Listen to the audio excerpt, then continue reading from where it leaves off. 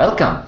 Welcome once more to the True Mouse Games YouTube channel and to another D&D 5th edition adventure. This is a 4th level adventure with 4 characters that will be introduced to you very shortly, and it is called The Devil of Brackenswamp. I have in fact ran this adventure once before, about a year ago, but I have not recorded it, so I have decided to run it again because it was a lot of fun the first time. So we'll see if the player characters that we have tonight can do the same thing that the other group did and successfully complete the adventure without being wiped out. We will see. So we'll be jumping straight into the game. Brackenswamp is a small town of about 500 or so people that lies at the edge of the Brackenswamp. That's what the town is called, the Brackenswamp, because it's at the edge of a large swampland. And Brackenswamp has had quite a few problems over the last 6 months or so. There is a road leading through the swamp that has been in not heavy use, but there's been quite a few travelers. And Brackenswamp has turned over the years into a moderately wealthy city. But sadly enough, about 6 months ago in springtime, attacks started happening. Several people were found killed in the fields, and also travelers started disappearing on the road through the swamp. Soon enough, no one dared to brave the road anymore, and the people were suffering some financial misfortune in the city due to the lack of visitors, or the visitors being halved, basically. An adventuring party was hired to take care of the problems. They ventured into the swamp. This was about a month and a half ago or so, and never returned. And the attacks continued. In fact, they grew even more vicious. Several people were killed, and the death toll has risen within the town itself to about 20 now within the last 6 months. About 5 of them within the last month itself. And no one knows exactly how many travelers have disappeared on the road, but that's probably another couple dozen. So whatever's happening here is getting slowly out of hand. Now there's a lot of legends, local lore about weird creatures haunting the swamp, and maybe the legends are connected, or maybe there's a new threat that has arisen in this foul land. Swamps are always breeding grounds for monsters and bandits and other terrors. And in these troubled times, who knows what the Brackenswamp has brought forth. Anyway, our player characters have heard of the plight of the Burgermeister, the mayor of Brackenswamp, who has offered a reward, an even higher reward than last time. Now the reward is 500 gold for those who dare venture into the swamp and slay the beast or creature or devil or whatever it is that has been attacking the poor people.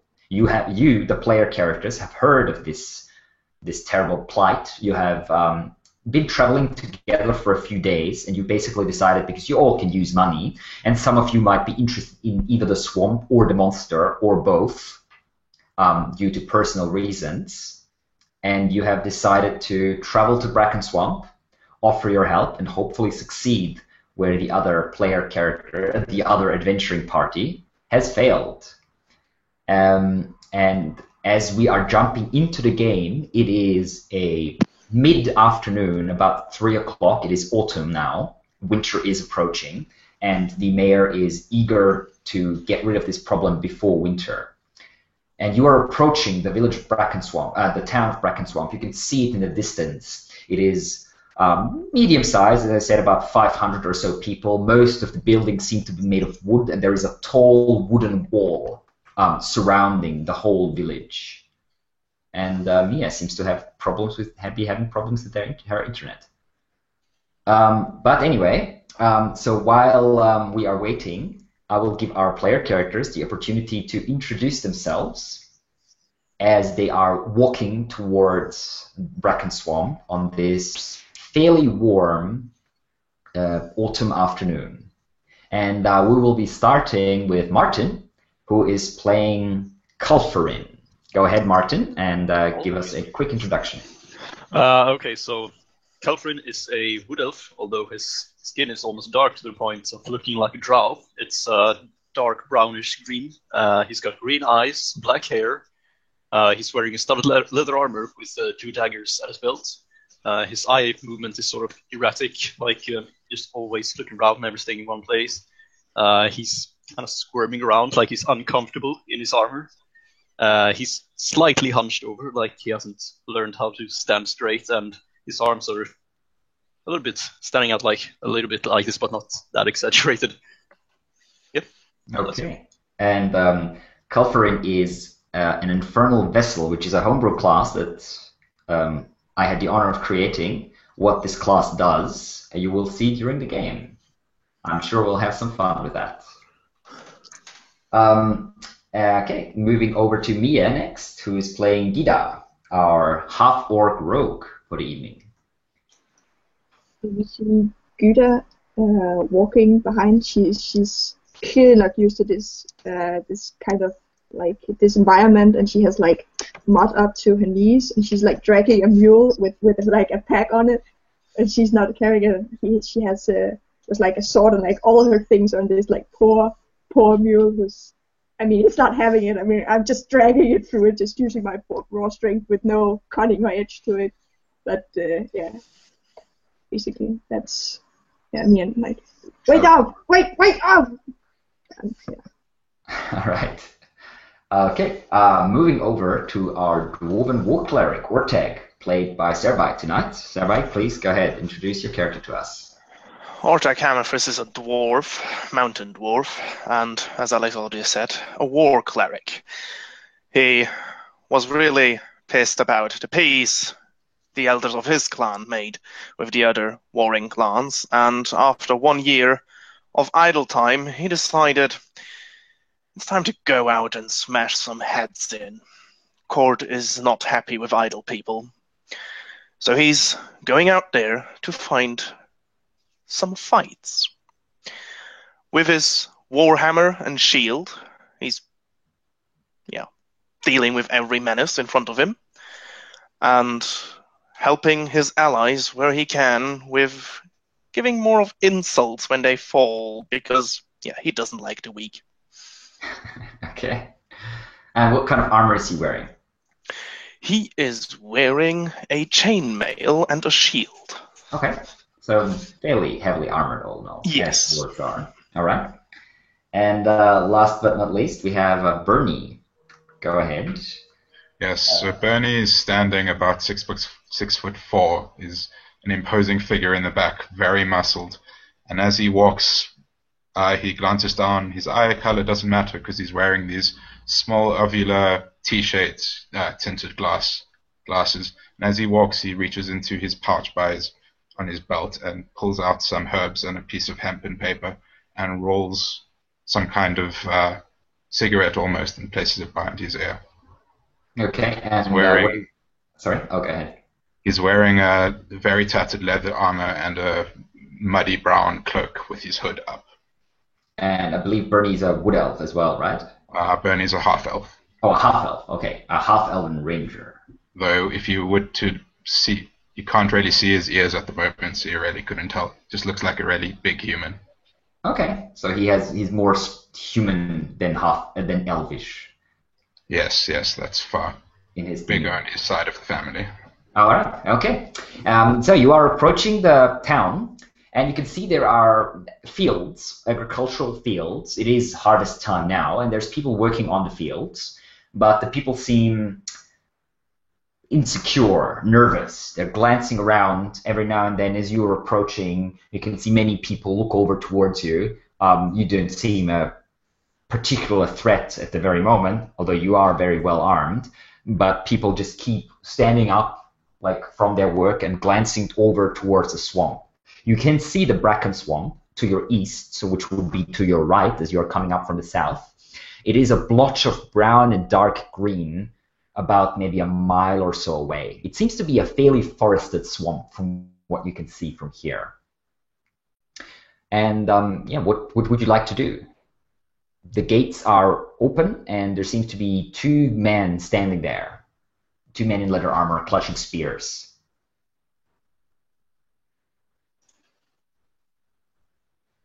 I'm just walking forward towards the gate, and I want to enter.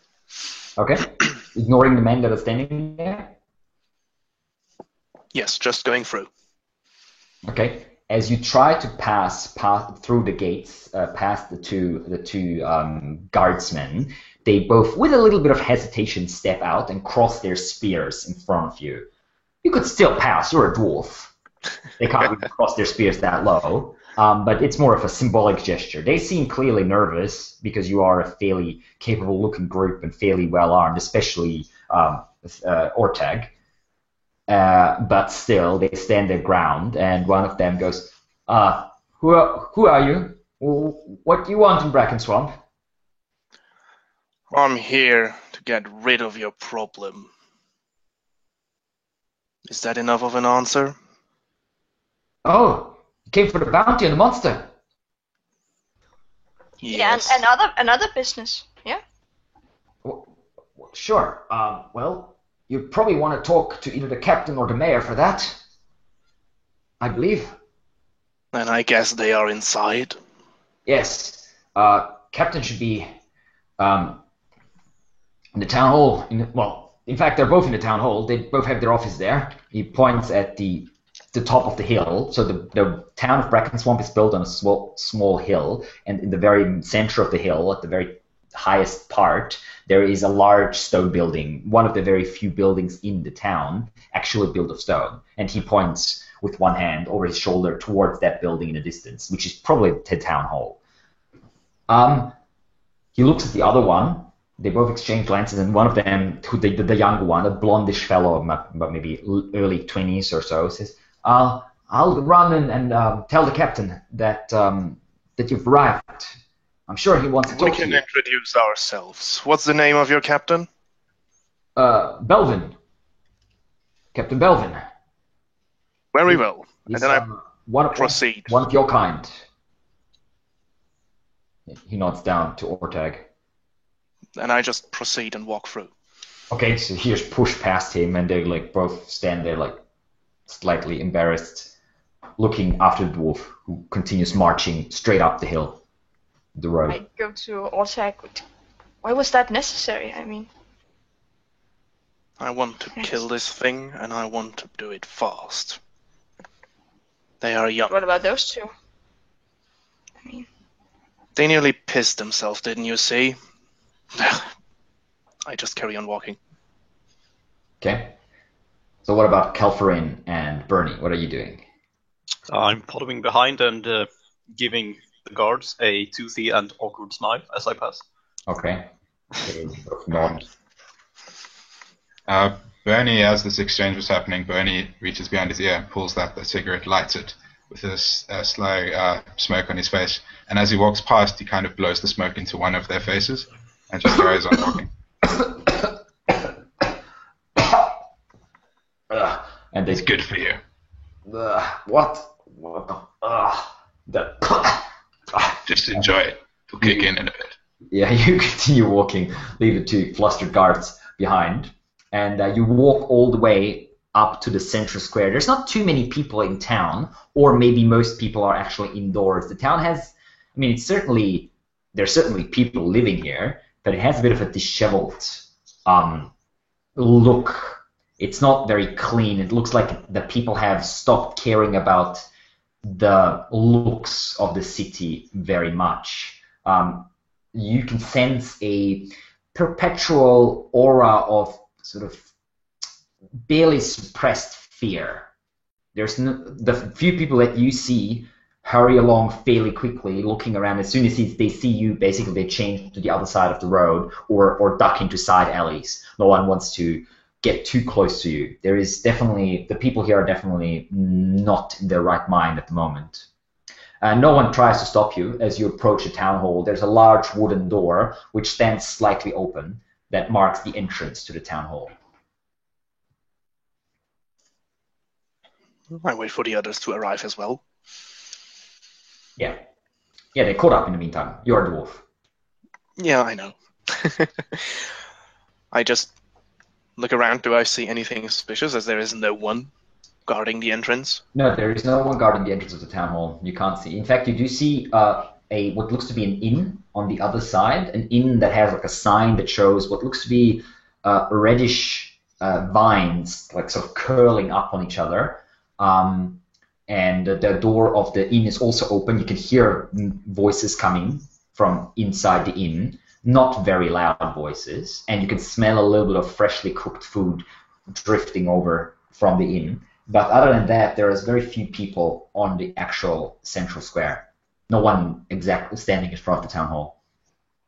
Mm-hmm. I look at the group. Shall we proceed?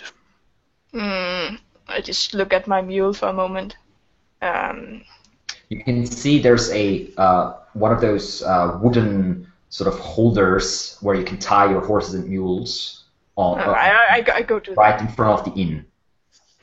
I go to that, and then I begrudgingly take all my things and carry them myself. So you put like on your back, big backpack, I put like backpack. and tie your mule sword. there. All right. And then you step into the town hall. Is that what you do?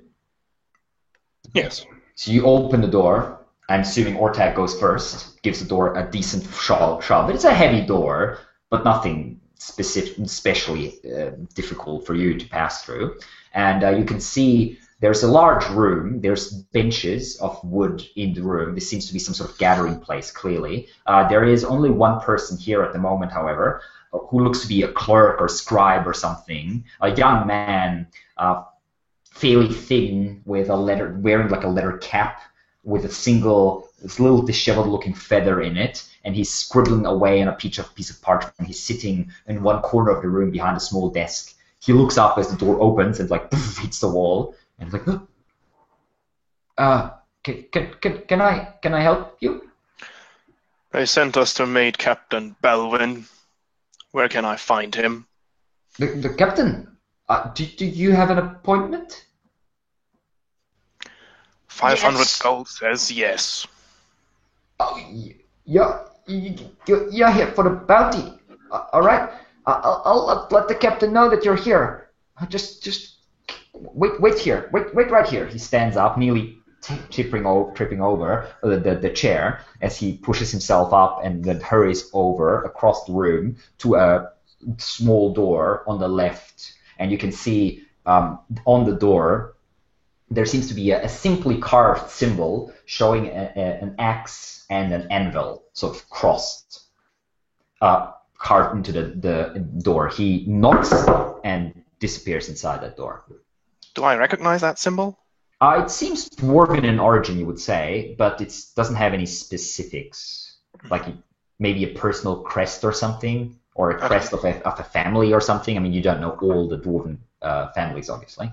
Yeah. It has the style of something like that. I was not really into history. No, probably not.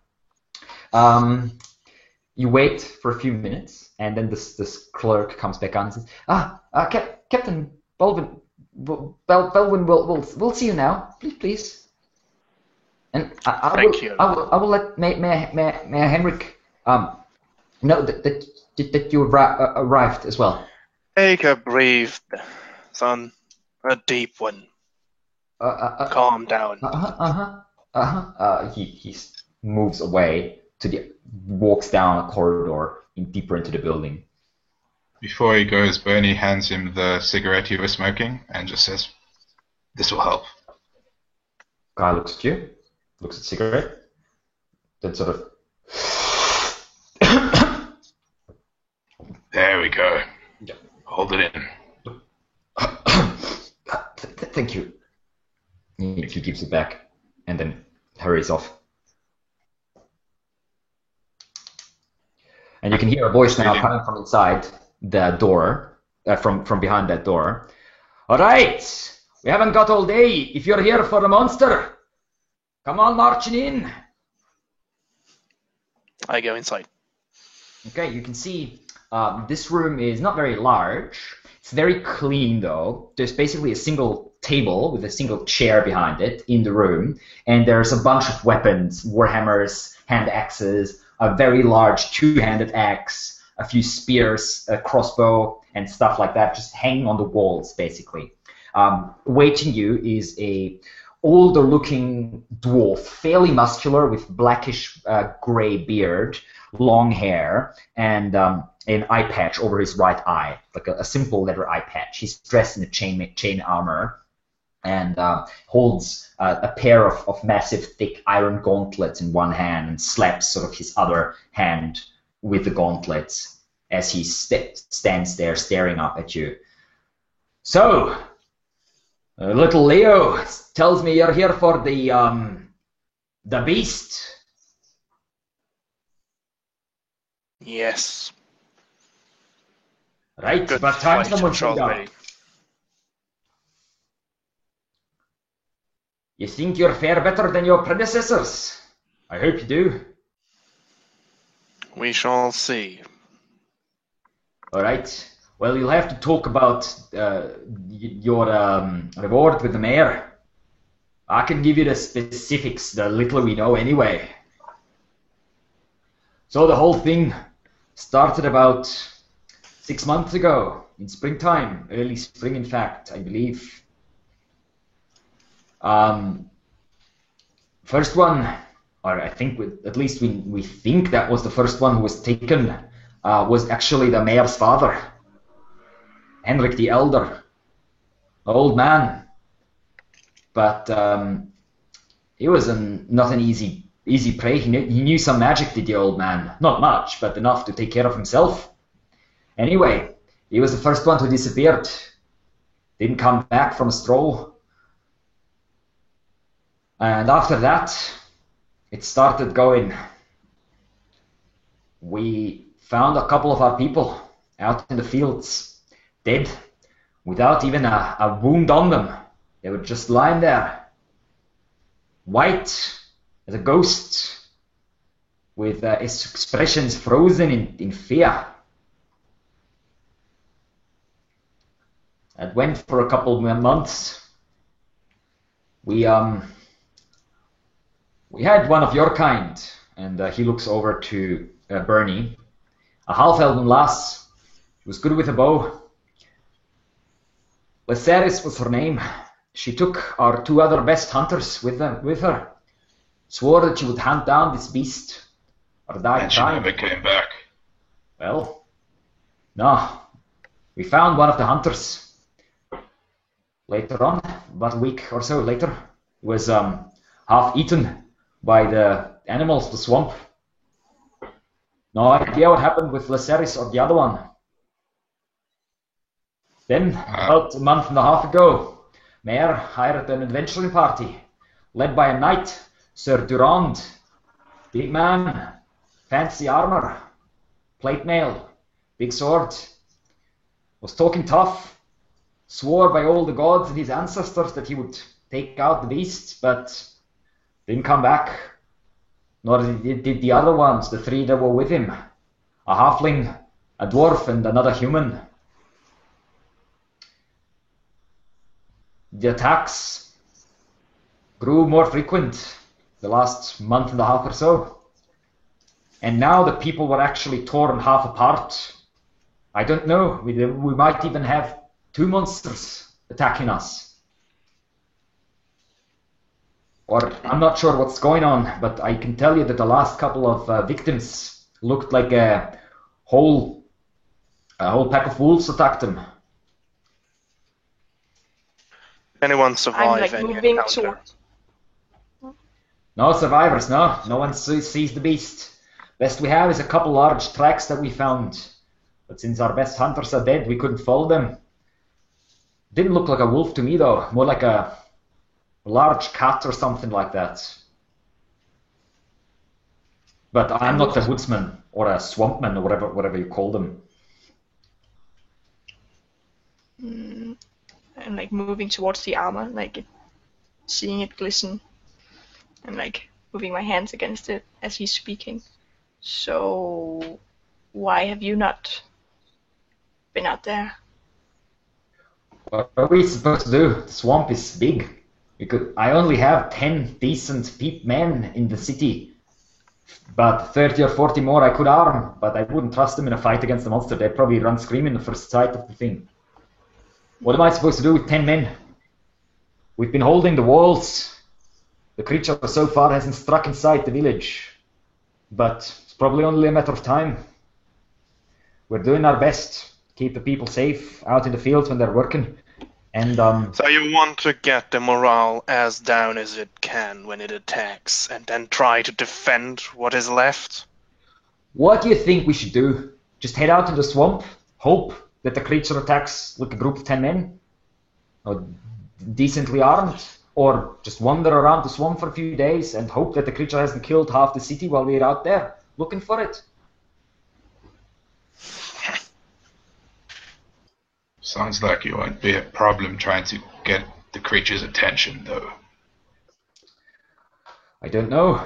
Could be some magic involved or something. I'm not certain anymore. The only thing I do know is that I haven't seen the creature, nor has anyone else, and lived to tell the tale. And I also know that it seems fairly cunning. It's not just a wild beast. There's some intelligence to it, some devilish intelligence.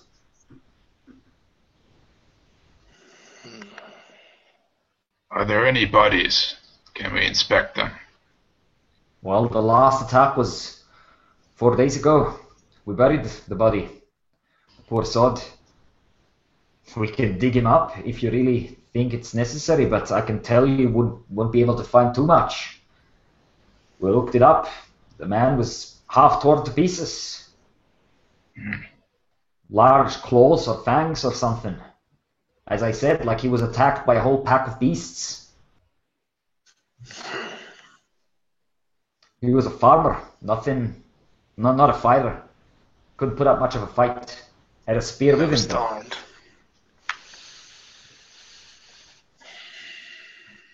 Bernie leans back against the wall and crosses his arms. So you don't want to look at the dead kid?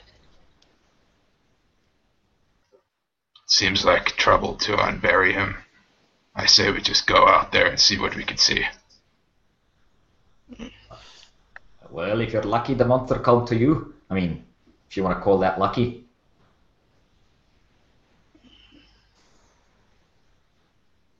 I can't give you any men.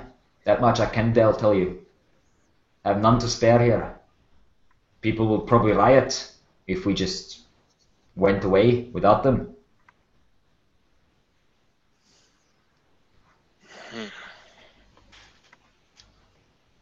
Can you spare some food for my mule? Of course, we have plenty of provisions. It's harvest time at the moment, so certainly if you need a few days of provisions for a few days for each of you, we can easily spare that, of course. I'll let it be arranged for you. I can also arrange a room in the Red Vine, in the inn just across the square. That would be a start. Were there any witnesses, ear witnesses, to a fight? Oh yes, or something? Yes. We've heard screams a couple times. Creature doesn't attack quiet. I mean, the creature itself seems fairly quiet. So you only heard the victims? Yes, pretty much. We heard some of the men say that they hear a weird animal noise, like a growling sometimes outside the walls in the dark when they're keeping watch at night. But that could just be their imagination or some of the other beasts of the swamp. The Bracken Swamp has never been too safe.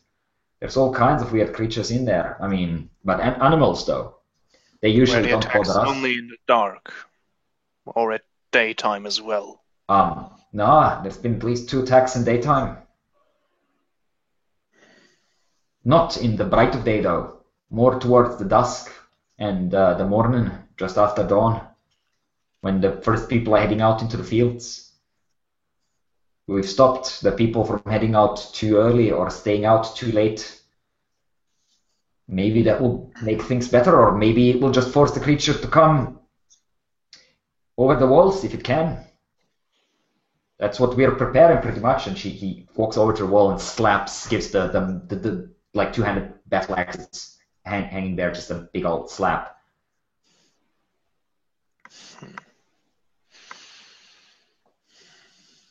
I look to the others. You need anything more? Okay. You should talk to the mayor before you leave. One more thing. Can you tell us where the last attack happened? Give us a starting point. Of course, I can tell you where we found the body. I can even have one of my men lead you there. That sounds good. When you want to do it. Bernie shrugs and looks at the rest of his party. Tomorrow before sunrise. Before sunrise. Alright. We usually don't open the gates before sunrise, but I guess we can make an exception. I'll have Thomas, one of my best fighters, escort you out. He knows a little bit of woodcraft, or whatever you call it, tracking and such. Not much, but he might be able to assist you a little bit. Thomas, good name. I'll have him meet you about an hour before sunrise at the gate. If that's all right with you? Very well. All right. As he's talking, the clerk that you met outside opens the door behind you a little bit and says, "Excuse me, Mayor Hendrik would like a word with the mercenaries." Of course, lad. I'll send them right over. We're finished here pretty much anyway, unless someone has any questions left. And follow the good lad then. Okay, you step outside and you follow the clerk down a corridor to a much larger, much nicer furnished office with a massive desk inside made of hard polished black wood, and there's a few fairly nice hangings on the walls, and you can see a large painting behind the desk that shows a noble-looking, very richly dressed man in a red cloak with like a golden amulet and like golden pins holding his cloak closed, short cropped gray hair, finely trimmed beard, and several rings on his fingers. The man sitting at the desk is a younger version of the man in the painting. Looks very similar, a bit more hair, sort of a reddish tinge in his gray hair. You'd say he might be in his mid to late 50s probably, but he clearly looks a little older than he is at the moment, for the stress of the last weeks has probably gotten to him a little bit. He looked like he hasn't slept very well in the last, couple of weeks probably. A few dark rings under his eyes, dark circles under his eyes, and he's holding a goblet of wine with a slightly shaking hand. But he's dressed fairly nicely. So finely cropped beard, a green cloak, and some golden embroidery around the shoulders and the handcuffs, and he's wearing leather gloves. Welcome, and thank you for coming. My name is Henrik. I am the mayor of this unhappy town. Please have a seat. The clerk pushes like 4 chairs up from where they were leaning against the wall and just arranges them in front of the large table. I don't sit, I just stand. Okay. Yeah, Bernie very leans fast. against the back wall. Okay. Yeah, he just Califer just looks. Fuck, what was my name? Whatever. Calferin. He just looks at the chair awkwardly. Calferin. You can. Yeah. Calferin. Yes, that was the name. What's your Just looks at the intelligence? chair. It's 9. That should be enough to remember your own name most of the time. I came up with the name an most hour of the time. ago, so he He's just like, looks at the chair and stands. so no one sits down. No, I sit down like very quickly, and then I look at like Caliban, and then I like all of them, and then I like scoop one in front of me so I can have my legs up. Okay. Like okay. 2 chairs. And And your pack and then one next to you as well. Okay. I smile, but I seem like very like as if you are like going to take my chair, look at you with like a hard look, and then I smile. The mayor's eyebrows go like up and down a couple times as this is happening, and it's just, can I offer you some wine or beer, mead, anything? I just nod as he begins speaking. Like as soon as offer, I just keep nodding. Okay. So just Beer would be fine. bring some beer and some wine, please, for our guests, Water. My mouth is parched. and some water. Yeah, the scribe nonsense. Of course, Mr. Mayor, and hurries out of the room. So, thank you again for coming. You are, of course, here because of the money. We are good for it. Believe me, the town might not look like much at the moment, but we can come up with the 500 gold. In fact, I'm even prepared to give you 100 in advance.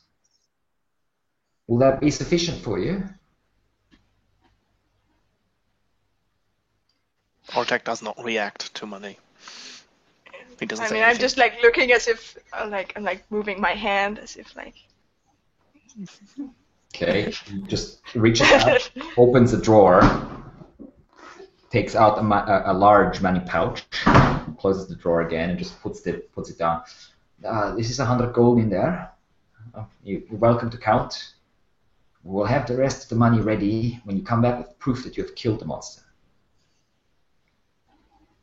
Now, What can you tell us about the monster? I don't know. There are many weird legends surrounding Bracken Swamp.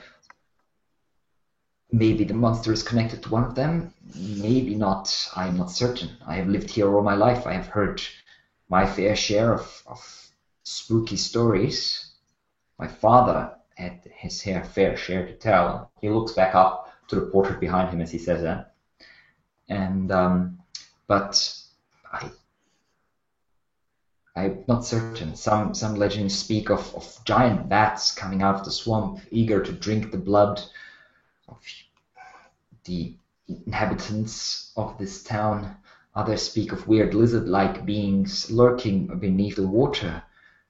Other legends again speak of beings made of dead trees and vines and roots and rotten vegetation hurling around and lumbering through the swamp.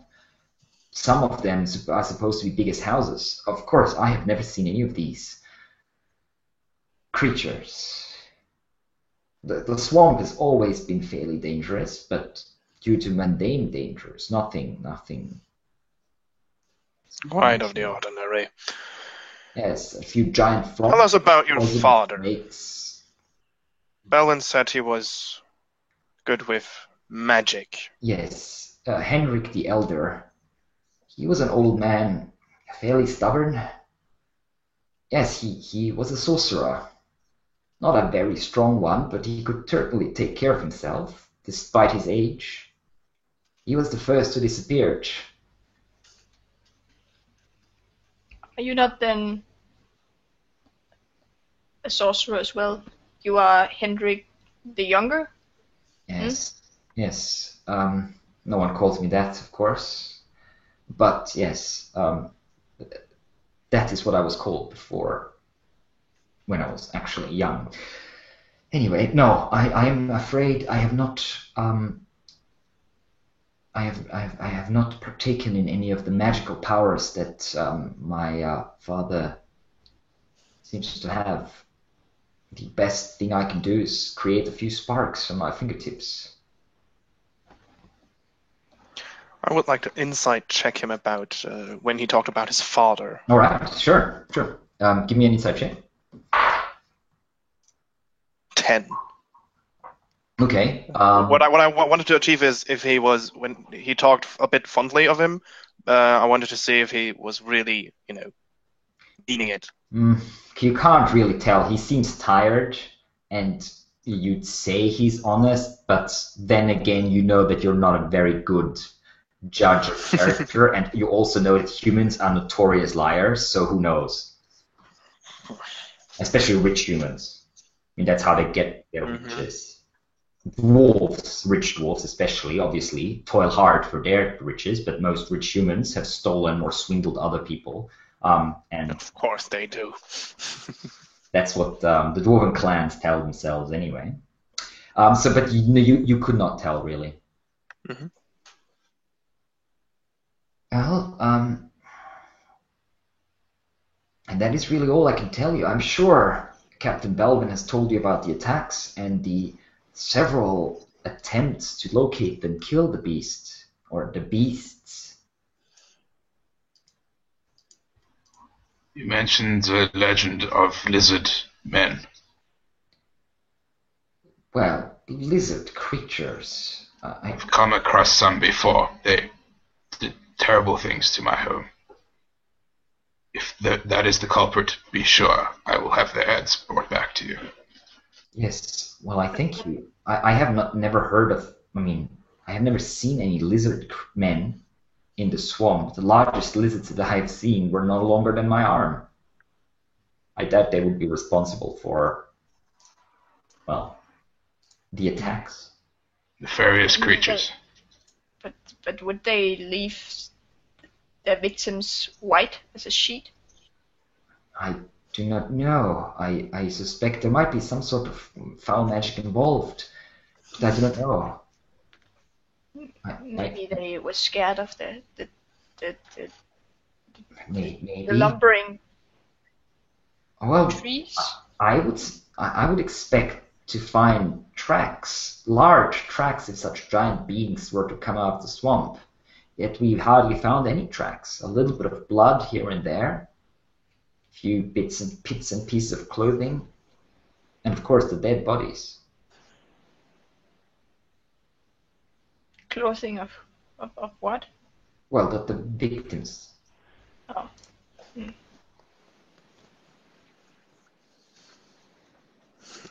Yes, well, the only one I imagine might know some more is maybe my uncle.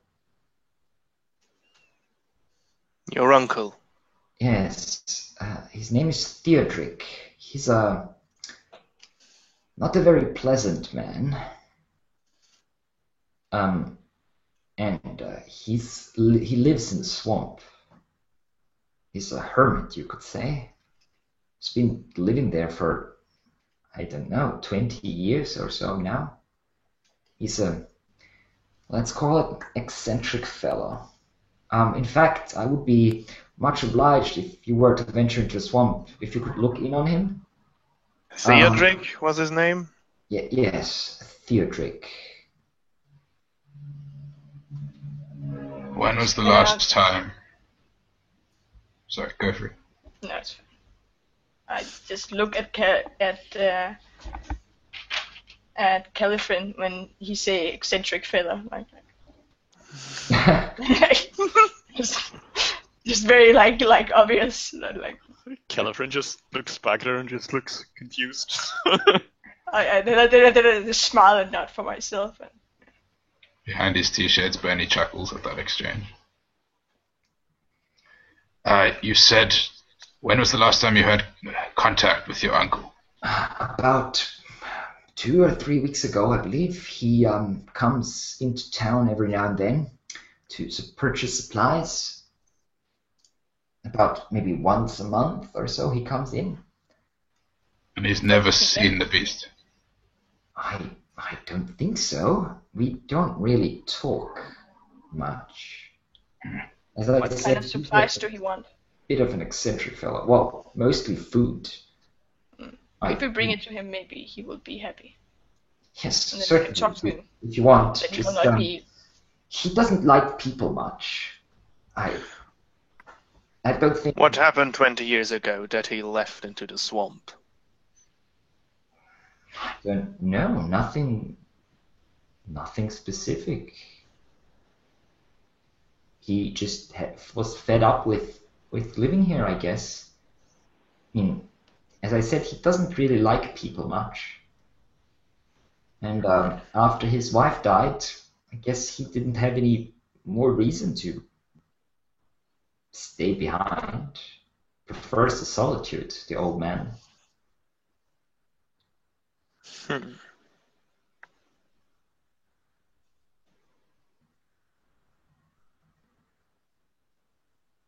When was the last time he came, you said? About 2.5, 3 weeks ago? Don't know exactly, but something like that. I am a bit worried about him, but I mean, he's been living in the swamp for a long time. If anyone can manage to, I guess, stay out of the monster's path, it would be him. Is he a sorcerer? No. He, as I do, he has some minor magical abilities, but nothing significant.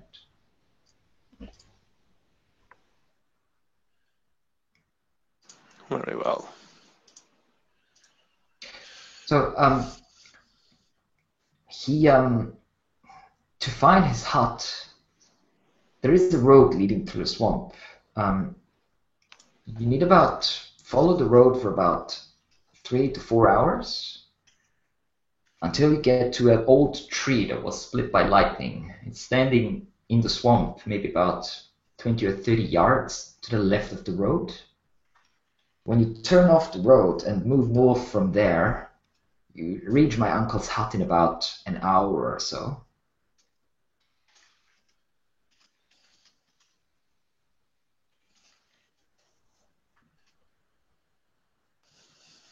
We should give him a wizard then. I'm sorry? We should give him a wizard then, I said. Well, Now where's the beer? yes. At that moment, the door opens, and the servant or scribe or whatever he is comes in and pours you a mug of beer and hands over a couple wine glasses. The mayor himself drinks deeply from his and has it filled up again. And you get the impression that he's already a little bit tipsy. The water, boy. Calvin tastes wine and then immediately starts coughing and spits out. Yes, the water, of course, sir. There you go, the water. Clearest water from the spring. Thank you. Henrik looks over to Calvin and says, Is everything all right? Foul! Just give me the water. I would give him my cup. I'm sorry. He looks at the scribe and says, Manik, what is this? I'm sorry, Mr. Mayor. He takes the wine, looks inside, and says, I think it is all right. Give it here. He takes the wine himself, gives it a sniff, swirls it around. Seems perfectly fine to me. But I guess it is not to the gentleman's liking. I'm sorry about that. He puts the wine back down. Gives Calvin a weird look. So, is there anything else you need from me?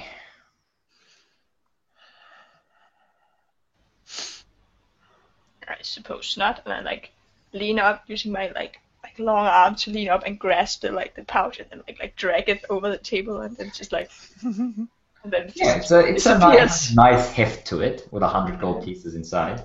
I just jingles nicely as well. Oh well, then I begin opening and putting it in pouches so don't jingle. Okay. Just meticulously. Are you taking everything? Yeah. I mean they didn't say anything, so I'm just taking it. Artag finishes the beer, puts it down on the table, and, well, I need another beer before a fight. And he just turns as he has nothing else to speak, and leaves the room and goes towards the inn. As you pass the scribe, he just the red wine has good beer. It's the inn just across from the town hall. Thank you, lad. And as I said, take a deep breath. not gonna help. He just mutters it to himself as you pass. So the rest of you stays behind or follows? I follow after I'm done, and then I like ruffle not his hair, but like the hat he has on his hair, the scribe, and like ruffle his. Like, Yes, smile. he's like clutches his head as he nearly falls to the ground. He's like, As Gerda gets up, Bernie is standing right behind her as she kind of walks into his chest, and he sticks out his hand and he says, "My gold." And then I begin like picking up like I pick up 25. And I put it in your hand. okay. And I got the most space, so I mean. Then I just No worries, Half-Orc. It's fine. Take it chill. Okay, why so are you you always so calm? And I, you leave. The wonders of the herbal plants. you also did realize that I didn't drink anything. I just said yes to the suggestion. I didn't. Okay. Yeah, the mayor didn't realize that. He's still confused by the whole exchange. You step outside. You cross over the main the main square of the town, and then reach the inn on the other side, the Red Vine Inn. And you step inside, and there's hardly anyone around. The innkeeper looks to be a older, fairly thin woman in her maybe mid to late 50s or so, with very short cropped gray hair, very simply clothed with like a leather apron and gray clothing underneath. She looks up as you come in. There's like 4 or 5 locals in here, men just quietly drinking their beer or staring into their own mug basically. And she looks up and says, "Oh, you must be the mercenaries that came into town, yes? Please sit down." And she just pats the bar in front of her. I go, sit down. A beer. Of course, And Mr. she Dwarf. pays. She pours a beer, puts it in front of you. And I show towards me. What was your character's name again? Who?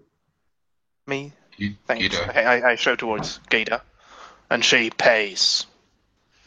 Payment won't be necessary. That's all on the house for tonight. You are, after all, here to help the town. I had like the biggest smile, just like, oh yeah. So, can I bring you? I'll bring you some more drink and some decent food for the evening. Yes, we have Yes. rabbit and potato stew. Food, lots of it. I'm famished. Yes, of course. Dinner will be ready in about an hour or so. In the meantime, your stables. You have food there. for animals, I you mean, have of my course. transportation outside. Yes, the mule. I saw it. Yes, I'll take care of it. Don't worry. I kind of scowl at that look when she says that, as if I'm like, and then I'm like, yeah. Anyway, let me pour you some beer and or grab you some cider or mead or whatever you prefer, and please enjoy. Just sit and warm yourself up a little bit. You'll be probably going out into the wet and cold swamp soon enough. So yeah, enjoy your evening. Let me know if there's anything I can do for you. And she turns around and disappears into the kitchen after she poured out a few more beers or whatever you guys wanted, or waters, I guess. Calvary would definitely have wanted water by this point. Okay. So 2 waters, a beer, and whatever Gida is drinking. She's not drinking. No, she's not drinking. Okay. No. One of those rare dromedar orcs never drinks. Bernie Just would lay like. my hand. Sorry, go for it. Sorry. Okay. I just lay my hand like this on the bar towards Gada. I'm a cleric, not a cemeterian. Give me my money.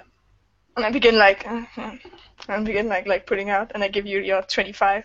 I imagine it's kind of like a 1-by-1 coin. Yeah, it's one by one because they're like in so many different like pouches. You can see it's like hard. You had to see it, but you can only see that it's like places you can slide it in, and on my leather arm as if I'm like filling it with gold, just like they're like the inside, and then I like point it out, and then I like look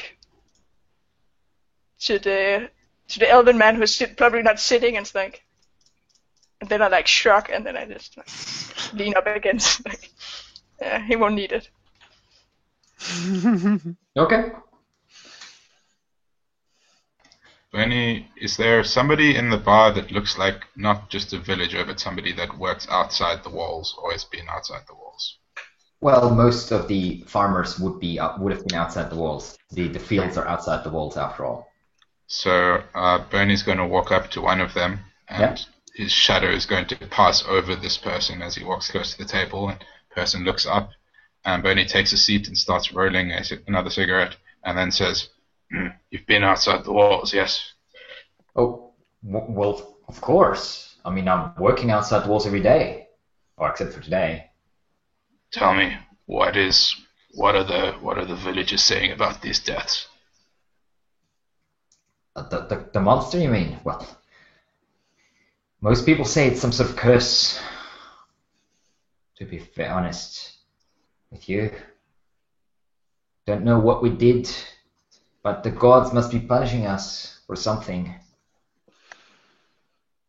Or maybe they're just punishing someone in the village, not everyone, but pretty much the same look so far, if you catch my drift. You're here to find the monster responsible and kill it. Yes. Well, don't get this the wrong way, sir, but others have tried. More impressive looking than you. Big knight, shiny armor was here about 5-6 weeks ago. He didn't come back from the swamp. Armor bad. Well, if the armor is shiny, it must mean that he was not in a fight, and armor needs to have dents. Doesn't have to be shiny. Well, you know more about that than me, Mr. Dwarf. Didn't mean anything with it.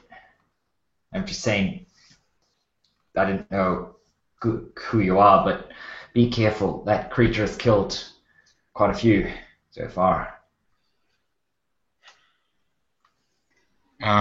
The villager can't see it, but at the implication that they won't succeed behind his glasses, Bernie squints at him really menacingly. Okay. And then slides the cigarette towards him and gets up and goes back to the bar. Guy looks down to the cigarette and is like, you've got something, sir. Smoke it. Maybe it'll make you more amenable. He shrugs and then starts smoking. Oh, not bad.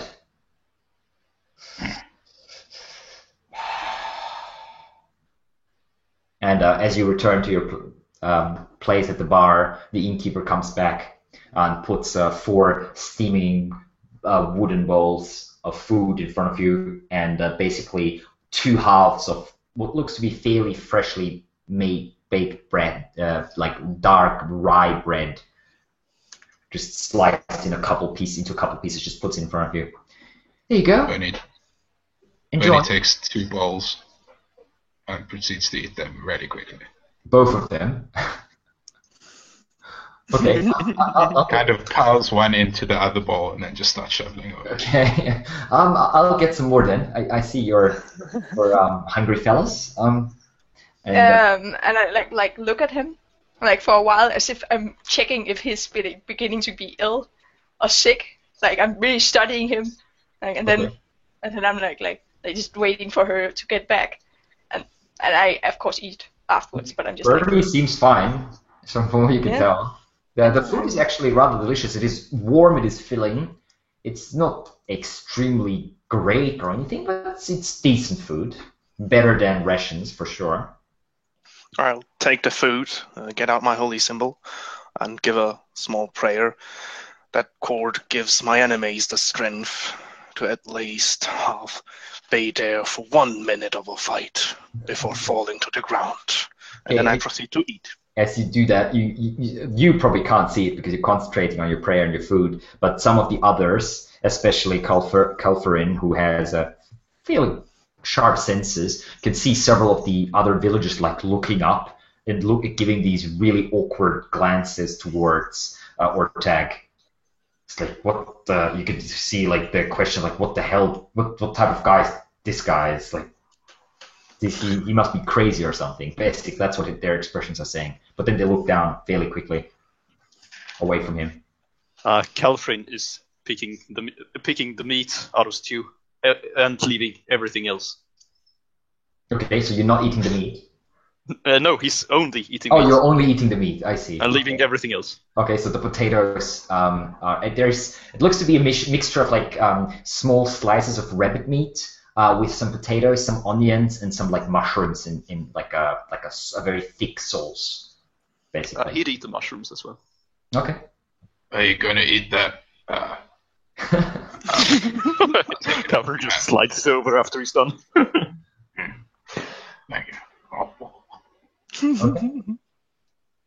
So by the time you're finished eating, it's about 6 o'clock, and the first people start coming in from the fields. The inn starts filling up, and you do see that people start ordering quite a lot of drink.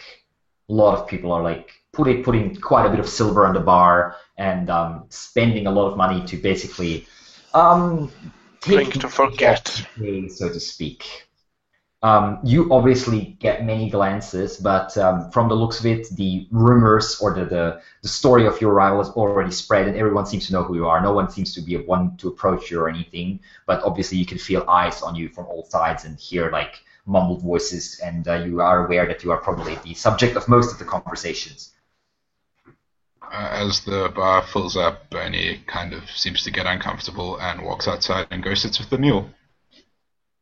Okay. Gives it a little scratch under the chin.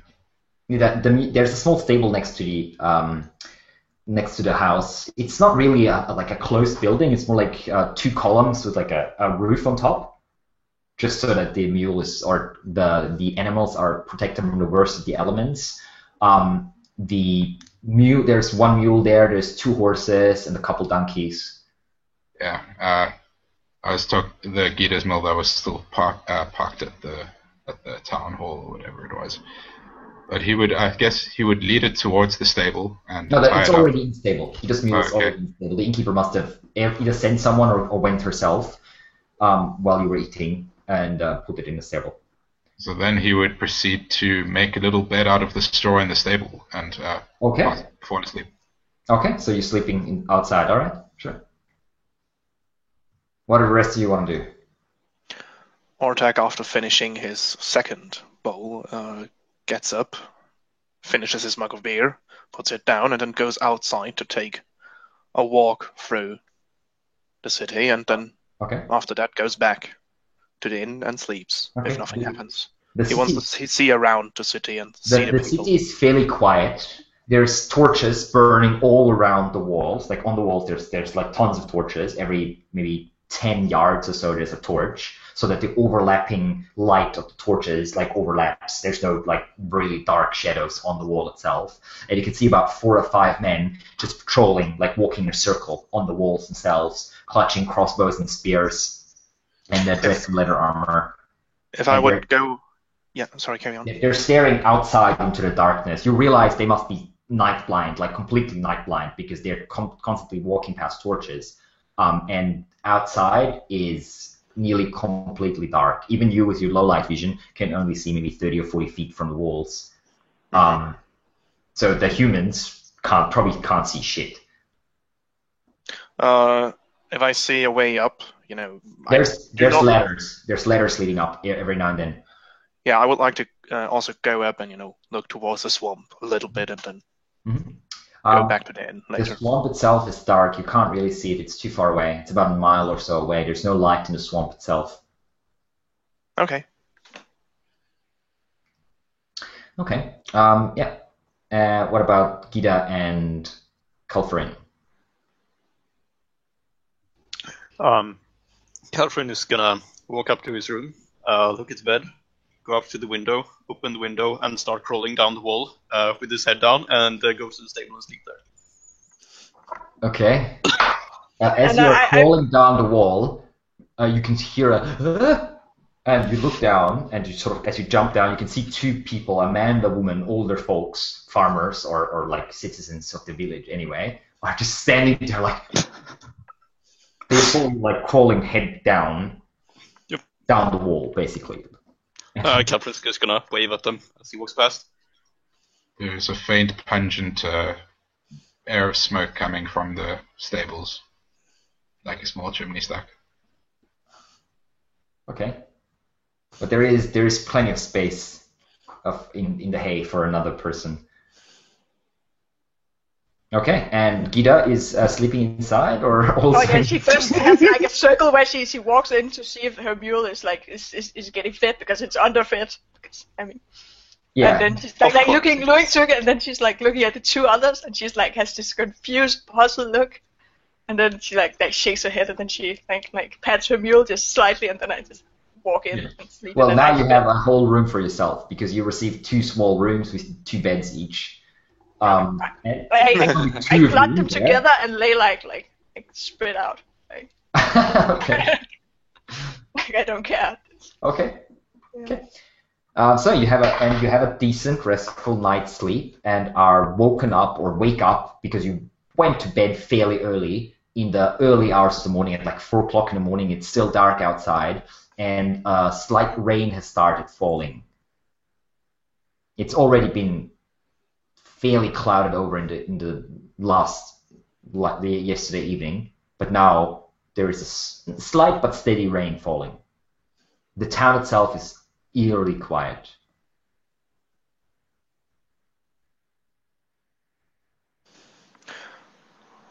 I stand up from the floor because the beds are simply too soft. I can't understand how any possible creature can sleep on so soft things. And then I proceed downwards to see if there is anything in the breakfast means. There is a few I like that. leftovers. Yeah, I scoop them up, and then I wait for the others. Okay, so you assemble in the main room of the tavern. There's no one there except for you.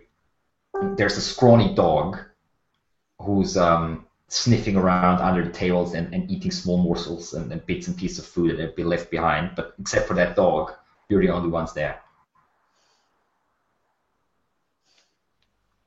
Alex, could you just turn the volume a little bit down of the rain because it's hard to understand you guys? You can do that yourself. Okay. There's on the upper right corner, there's a little sun symbol in Roll20. And if you click on that and scroll down a little bit, there should be a thing called Master Music Volume Level. Yeah, okay. Thanks. You can adjust that by themselves, the background music and stuff. Thank you. Okay, so you're standing there having quick breakfast. I'm Had like quick looking breakfast. at the count here for like several moments, and then I like looking at them, and then this is from contemplating something, and then I like shake my head and begin moving outside in the rain. Okay. I'm standing there waiting for them, my black hair just sticking to my head. As if this is... I mean, we need to go now. It will only get worse. And I'm just looking at them through the door. I didn't close it, as if I'm guilting them to like, okay, it's now. I mean, Okay, so you step outside and head for the city gates, I assume.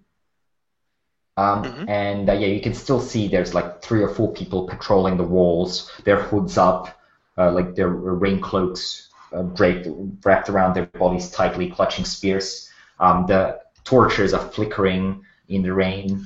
People are relighting them every now and then. You wait about 10 minutes or so at the gate itself until the figure of a man steps out from between 2 houses and walks towards you.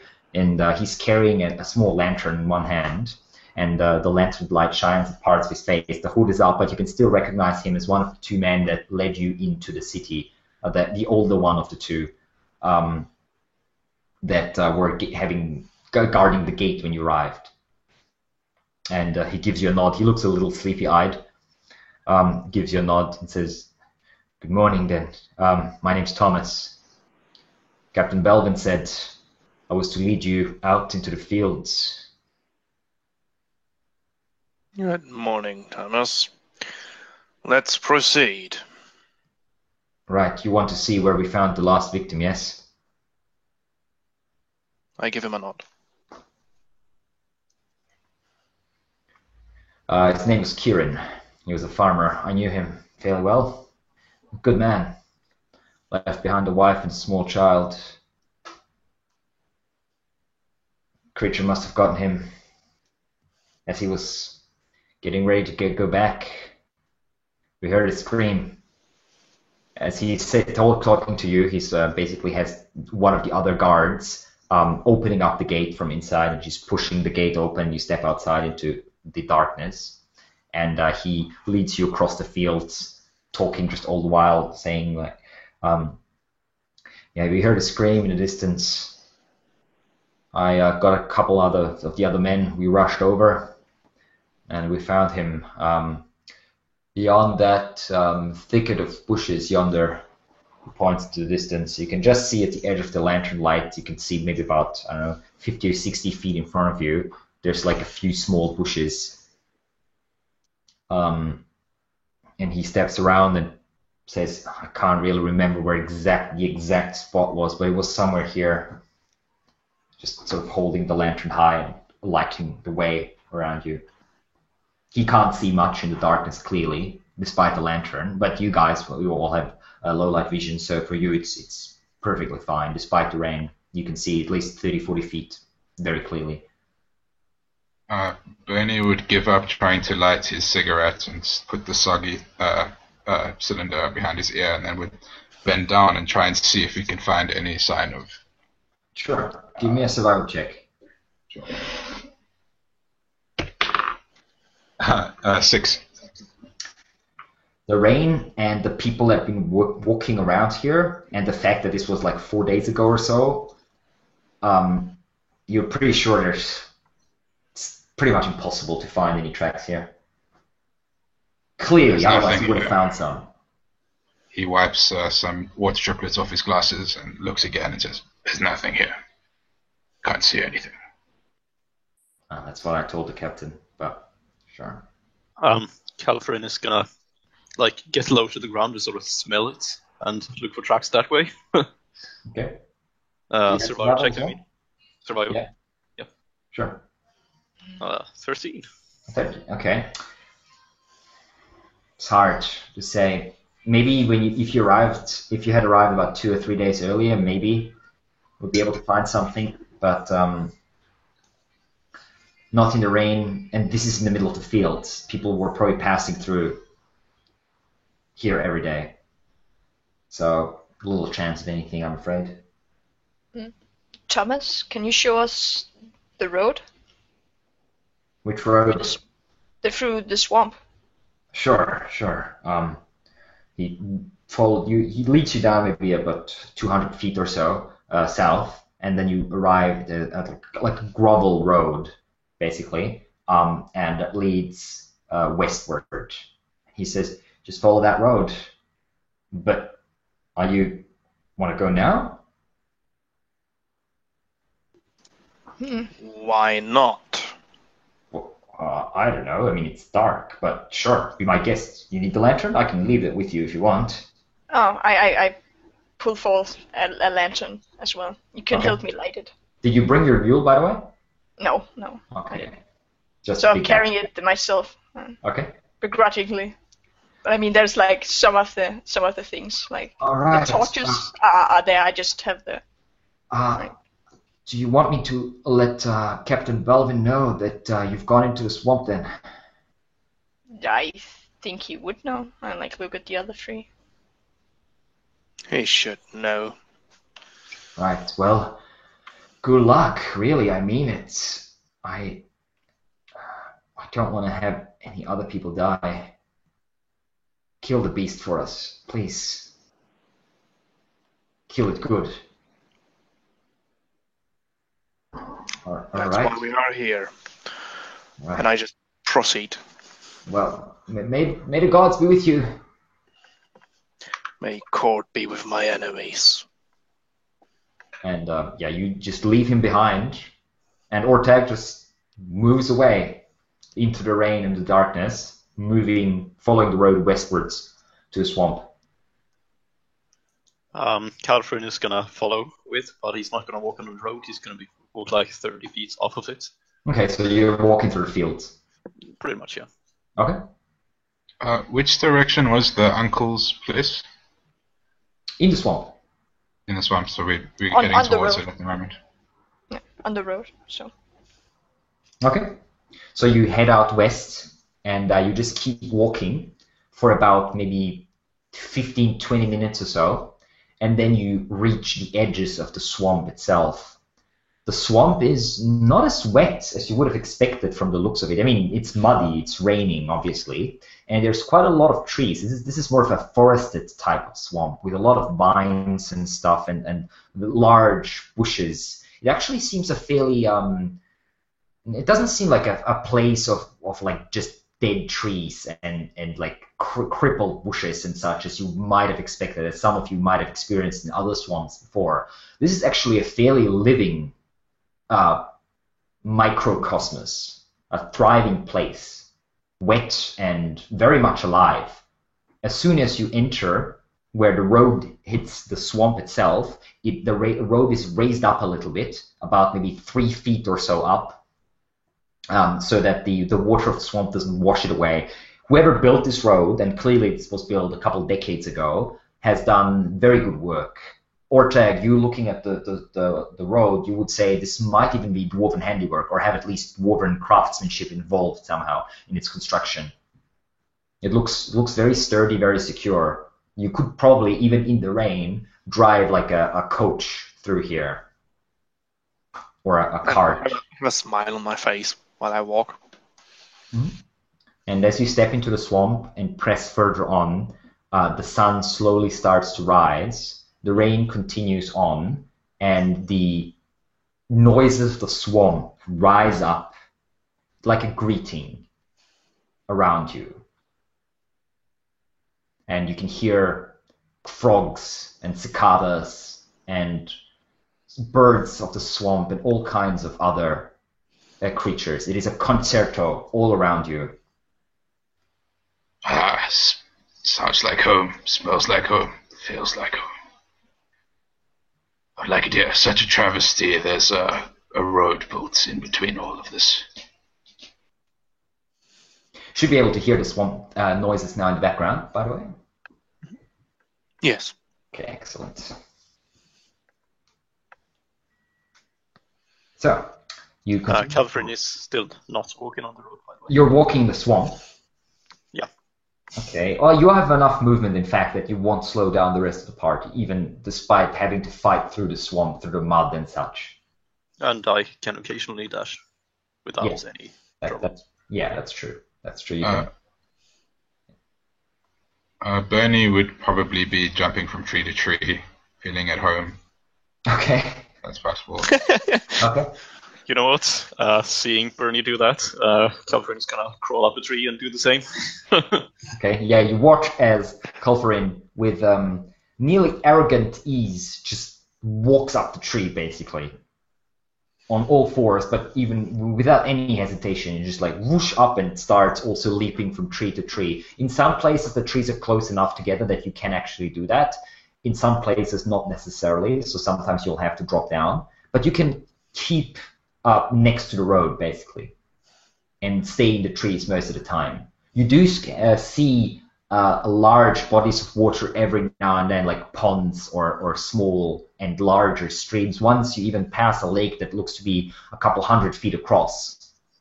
So there is water here, definitely, but it's not like everything is water. Most of the ground seems more or less stable. Bernie, you are obviously, being a swamp dweller, you know that these swamps can be deceptive. Sometimes the mud might seem stable and then you just disappear. Yes. So you do realize that you probably shouldn't just ignore the swamp, but so close to the road, everything seems fairly stable, and obviously you being able to stay in the trees makes it also easier for you. And as I'm going, I'm kind of listening to the sounds, paying careful attention to when the sounds stop, if they stop. Okay, give me a perception check. 8. Okay. Everything seems natural, perfectly natural to you. The swamp it sounds, as you said, it sounds like home to you. Every little croak and hiss and scream that you can hear in the distance tells you its own story that you sort of subconsciously include, and you're aware of like all kinds of creatures that might be here. None of them seems to be too threatening to you, and it seems natural. This seems a healthy swamp. Nothing. Cool. You don't sense any foul, Yes. lingering influence or anything like that. Any unnatural stuff. It should Question? actually be 10 because of my favorite terrain. Yes, exactly. You can add double your proficiency. Yes. So Bernie and Alright, Gita that changes. probably. I mean Ortag and Gita probably don't feel that at home here, but your other two companions, as you're trotting along the road, seem to be fairly happy in the trees as they're jumping like monkeys. I have a just- dwarven meat road under my feet. I'm happy. I'm walking behind. I'm scanning the road to see if there's any. I don't know if this it is a stone road, a cobblestone road, or is. No, it is a gravel road. Oh, but okay. it seems to Then be, I'm looking for big made of disturbances. some sort of packed dirt or something. There's like the whole road is like basically like a ramp leading through Yeah. the swamp. As I said, it's about 3 feet high, and then there's like a drop on the sides. Okay. Well, I'm. Question. Oh yeah, carry on. Just- Okay, I'm looking for like disturbances in the gravel, as if there was like, I know there's not a big disturbance, but like if there's someone who have been lying there, something who have been like taken off, that would be some of the gravel who have been like sliding down. So I'm looking for that as we're walking. Okay, that will be a survival check. Basically, you're looking for tracks in a way.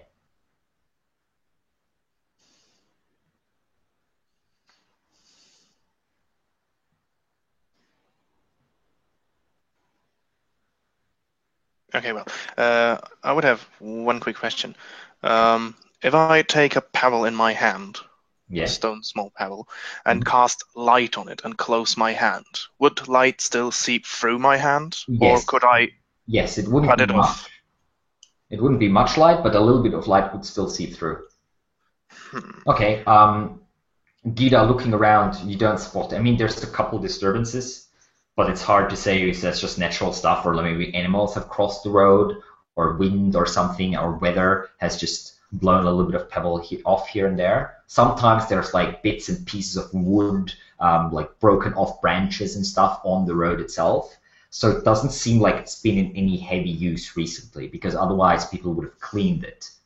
Cleared it, I should say. Sometimes it's nothing heavy enough to pose like an obstacle for you, nothing where you can't step over, but for like a cart or something, this would very well be an obstacle that needs to be dealt with before the cart can continue. So this looks like there hasn't been any carts coming through for at least a couple of weeks. Calfrin also would be smelling for like blood and the smell of like rotting flesh and stuff like that. Yes, sure. It is a swamp. There's rotting vegetation aplenty. Not necessarily rotting flesh so much. Yeah, But that's the specific smell he's looking for. You're trying to Yeah. look for rotten flesh. Okay, sure. Okay, that will be a perception check. Okay. For you. Oop, 30. There is a lot of smell of rotting vegetation, and just general decay. This is a swamp after all, but nothing that catches like that hits your nose, where you would say, "Oh, this must be like a big animal that's dead, or a human or something." There's a lot of interesting smells in the swamp, though, definitely. How long do you want to continue going? After about 2 hours or so, the rain stops and the sun is now up behind you, warming your backs, piercing through the canopy of the trees of the swamp. Have we seen a map of this swamp? Do we know the dimensions of it? You have not seen a map as such, but you know about, on average, you'd say the swamp, you would need about a good 2 days travel to get through the whole swamp on the road. And you'd probably need a good, like if you walk, so this would be walking west to east or east to west. That's the way the road leads. That's about a good 2 days travel on foot through the swamp itself. Just like even if you could walk unobstructed with like normal speed, would probably be about 4 days. In truth, probably more like 6 or 7 days, because obviously you can't walk as fast in the swamp. Unless you are obviously very experienced, like some of you maybe might be. But yeah, it's a fairly large swamp. It's nothing you can just like search within a day or two, unless you have like hundreds and hundreds of people. So yeah, then Bernie would continue going to the hut looking for that tree with the lightning split. Okay. And then head north from there. Okay. Yeah, you walk for side. about it's like 3 hours or so. So it's about maybe 8 o'clock in the morning. The sun has come up about an hour or so ago, and you then spot behind a small curve in the road, about 20, 30 feet to your left. There is a mighty, massive tree protruding out of the swamp. This was once a very ancient, very powerful looking tree. But it has been completely destroyed, it looks to be, by several lightning bolts. The upper part of the tree are torn apart, cracked. There's like pieces of wood hanging down. And this looks like it's happened a couple of years ago, nothing recent or anything. But it must have been a pretty powerful storm in the area a couple of years ago or so, or maybe even 10 years ago or so. And that tree has obviously felt the wrath of the elements. During our walk, I talked to Guida because the other two are not nearby. That's true.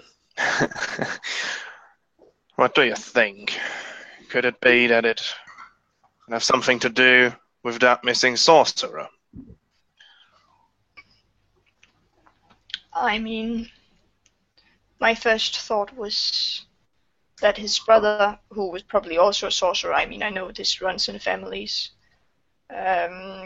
could have gotten angry with him and taken him to the swamp and, I don't know, killed him. I mean, and with the people who end up white in their faces, frozen in fear, that must be different than the one torn to pieces. I mean, why would that creature? Yeah.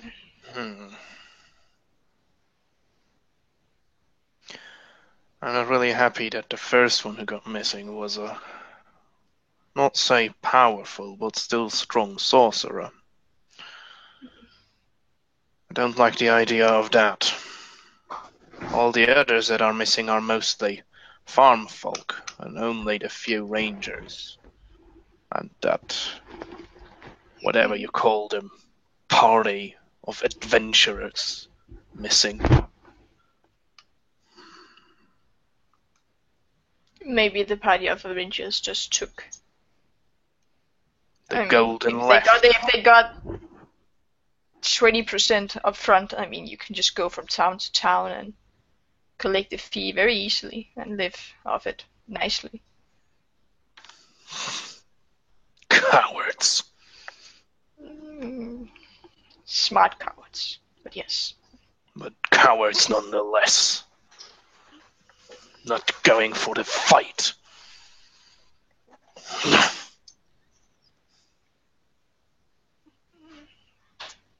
Are you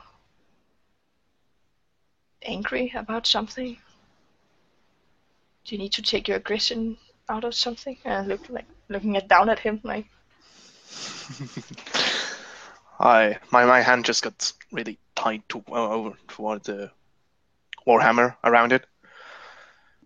I didn't have a good fight for over a year. And like slightly you can. Bored. I'm like moving like slightly more away from you, like and then like smiling at you like like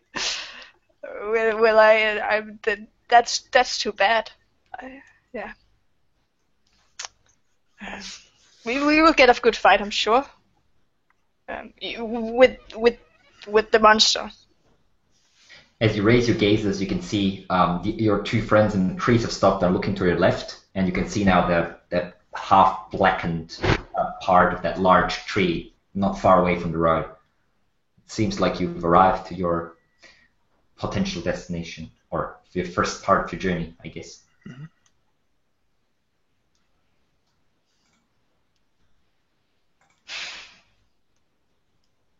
I begin like climbing over the side of the wall, like not jumping down. Mm-hmm. I mean, and then going towards jump it. down, you sink in a little bit. I don't jump down. I mean, I'm like holding it, and then like.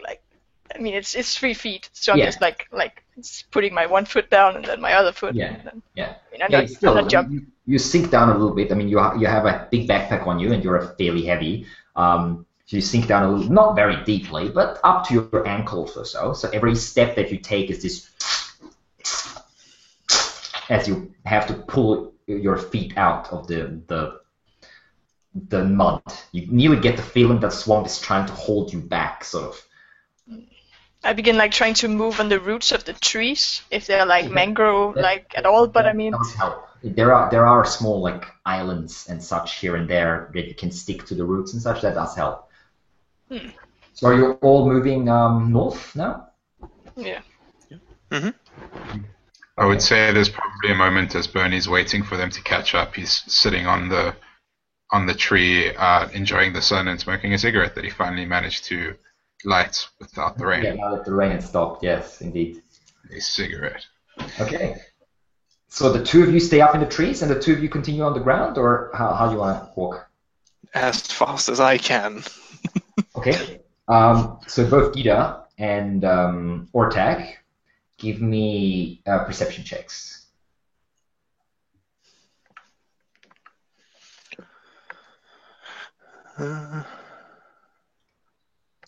15. Okay. You both managed to stay, walk through the swamp without falling into any sinkholes or anything. You do spot a few where the ground seems to be not as stable, or the mud seems deeper, or but you managed to avoid them with your sharp eyes. And after about half an hour's walk, or 45 minutes of walk or so, you can see in the distance a light peeking through the canopy of the trees. And then you see in front of you, there seems to be like a small clearing with a little lake.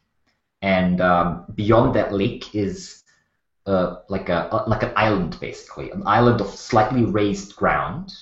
And from that island, there is what looks to be a large dead tree trunk, a massive, massive tree trunk, about maybe 12 feet or maybe even 15 feet wide in some places. The trunk itself is only about 12 to 15 feet high as well. And on that trunk is a small hut made of wood. And there is as you can see in the picture, in fact, that kind of fits quite well. There's a small exterior staircase made of wooden planks that sort of runs around the trunk up to the small balcony that's at the front of the small hut up in the air. The whole thing looks a little decrepit, but there is light coming through the windows, and there is a little bit of smoke coming up through the chimney. In front of the house is a large rock on the ground, in front of the tree trunk, and on that rock what looks to be like a fireplace. There's no pot there or anything at the moment, but there's like the metal construction where you can hang like a pot and such. And there is no fire burning there at the moment, though. Can Bernie sneak over and climb the hut and just look through the windows, trying to be as unobserving as possible? Certainly. Give me a stealth check. What's the rest of you doing as he's doing that? Catherine would actually be doing the same, but he'd be like crawling along the walls and stuff. 14. Okay. Great. That's good enough. So you creep up, climb up the stairs. They creak a little bit, but not loud enough to be actually heard in the noise and cacophony of the swamp. And you peer in through one of the windows. They are actually glass windows, which surprises you because you know that glass is fairly expensive and you wouldn't expect it glass windows in a swamp hut. And they are very dirty, very like smoky from the inside, but you manage to sort of peek through a little bit and you can see a small fireplace, what looks to be a large bed made of fur, and like herbs and stuff all over the walls, just hanging down everywhere from the ceiling and from the walls and such. There's also a large desk covered in like bits and pieces of parchment, and there is a figure in there, an old man who looks to be with mostly bald head, long gray beard, dressed in fairly simple like leather clothing, just holding like a walking stick, like a walking cane, basically.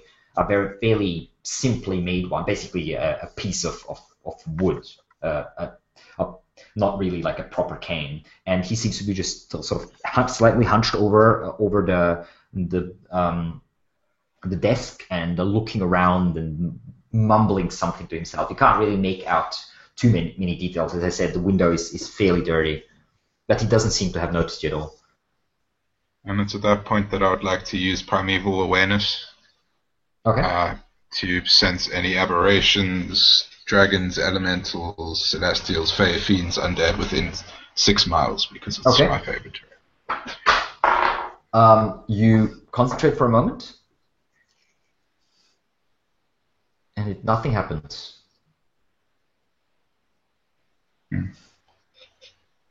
Okay. And you're like, that's weird. Usually that works. While this is happening, Gita and Ortek, who are hanging a little bit behind, give me another perception check.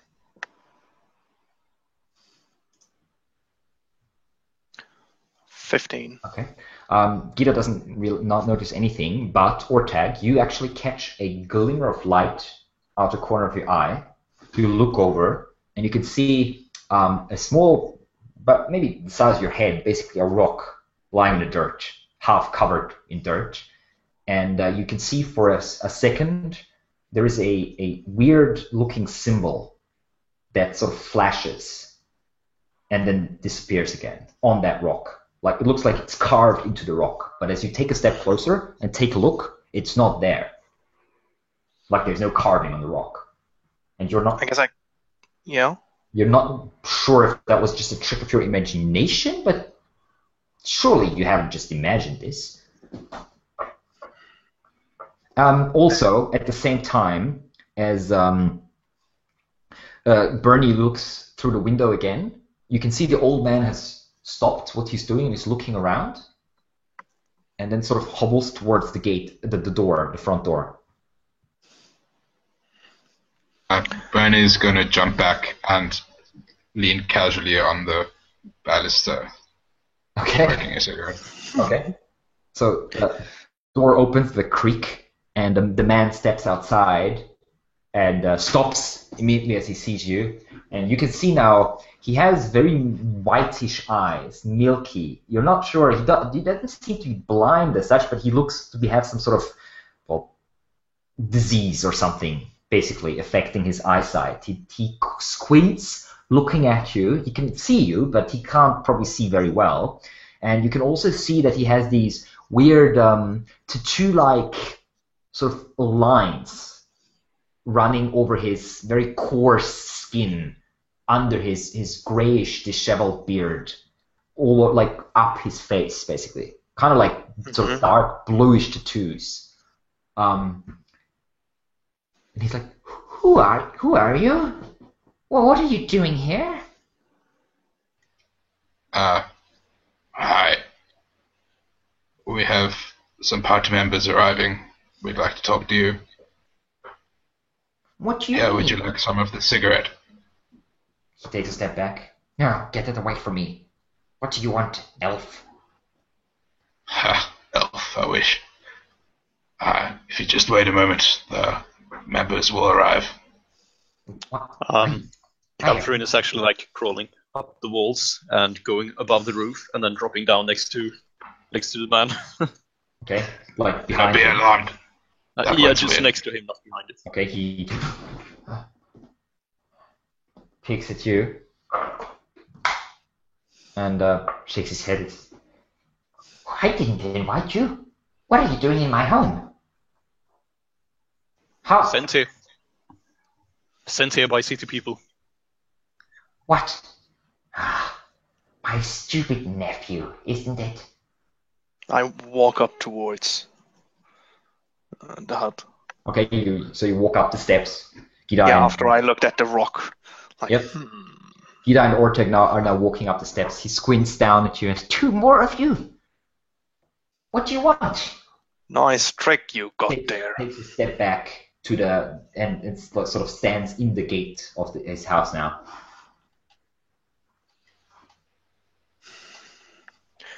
You know about a monster in the slum? There's all kinds of creatures in the swamp. You're here to hunt it? That got your brother. You're here to hunt it, are you? He tugs at his beard. Nice beard, by the way. Friends with it. Looks around. You're looking for a monster. I'd suggest going down south. South again. Yes, walk through the road. I guess you took the road in, didn't you? Yes, go back to the road and continue walking down south. If there's a monster anywhere, it's there. It's the oldest part of the swamp. There's a couple old ruins. There was once an old settlement here a couple 100 years ago, you know. Been there myself when I was younger. I want to insight check him. Okay. 18. He's hard to read, and you get the feeling that he knows something, probably more that he's telling you, but it's not. You're not sure. I walk past him, like shove him away to the side and walk inside his hut. Okay. He And stumbles then back, falls on and his then- back, hits his head against the. I mean, I push him like gently. I wouldn't push hard enough. Yeah, I know. He's a very frail old man. Then I would try to catch him. I mean, I don't want to. Give me a dex check to see if you're quick enough.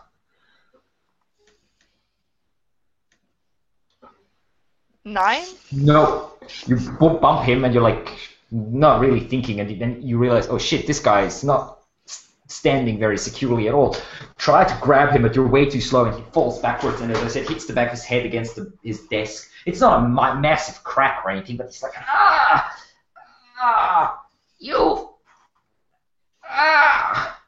what I'm just like, what are you doing? Get out of my house! and I begin like looking through his stuff, like looking for poisons, because I mean, I just begin like looking through his stuff, like opening jaws and like.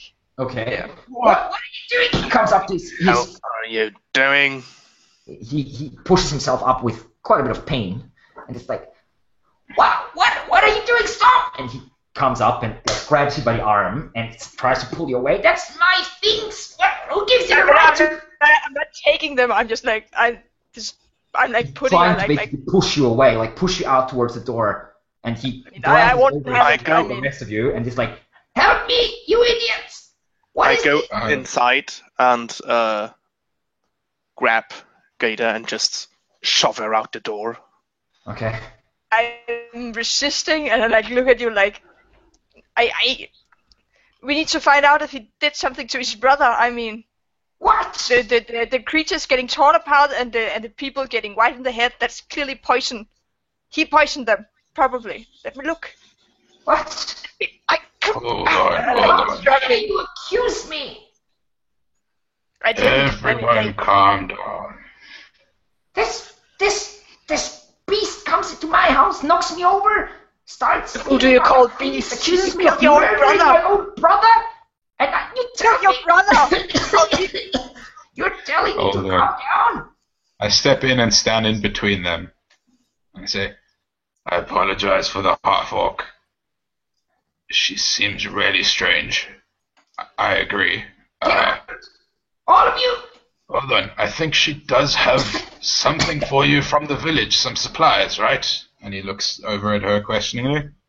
A raised eyebrow behind his glasses. He bought supplies for you, right? I just, Well- I just shrug and then I begin like pulling out the food. Okay. It's like I was clearly keeping them, but I mean, I'm just looking at you like, I'm putting out. He That's hesitates all. for a moment and then says, wow, that at least saves me a trip. But still, get out of my house!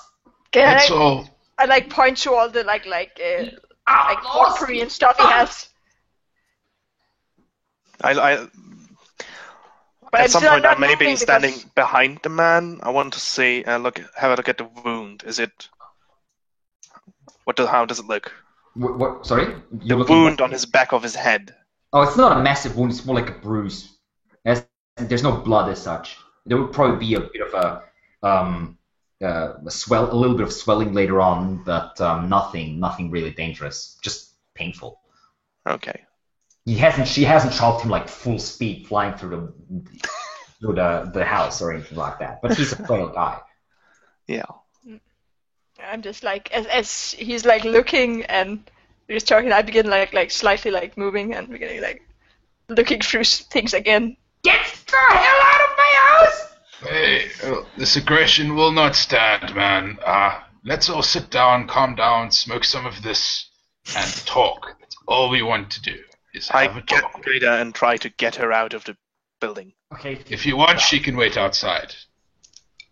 I like begrudgingly doing it, like, but I follow. I assume you're stronger than me, but I mean I'm. We can talk outside.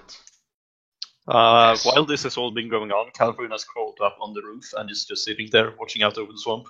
Okay. Yeah.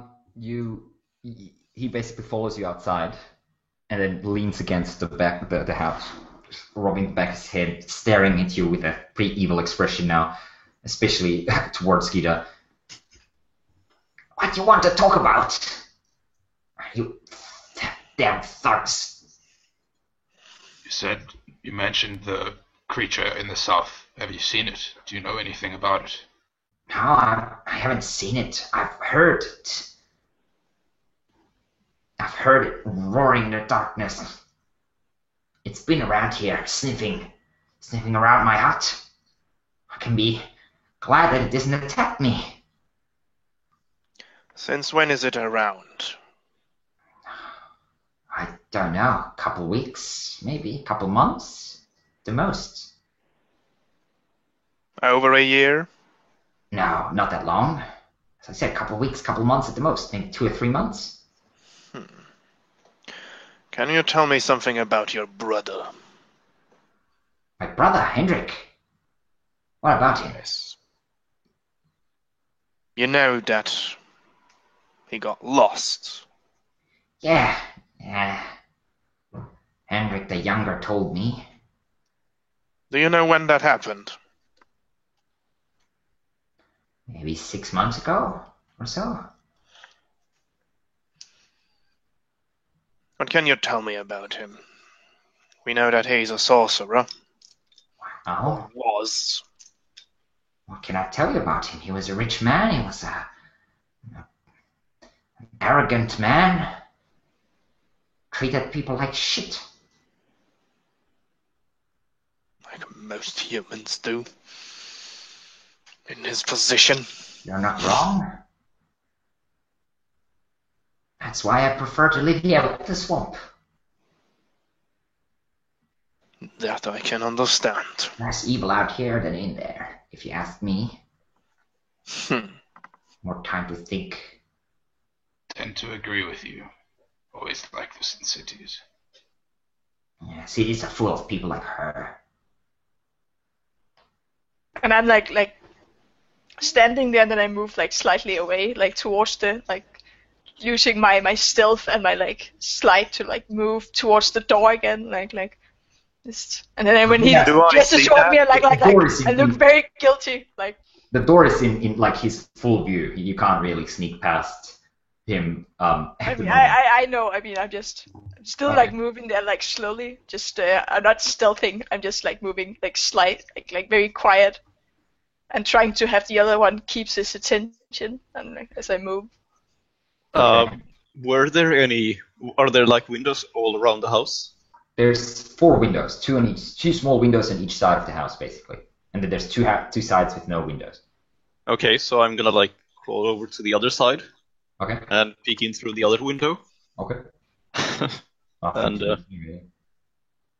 Nothing. Do I see nothing inside? It's empty. Yeah. I mean, there's just one room. Yeah. You've seen the room. Can I like try and open it? The window. Yeah. It doesn't open. Okay. It's just a single piece of glass, basically, in like a wooden. Okay.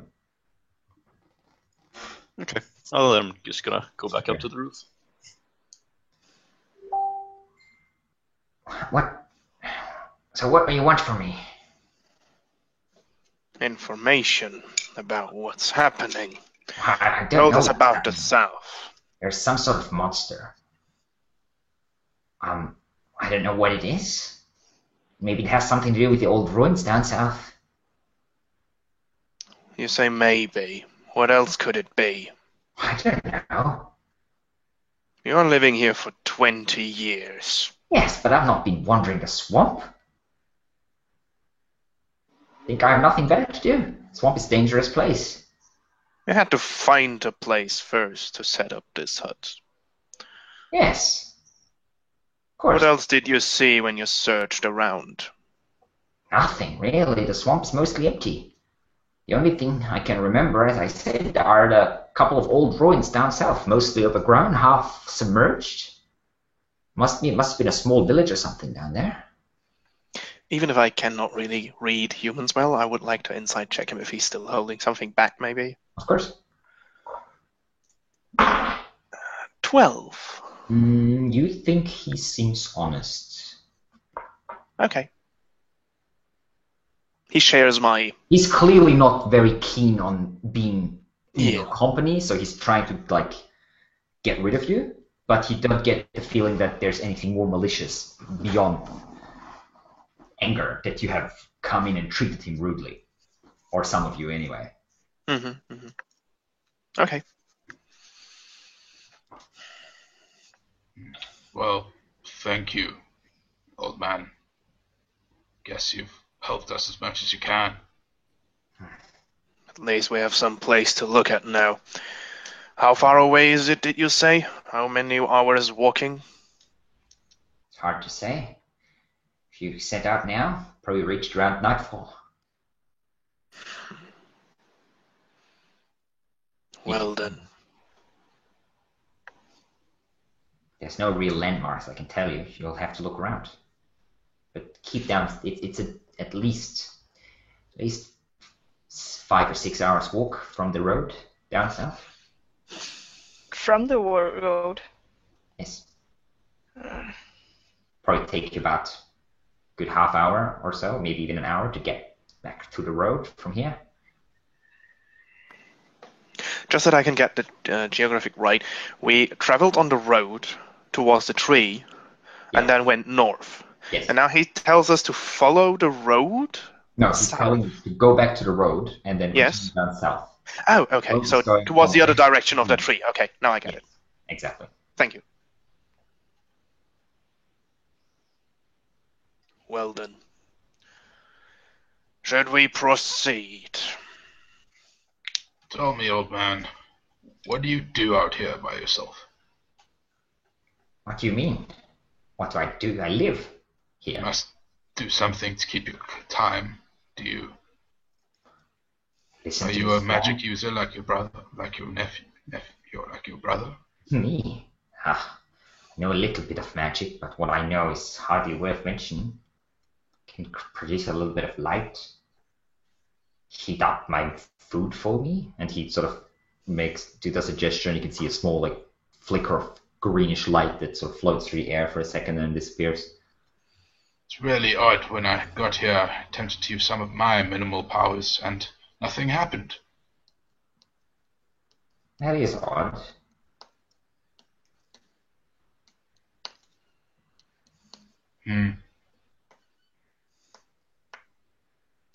Okay then.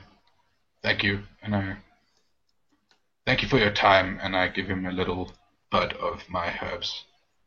Okay. Maybe this will come in handy Takes it. in your long nights by yourself. If you come back, and I'm not saying come back, but if you do, don't bring her. I want to see her again. Damn Understandable. bug. Yeah. And he hobbles back into his hut, turns around, and focuses Gita once last time, and just gives her the evil eye, and then closes the door. Before he closes the door, Okay. I would like to, under my breath, these weaklings, and just make a gesture and with this healing word, his wound on his Okay. head. Okay. He jumps for a moment, and then, what? What did you do? Who? Your head should feel better now, and then I just turn and walk away. Yeah, he stops there, looking around for another second or two, and then disappears inside the house, closes the door. When he closes the door, I take forth like a knife, and then I begin like scraping something inside the wood. You can see there's like it's a hand, and then like a dagger inside the hand, and like scraping my hand into it. Like a dick bug. Dishonest man, and then I like Okay. yeah. So you just in the staircase where you're doing that? Yeah. Okay. And then I leave. Okay. What are you doing, half-orc? And then I like point my dagger towards you. Like you, I'm not half. We are whole. Not half of anything. And then I like finish it up. That must be nice. And You don't Instead feel of- whole? there's always some naysayers, and the elves or the humans never quite part of anything, always on the outside. That's why the outdoors, that makes me whole. And with that, he, instead of climbing down the staircase, he just leaps over the balcony and lands dexterously on the ground. Okay. So, what would you like to do now? I want to travel down south. Okay. Same. Calvin would like On to the get roof. down from the roof first. Oh yes, you still. Okay, you watch as Kelferin just climbs down like on the side of that tree trunk easily, just like a spider, basically. And then you continue on your journey south. You walk for about maybe 45 minutes or so, reach the road, that old lightning tree, and then basically cross the road and continue down south into the swamp. Now the swamp noises here are unchanged. There's a little bit more trees than up north, which makes it easier for some of you to move forward if they still want to continue inside in the trees.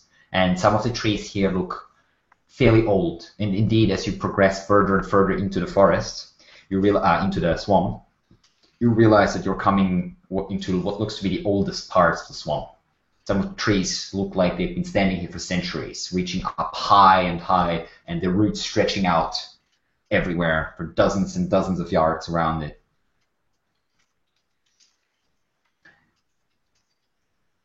And you continue on for hours after hours, crossing small streams, wading through mud, sometimes jumping from one tree to the other, depending on who you are. And then slowly but surely night starts to fall. And with night, the concert of the frogs and the cicadas and the birds slightly changes, but it's still there, very much surrounding you. Just a bit different now. So I'd probably say that before we can even see a difference, he hears the change in tone and says, "Night falls." Yes. Indeed, you might have about an hour of daylight left now, and you are deep within the swamp. There's nothing to be seen around you except for trees and vines, and a few small streams and muddy ground. Based on what the old man told you, we get there before nightfall. He said you get there around nightfall. Did it Don't know ever about occur to any of you. Oh.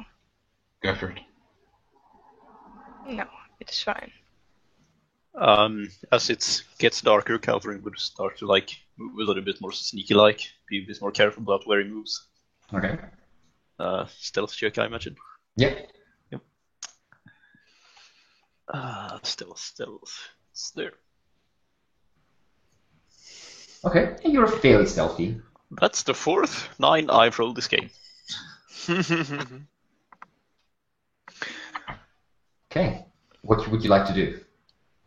Do you think he just sent us here? Just could feel that he was hiding something. He wanted to get rid of us thanks to you. Yeah, that was You did great was- work there. Great work. It was before I Before wanted what? to check. Before I stepped in. I stepped in because I felt this way. Wanted to see if he had poisons inside. I mean, people looking white as sheep with that smile of fear, death on their face. It can be achieved easily. The best thing you see is simply walk inside and look around. There's nothing he could do about it, only you. I didn't expect him to fall like that. But I wanted to get in. You have to know your strength and the weakness of the others.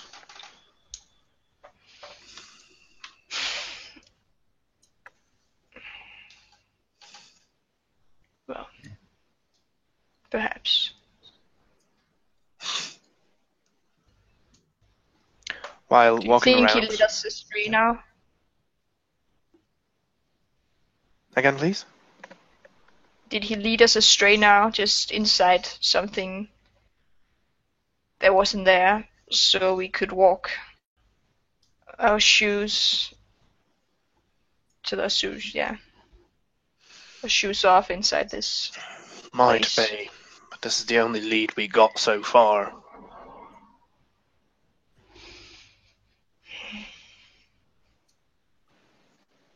We could Bernie, see if we could see if we find those ruins.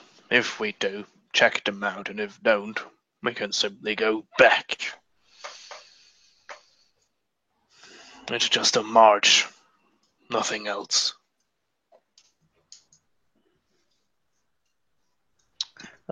Calvin is gonna drop down next to them and say, maybe you should try making noise. You seem to be good at that. I think it will respond to that. The monster, that is.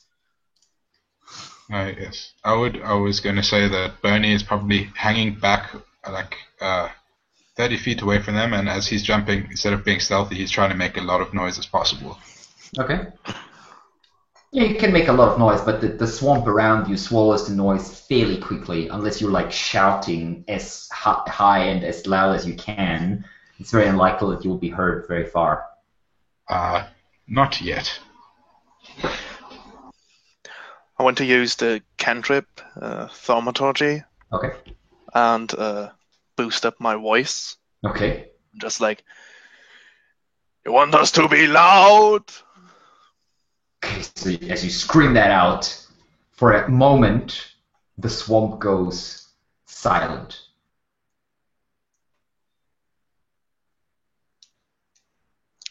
Calvin is gonna hide. Yeah, I like look at you like with a shock with the big boom, and then when it goes quiet, I like also like Okay. like And then a couple into the seconds dark. later on, the swamp continues with its concert again.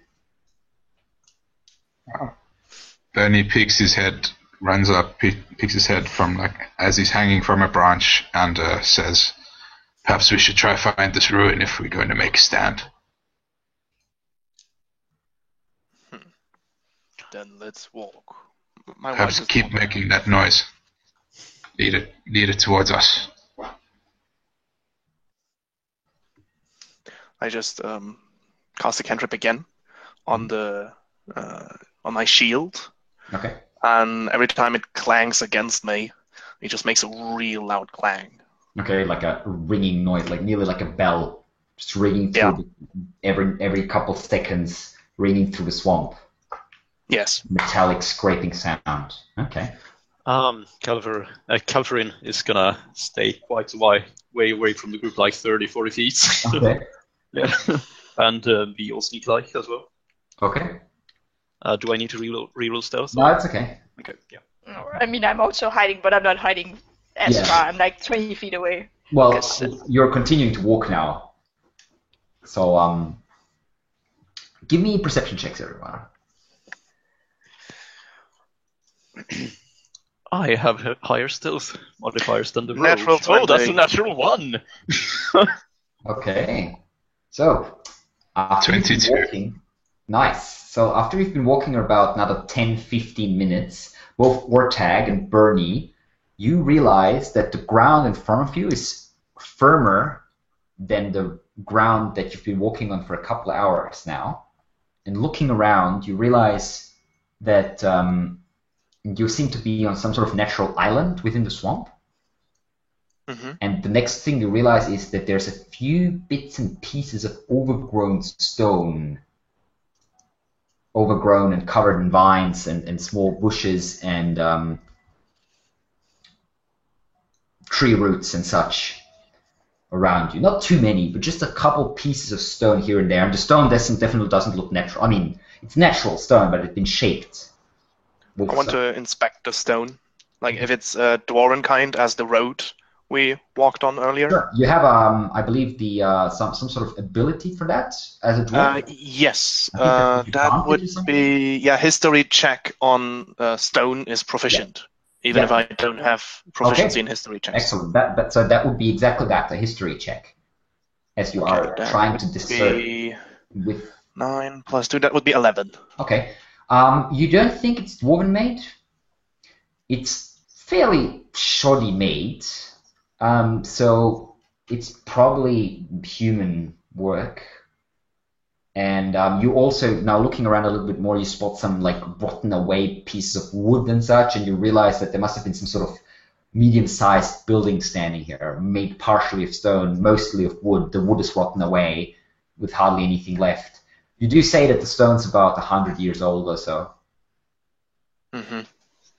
or been standing there for about 100 years or so, give or take maybe 20, 30 years. Like if you say standing,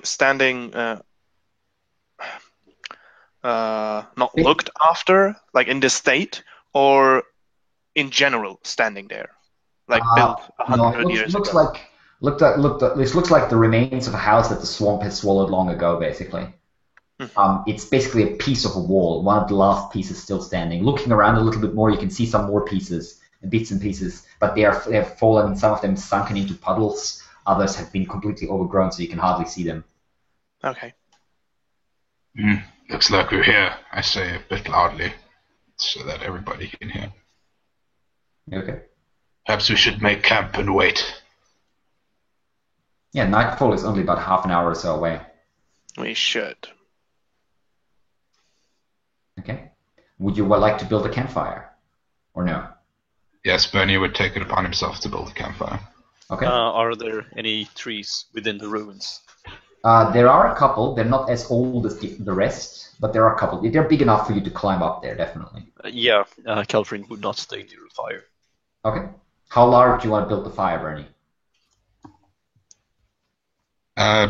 Fairly large warmth and visibility for Okay. us and for others. Okay, so large blazing fire. It takes you about half an hour or so to assemble enough wood, maybe with a little bit of magic here and there. Oh, actually, no, you do have a little bit of magic.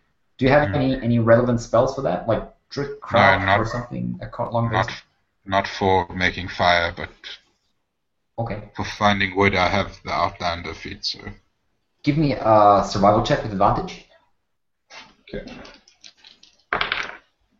Natural 20. Okay, excellent. Within 10 minutes or so, you have discovered several large pieces of fairly dry wood, and with all the little tricks of the trade that you know of the survival in the swamp, you have built a large campfire, set it ablaze, and it is now blazing up high just as night is descending upon the swamp.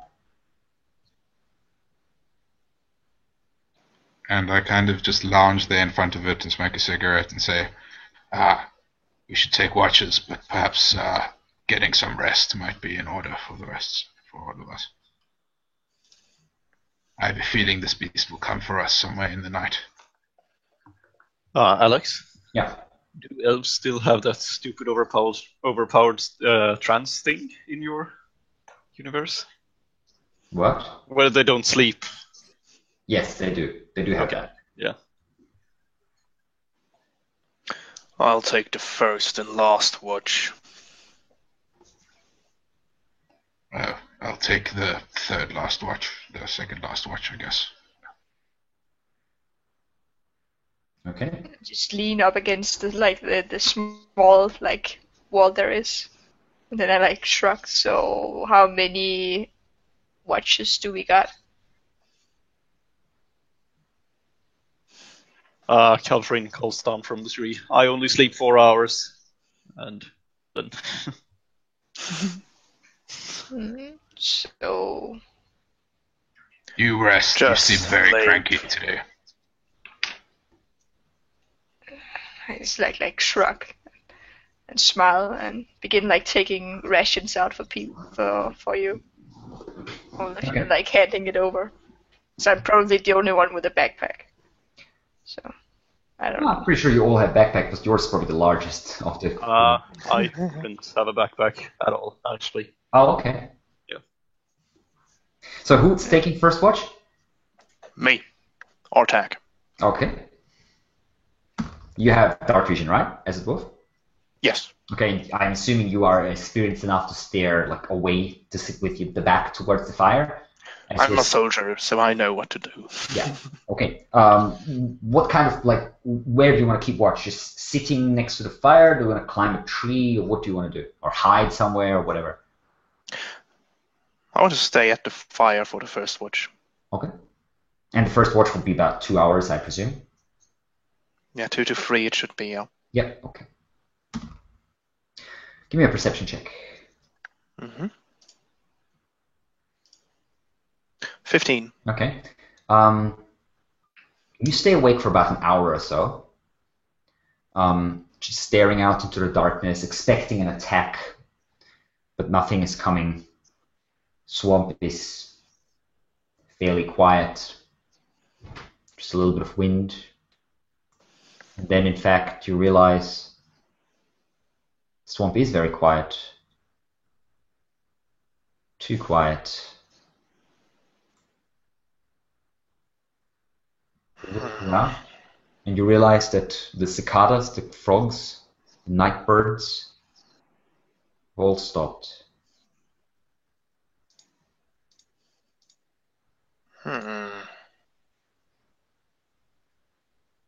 I look around, stand up and walk a few paces.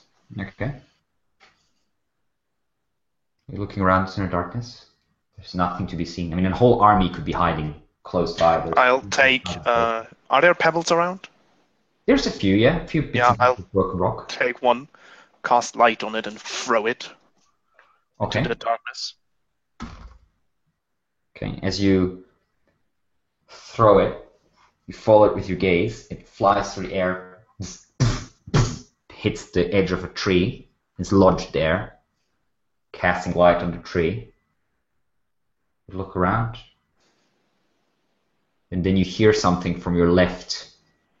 You turn, and you see two green eyes coming alight from the darkness, and then a creature, something big with large teeth, leaping out from the darkness at you and hitting you full force from the side. You just barely have enough time to get your shield up and that's all the reaction you get.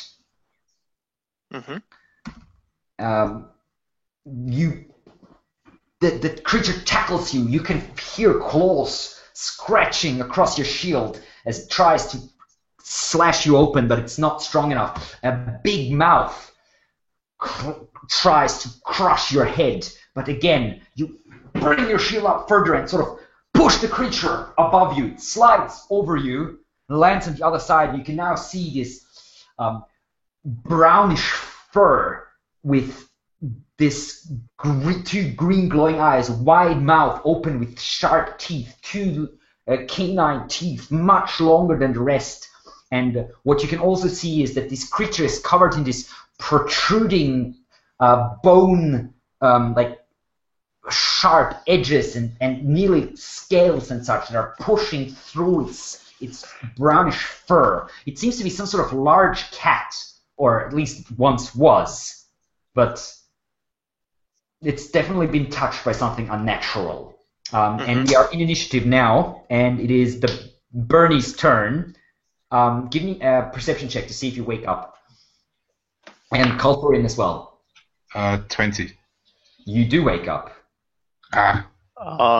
It says I'm not actually sleeping. I'm semi-conscious, but so. Yes, but you're in trance. It's effectively the same thing.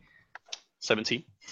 You both wake up, actually. You hear the screeching of the beast's claws across the shield of Ortag, and you both open your eyes. You look around, and you can see now very well in the big fire, the beast is lit. As it gazes around, and its two green eyes glow. It doesn't seem to mind the fire at all. Bernie, what do you want to do? Bernie, on the ground, prone.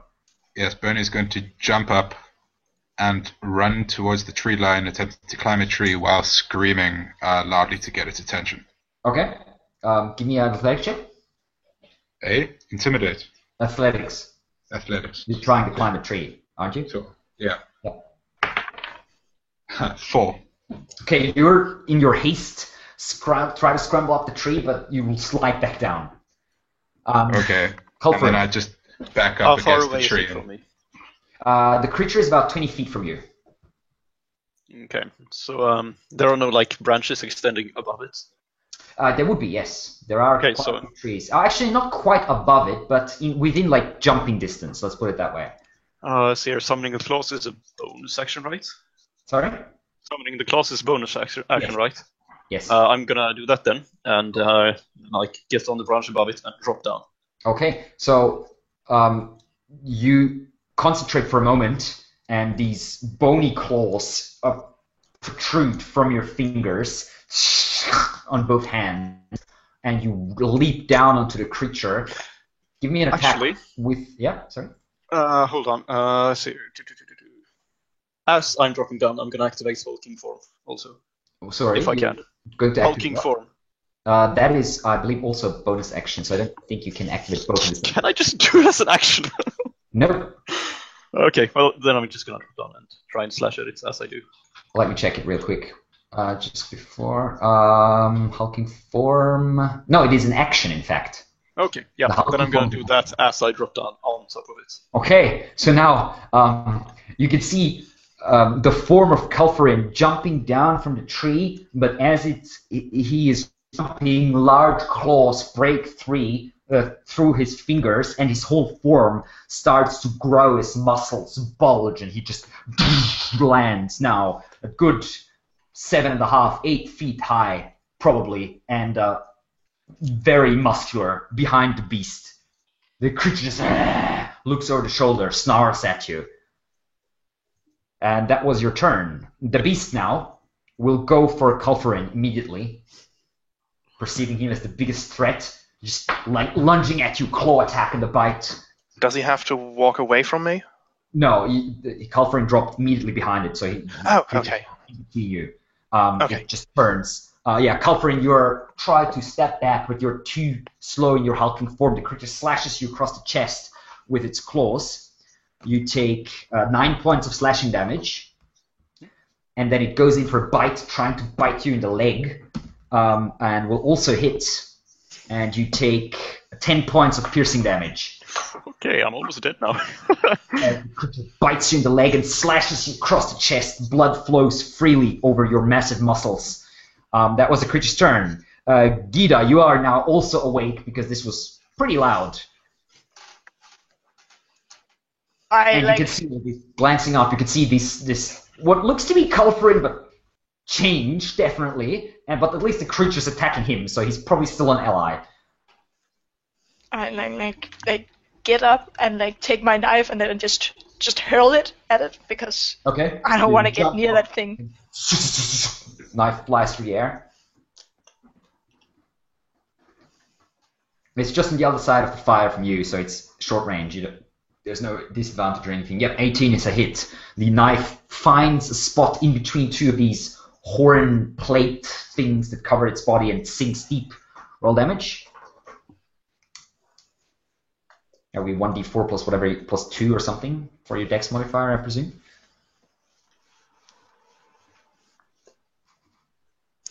Sorry, 3. Okay, the creature does not seem particularly impressed by this. Just shakes and the knife clatters to the ground, falls into the mud. Anything else you would like to do? I get up. That's basically what I do. I mean, you still have a bonus action. Trying to get to my sword. I mean. Okay, sure. Yeah, you can do that. Yeah. Yeah. Ortag. A fight to be had, finally! And I swing with my warhammer towards his rear because he turned. Yes, definitely. That would be a 21 to hit. That is a massive hit. You bash it across the back.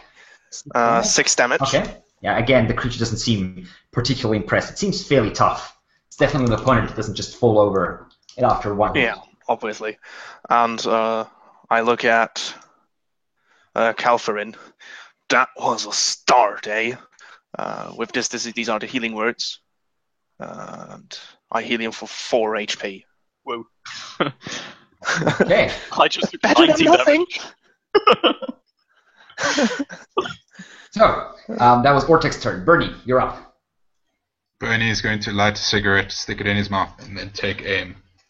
And as he does so, his arrow is going to start glowing as he releases it, casting a snaring strike on it.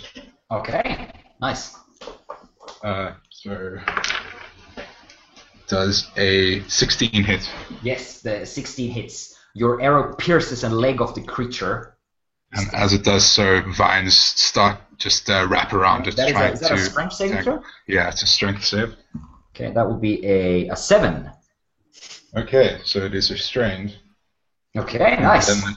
And then the arrow does 9 piercing damage. Okay, the creature now is held by vines and roots that come out of the arrow and partially out the ground, and it's just trying to break free, but can't. Did you say 9 points? Yeah. Okay, not bad. Culverin. Calverin is gonna just roar at the top of his lungs and then just boom, bash down with his hands on top of the creature's head. And let's see. How many attacks are you doing? Just 1 or 2? One. Okay. Let's see your claws attack. Yeah. 7. The creature is restrained. 17 then. Do you have an advantage on restrained opponents? Yeah. Sure you do. So 17, so 7 damage. Yep, okay. You slash through the creature's armor. With my bonus action, I'm gonna activate the Strong Survive. Alright. That is 2 control points, I believe, right? Wisdom modifier is 2, so 8. Yes, you gain 8 temporary hit points, and as you all see that this reddish energy starts leaking through from Calverin's body and his muscles, and surrounds him in this faintly glowing aura of red. And you, Calverin, can now feel inside of you something awaking, and just hear this coming from deep within you. That was Calverin's turn. The beast now will turn. Unsure what to do. Will slash out with It takes 3 piercing damage at the start of its turn and attacks at disadvantage. Okay. It slashes out with one claw towards Culverin and will turn with a bite towards Ortag. Is he doing any such disadvantage? Because restrain. So the claw attack towards Culverin as I drop my d20. Where is it? There. That will be a 17 and a 17. So Culverin, despite the creature being held, it is very powerful. It breaks through the branches for a split second before they can hold it back down again. It slashes across your leg, dealing 9 points of slashing damage to you. And then its bite attack against Ortag will also disadvantage. No, will not hit. It just bites Ortag's shield. And that was the beast's turn. Gita. And I begin like in a hunched position. I begin like skulking behind it, trying to get behind it, and like I still have I draw like another dagger. Okay. Still have my sword in my hand, and then I'll try to get it. I still have advantage, right? No, you don't have advantage, but you can roll sneak attack if you hit. It is advantage because it's still restrained. Yeah, Oh, and I get that's sneak true. attack. Yeah, That's yeah. true. And if you I do have advantage, yes, of course you do. Yeah. cool. So then I can get my sneak attack on. Yeah, you can Oh, do wait. that anyway because there's 2 allies of yours in melee combat with the creature. 20, that is definitely a hit. Okay, cool. So your Then- second dagger flies through the air, this time striking better, probably. No, this is not through the arm, like skulking behind it, like putting it in its leg as it's like Oh, restrained you're- and like grabbing. It's like this is Spiri's head on it, and it's like grabbing, and I'm like trying to pin its foot to it. Okay, yeah, you run in, you pin one of its feet to the ground, and it screams out as it takes 11 points of damage. It now looks... No, 13. I have for my dex. Oh, yes, +2, yes, of course. It now looks pretty badly injured. It's bleeding from several wounds. I'm like trying to hold it down with my dagger as Yeah. like as the others are doing their turn. I'm just like holding it down, like Ortag. getting ready with my sword as my hand is like shaking. But Okay.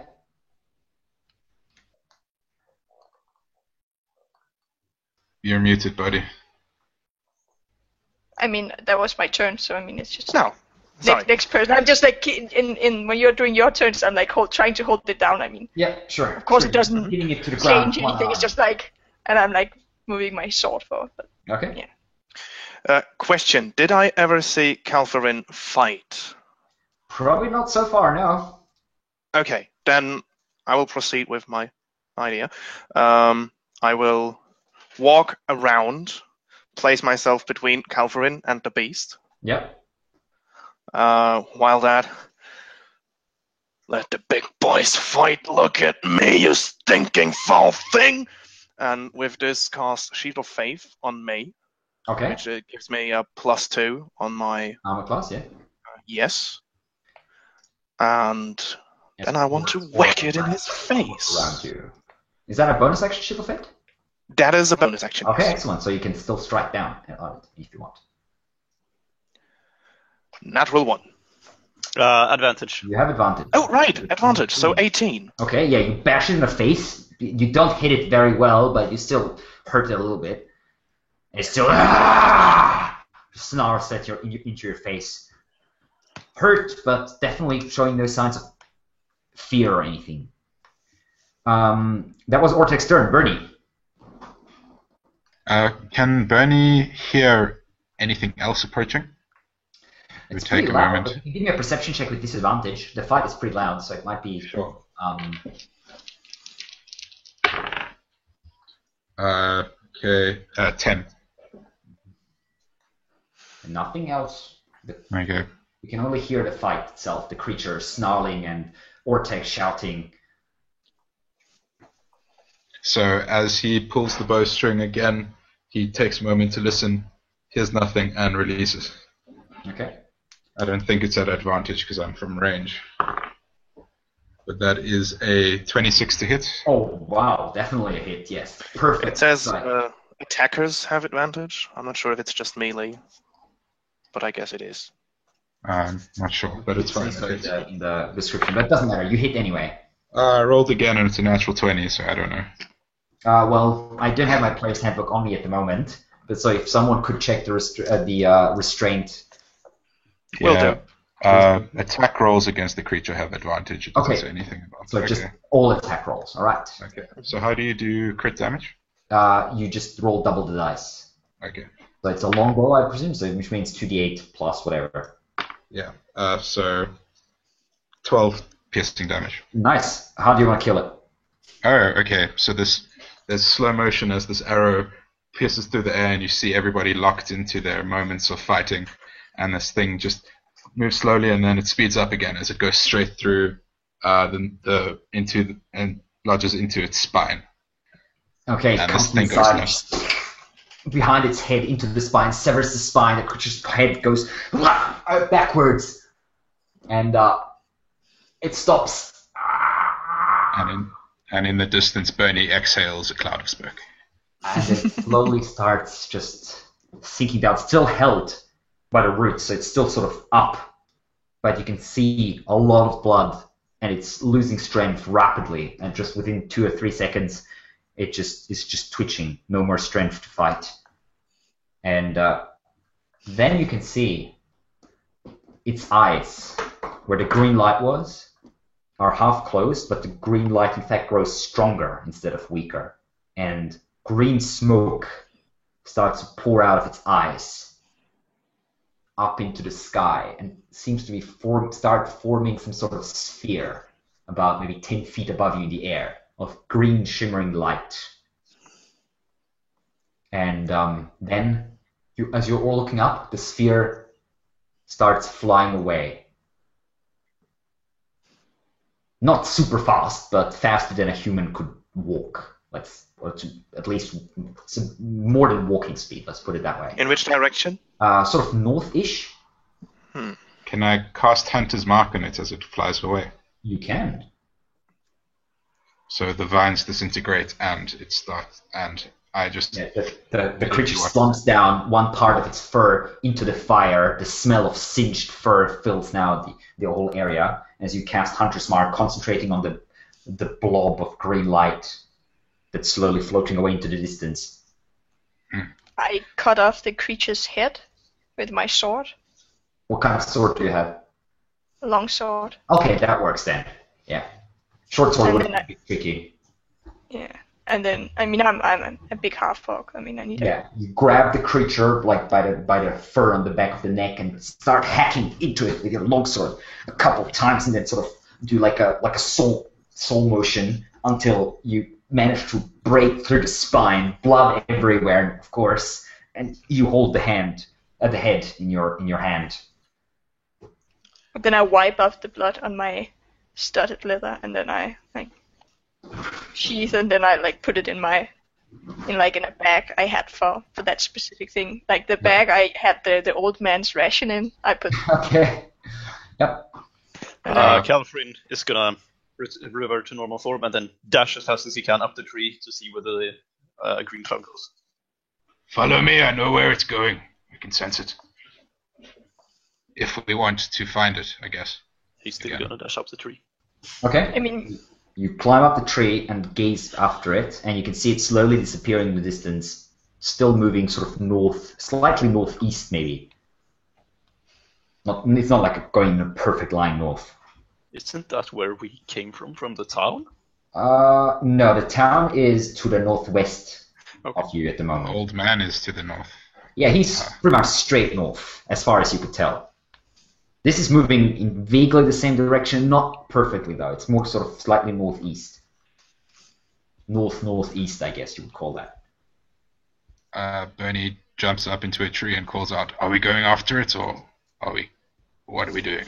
I just hold up the bag, and then I sling my backpack over, and then I begin running in that direction. Okay, so you give chase. walk. Yeah. Okay, so you leave behind some of your stuff, or do you take everything? I take all of my things, but I don't care about the bonfire. Okay, just leave the fire behind burning, and you continue on. the green orb is slightly faster than you, but with the help of Hunter's Mark, you can track it also because you catch sight of it in the darkness every now and then. It helps that it's glowing, and the rest of the swamp is very dark. And you do realize where the orb is passing, the swamp grows silent. All the animals stop. Mm-hmm. So you're right now, the only thing you're hearing is your own like footsteps in the mud, your own breathing. And I'm assuming did someone take a torch from the campfire, or are you just running through the dark? I cast. If we need light, I can cast. Well, it is a swamp after all. I don't know if it's a good idea stumbling around in the dark. Yeah, then I cast light on my shield. Okay, so you're going first, basically, just your shield shining out into the distance, like a big torch, basically. As soon, just saying in advance, if the orb is going towards the manse, towards the hut, I want to shut off the light early on. Well, you need to walk at least 5 or 6 hours. That's right. It's just it's really far away. Close. True. You follow the orb for about a good half an hour or so, and then it's about a couple hundred feet away from you, and then you can see it disappears all of a sudden. From one moment to the other, it's gone. It sort of hovers. It seems like it's moving a little down just before and then it's gone.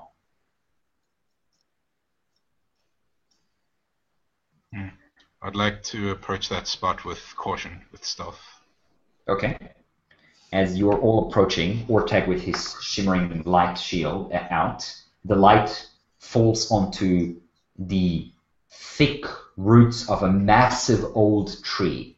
You can see there's a small hill there, and on the top of the hill is this massive ancient tree. It looks like most of the hill is actually the roots of the tree that are just like everywhere. Mm-hmm. The tree looks fairly natural, old, certainly alive. Can we see You said you can feel it. Where did it go? You look around, and very soon your light falls into a small opening, like a cave mouth, opening into that hill. It is very, very narrow. So for a dwarf, it's perfect size. You might have a little bit of trouble because it's narrow, but just size-wise, height-wise, the rest of you would have to sort of duck down quite a bit to enter. It's a narrow tunnel. It looks like maybe some sort of beast's den, or who knows. But it seems to be leading into the hill. And this, in fact, as you look inside, you can see a little bit of green glow disappearing into the distance. Calfrin is going to cast Armor of Agathis on himself. Okay, nice. As everything goes cold, the cold manifests in these chunks of magical ice growing on your flesh. I gain temporary HP from that, right? Yes, 5. Okay. Should we follow? And you see a grin on Ortag's face. After you. I just look at the ice thing, like interested, but also like questioning. Ortag doesn't care because he has a fight in front of him, so I just go inside, the shield in front, and light really casting downward into the... Okay, so you're going first, marching toward her. Who's going second? I'll go last. Yes. Okay. And I'll go second. Yeah, I'm following the yeah. Okay, so Ortag, Iceman. Kalfarin, Gita, and Bernie last. Okay, you're stepping in, Gita, Kalfarin, and Ortag. I'm sorry, not Ortag, Bernie, crouching down, and Ortag just sort of sucking in air a little bit, holding his arms close to him and pushing through. It's very muddy, very wet. There's water dripping down from above, and within seconds you are completely full with mud, but you don't care much. You've had worse over different battlefields, and you just push on, the shield lighting the way in front of you, and after about 35, 40 feet or so of that tunnel, it widens up, and you come into a cavern. that seems to be inside the hill. The walls of the cavern are filled with roots. It looks like the only thing holding this cavern together are basically the roots of the tree growing on top of it, as if the very ground itself is just held together by these countless roots. The cavern is about maybe, from what you can tell, about 50 feet long and maybe about 35 to 40 feet wide, vaguely circular in shape. And it is, other than your light, it is completely dark. The green light seems to be gone. Mm-hmm. Can I still sense it? Yes, you can. It is very close.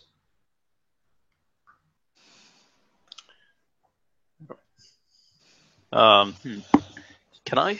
The smell of the beast that we just fought, can I smell it in here? No. I mean, I'm carrying its head in a bag. Oh, well, that's true. Yes. That's a good one. Yeah. I'd probably. So yes, you can smell it. No, but Fucking yes, fire close. again, man. I just kind of like let go of it and like put it by where we came from, so I don't have to carry it all the way. And like Okay. slightly slick off my my backpack and like place it down, bring out my sword, and like looking at the others expectingly. As you step out one of the after the other through the tunnel into the cavern, you can hear a voice all of a sudden speaking from the darkness. The voice says, "Murderers!" Speaks in common. "You will all pay!"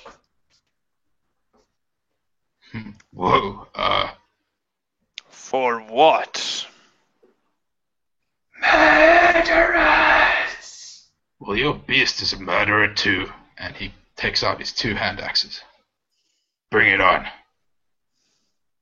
As you say that, you can see at the end of the cavern, the back of the cavern, a shimmer of green light, and then a humanoid figure appears in the air. It is translucent and slowly takes the shape of a man, an older man by the looks of it, wrapped in wide, very, very fine-looking, rich clothing.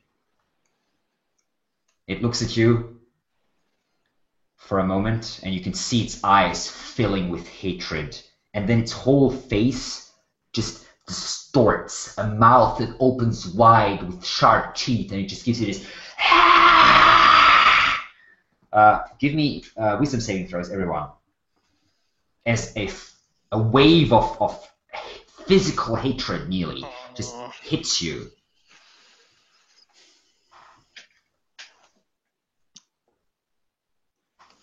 9. 6. Okay, wow. So you all fail. So, let me see. There isn't anything like advantage for that, right? Because safe Unless proficiency you have doesn't some- mean advantage. No. I have a +4. Yeah, true. Still 9. So anyone had 8 or less? No. Okay. No one had- 6. I got 6. Oh, you have okay. You feel a shock, as if all your life energy is drained out from your body for a moment. You stumble, and all of you are filled with fear. And you just turn and stumble over each other, trying to get away from this horrifying creature, just pushing into that small tunnel. And as I said, just stumbling. Roll me a strength check, everyone. As you're just trying to basically crawl over each other, pushing each other out of the way, punching each other to get away, get into that small tunnel. Not athletics, just Yeah. Athletics, yeah, sure enough. It would be athletics, yeah, you're right. 19. Okay. Athletics 8. A 9 again. Okay, so from the looks of it, Calfarin is the quickest, and he pushes himself through first, crawling into the tunnel. Second one would be... what did you have, Bernie? 8. Okay, so second one is Gita. And then Ortag and Bernie are pretty much stuck at the entrance, more or less, just pushing each other off the way, looking over the shoulder.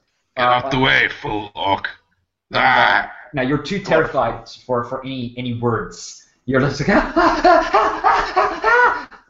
and the creature is floating, hovering above the ground, floating closer, and it will strike out with one bluish-green shimmering hand that seems to be stretching impossibly wide, and strike out against Ortag.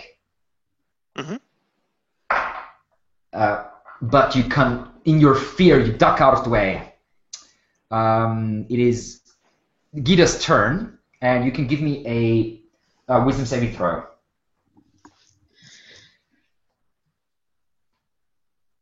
And you continue to push yourself further, ignoring everything, just horror and fear and this wave of hatred hitting you, shaking you to the core of your heart and soul. Ortag, you're up next. Yes. Same thing, wisdom saving throw. 23. At the end of your turn, so you push yourself into the tunnel, pushing past Bernie, but then you realize, wait a minute, I have fought these creatures like this before. I am a servant of the war god. Why am I running? And you just stop. And that's your turn. Bernie. Same thing. 16. You also manage to... You run into Ortag, try to stumble past him, push past him, but he resists. And as you look into him, your eyes meet, and you realize you can't run. You can't run, and you shake the fear off. And you turn as well. You're now like crouching next to each other in that tiny tunnel, about maybe 20 feet or so, 15, 20 feet away from the creature that's peering into the tunnel. You can see its face. Culverin, wisdom saving throw. Natural 1. You continue running. You can hear the voice within you, just you coward, stop! But you ignore it completely as your terror has just taken over, and you burst outside and start running out into the night air as you have managed to push your way all the way through. Now the creature floats into the tunnel. And it sees two standing in front of him, two beings. It says, "You will pay!" And it lashes out again, this time at Bernie. But Bernie, you are quick enough to take a leap back, hitting your head against the wall, the muddy wall against you, sliding down, nearly falling prone, but somehow you manage to avoid the swipe of the spectral hand. Gida, you're still feared, so wisdom saving throw.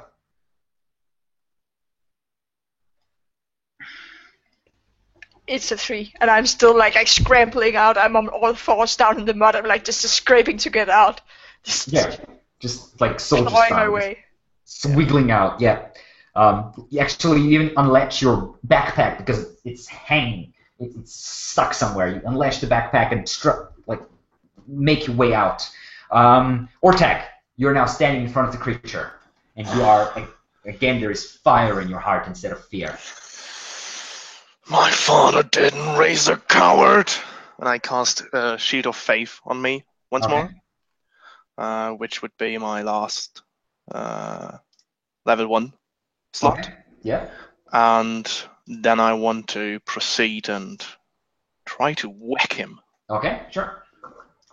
You strike with your shield hammer. But actually, with the shield, because I guess I'm still in that room, so sure. I wouldn't be able. Am I able to hit him with the warhammer? Well, you can sort of poke him with the warhammer. It's you can't swing full force, but yeah, you can do it. Yeah, well, 9. Yeah, that's a miss. And I want to use my it just disappears actually into the wall for a second and then floats back out. And I want to use my movement to, if I can, get a right in his face. You are already. Good. You push past Bernie, and now it's basically you and the creature right in front of you. You're so close that you could hug, and then Bernie's I right behind spit you. in his face. And speaking of Bernie, it is now his turn. Bernie's going to get up, rubbing his head, and then what he's going to do is going to charge and try and push Ortag and the creature forwards. Okay, that would be an athletics check. I allow it.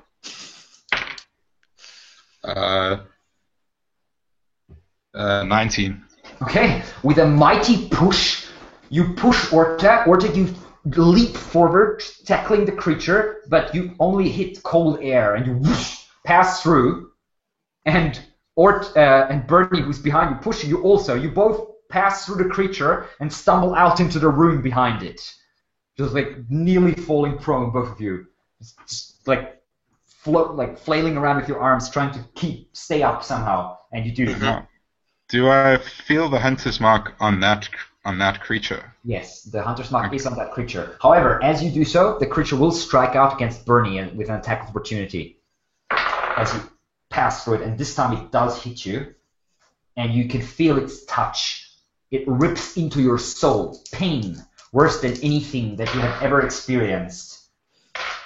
And you take 12 points of necrotic damage. And as I feel this pain, I scream out in a primal. Okay. That was a Bernie. Culferin. My saving throw is already on, and it's natural 20. And now finally, you're with the rage of the creature inside of you and your own. You stop and turn, and you can see Gida coming crawling out and just trying to rush past you, basically. And also, I'm gonna scream very, very loudly, "Fuck you, parasite!" Okay. The creature now is turned. It doesn't really turn around. It's more like its front shifts to become its back, and vice versa, as if it's just sort of floats through itself, basically, and is now facing both of you, and you can see its gaze resting on Ortag as this shimmering divine energy surrounds him, and it just says, "You are mine," and it Come at me. flies into you. You can feel its essence trying to push into your body. Give me a charisma saving throw. Charisma. Oh god, it's one of 19. those. And you resist it. Its will tries to take over yours, gripping at your soul, but your fate is too strong, and in the name of your god cord on your lips, you push it out. And it just stands there in front of you.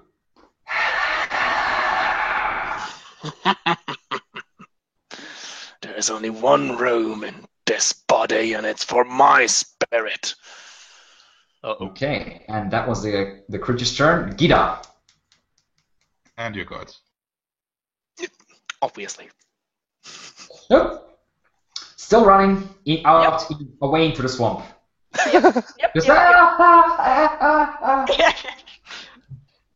But at least I'm not crawling anymore, so No, you are running now.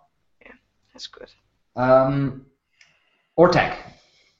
Yes.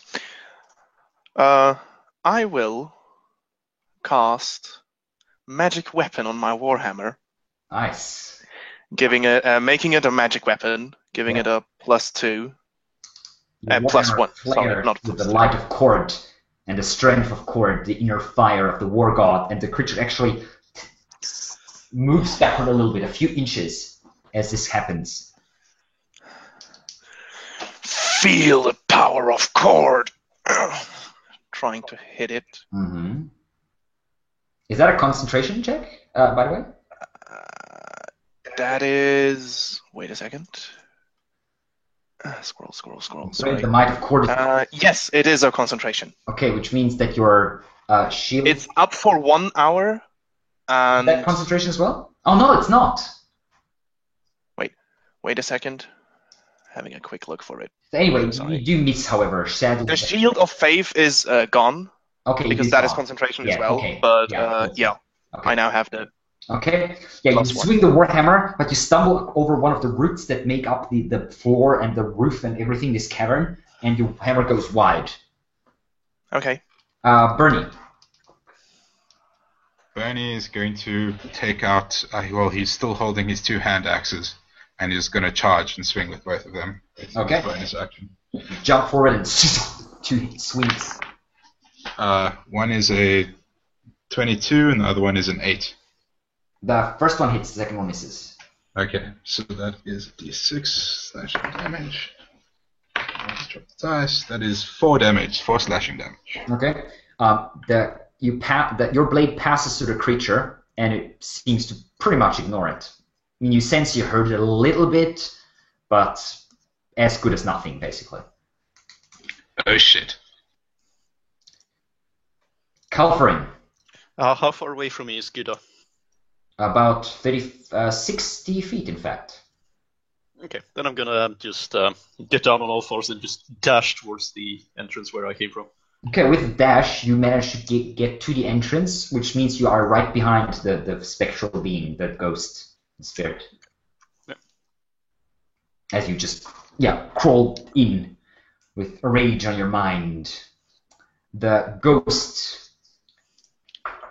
looks around, sees the 3 of you, and will strike out against Ortag, seeing him as the greatest threat, clearly, with his shining magical weapon in hand. And it does hit you. Mm-hmm. And you feel your muscles rotting away beneath your touch. You take...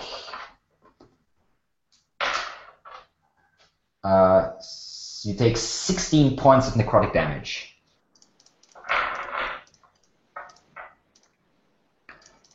Pain goes through your body, a pain cold as the embrace of death itself.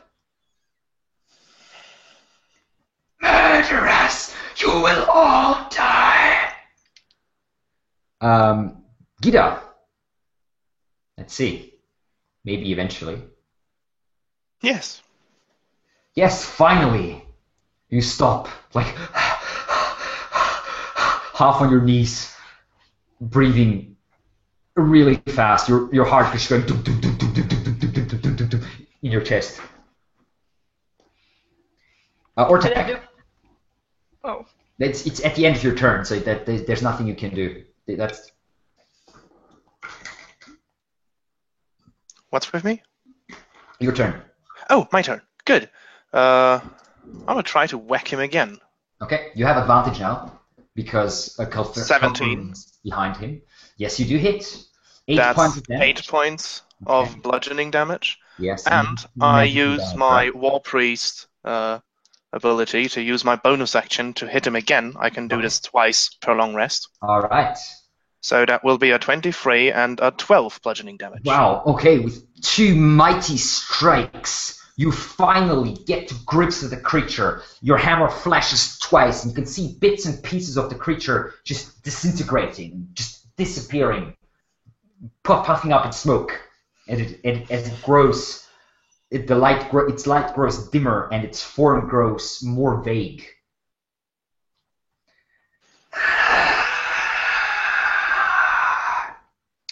Bernie. Bernie is going to continue trying to slash at it. Okay. That is a 15 to hit Hit. and a 14 to hit. Both hit, Okay, which great. is not very fast. Yeah, okay, so that's 6 damage total. Okay. It doesn't seem impressed, once again. No magic weapon, sorry guys. Oh well. That was Bernie. Culferin, you're behind the creature. Has Oh. it ever moved during our fight? No. Sorry, I still get Hunter's Mark, right? Yes, you're right. In fact, that's a very good point. Is that for both attacks that I make? For Uh, each attack, right? I believe yes. In fact, Yes, it is. So, it's for every attack. so that's another 9 damage for those 2 And attacks. is that magic? I guess it's magical I damage. think so. I mean, it comes from Um, spell, so I'll make sure. Yep, take a look. Uh, Anyway, Culferin, you're up. so Yes, it's I 9 never damage. Sorry? I'll I check never if it's magic, but it's 9 damage. Okay, it's not damage. Okay, I see. Oh, yeah, because it's basically just like you realizing where its weak points are. It's not like adding magical damage as such, I guess. Sorry, go ahead. Yes, I never specified that my claws are away, so they're still there. I guess. So you didn't set a time limit on them. So I'm gonna slash at him. Wait, hold on. No, first. I'm gonna use Shocking Grasp on him. So that's Shocking Grasp, melee okay. spell attack. Okay, you reach out with one clawed hand. That's a saving throw, right, for him? No, it's just a melee spell attack from me. Oh, melee spell attack. Okay. Hold on. You have do I have advantage? Why? No, I don't know, because flanking. Oh yeah, you do. That's right. Yeah, you do. There's 3 of you at the moment. Yes, you do have it. 1 plus. Let's say that's proficiency bonus, right? Plus something else. Proficiency bonus plus your wisdom modifier. Okay, so 2. 2 So 4 probably, plus. or 6, Yeah. or 5. I don't know. So 21. That is a hit, definitely.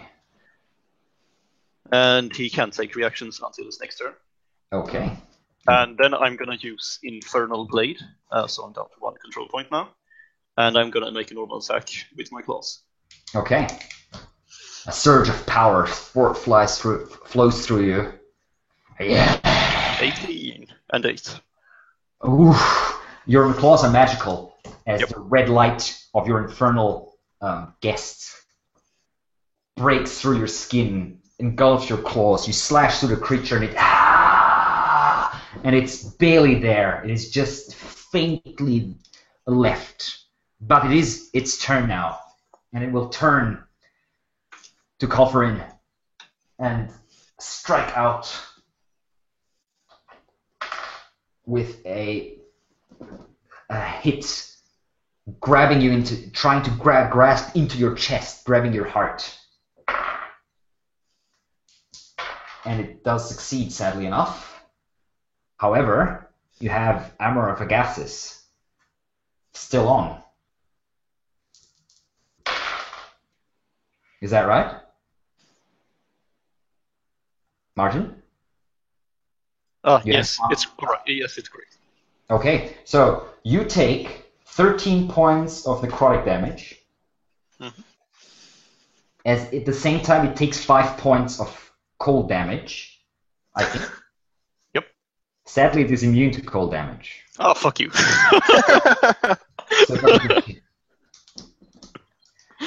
and you stumble as it grabs your heart and squeezes, and you feel the warmth leaving your body, trickling away. And your skin starts turning white. But you're still standing, I think. Okay, that was the spirit. Gita, you are outside. You can hear the noises of battle coming from inside the tunnel. Yeah, I'm dashing as I'm looking at the half crescent moon and thinking I'm not. You reach the entrance of the tunnel, the outside entrance of the tunnel at the end of your dash. Just looking in, seeing a little bit of light coming out. No, I'm using my extra turn to take an extra Oh, that's right. You my can do conic actions Bonus to dash. action. that. Is true. You can do that, which means you can move into the tunnel about halfway or so. Or tag. First hit with the Warhammer. Do I still have advantage? You do. 24 to hit, 12 damage. And with that, describe the killing blow. Just for shits and giggles, I want to use the bonus action as well. So the first hit goes downwards, sending him up, and the second with a bag just slams him into the ground. This creature is lifted by your divine energy and then smashed back down. It hits the ground. The energy of your hammer goes into it, and you can see the energy mixing and mingling and just its form basically exploding. God be with you. And silence descends. Whew. And I take back the warhammer over my shoulder. That was a fight. In the darkness, you see a faint flash of light as Bernie lights a cigarette.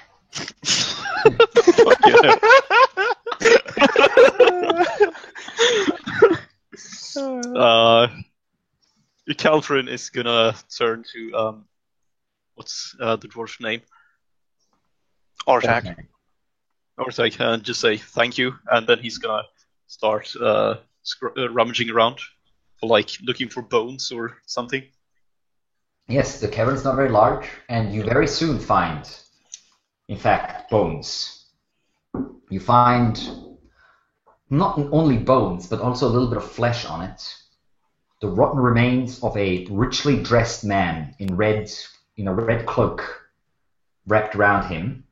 He is placed in the back area of the cavern, and you can see in the light, you can see there is, on the roots around him, there's like a circle of weird symbols etched into the roots. And you can immediately realize what happened to this man, because there is a dagger sticking out of his chest, protruding from his ribs. A very rich-looking dagger.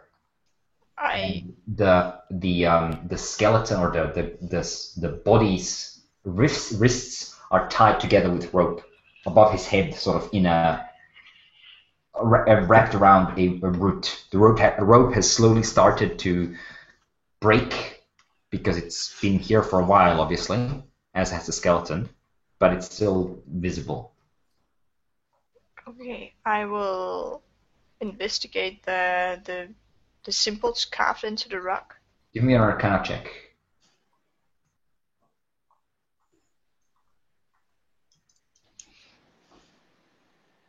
14. While you cannot say exactly what they are, they're definitely some sort of necromantic symbols. Are the rocks movable? Rocks? Which rocks?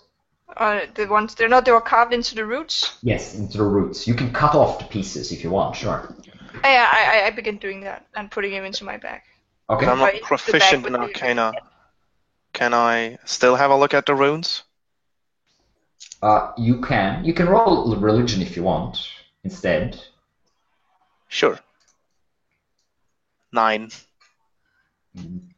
They look weird to you, but you can't say anything specific. Yeah. I'm gonna roll as well, actually, Okay. because I had some Arcana training in my background, but not much. Yeah, you recognize not them much. as necromantic runes, but that's pretty much it. Does the scraps of cloth resemble something we saw in the portrait earlier? Very much, in fact, yes. Even looking closely at the face of this corpse, you can still make out features that resemble the ones of the mare in some ways, or even though they are desiccated. I'm going to pick up the body. And they also resemble the one of the spirits that you just fought. I will take the fine dagger from him as you if you begin carry him or I will. Yeah, you rip it out. It is a very finely wrought dagger, straight, still very sharp, and its hilt is wrapped with silver thread.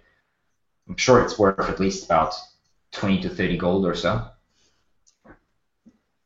I look at the other. Do any of you use knives? And like holding it up. Holding the handle. I raise my still clawed hand. It's and then I look at that, and then I'm just smiling, but I'm holding my hand over the silver. I'm just smiling at everyone. Just-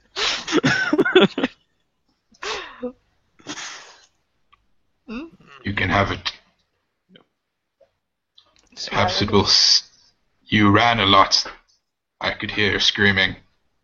Perhaps this will gird your loins next time. I just like smile like, yeah, I don't care about the straight salt. The knife just disappeared inside my pocket, and I just smile. Okay. Yes, like, All right. fine. It's a nice knife, definitely. Yeah. I mean, Should we camp here? Make our way back in the morning? What should we do? no. We Pretty should sure. not. We should not sleep here. I don't want to sleep here. Seems safe enough. One entrance. Yeah, one entrance, and then when it rains, you just drown in your sleep, or you can't get out because the tree falls down under us. No. Let's get out. Benny just scrambles up into the roots. Okay. Yeah, Calfrin does the same. So you push yourself out. No, Calfrin and Bernie stays inside. They Oh. Yeah, we just Okay. use the roots as like hanger marks. Okay, sure. Yeah, I go outside and unfurl my bedroll and lie under the. Okay. I go outside as well, sit beside the entrance, lean my back on the wall, and then just half sleep, half, stay watch. Yeah. It is now about midnight-ish, so if you want to have a long rest, you can. Yes, please. Excellent. As you are having a long rest, we'll also have a short break, 3 minutes or so, and then we will be continuing towards the final part of the adventure. Mhm. So I'll see you in 3 minutes or so.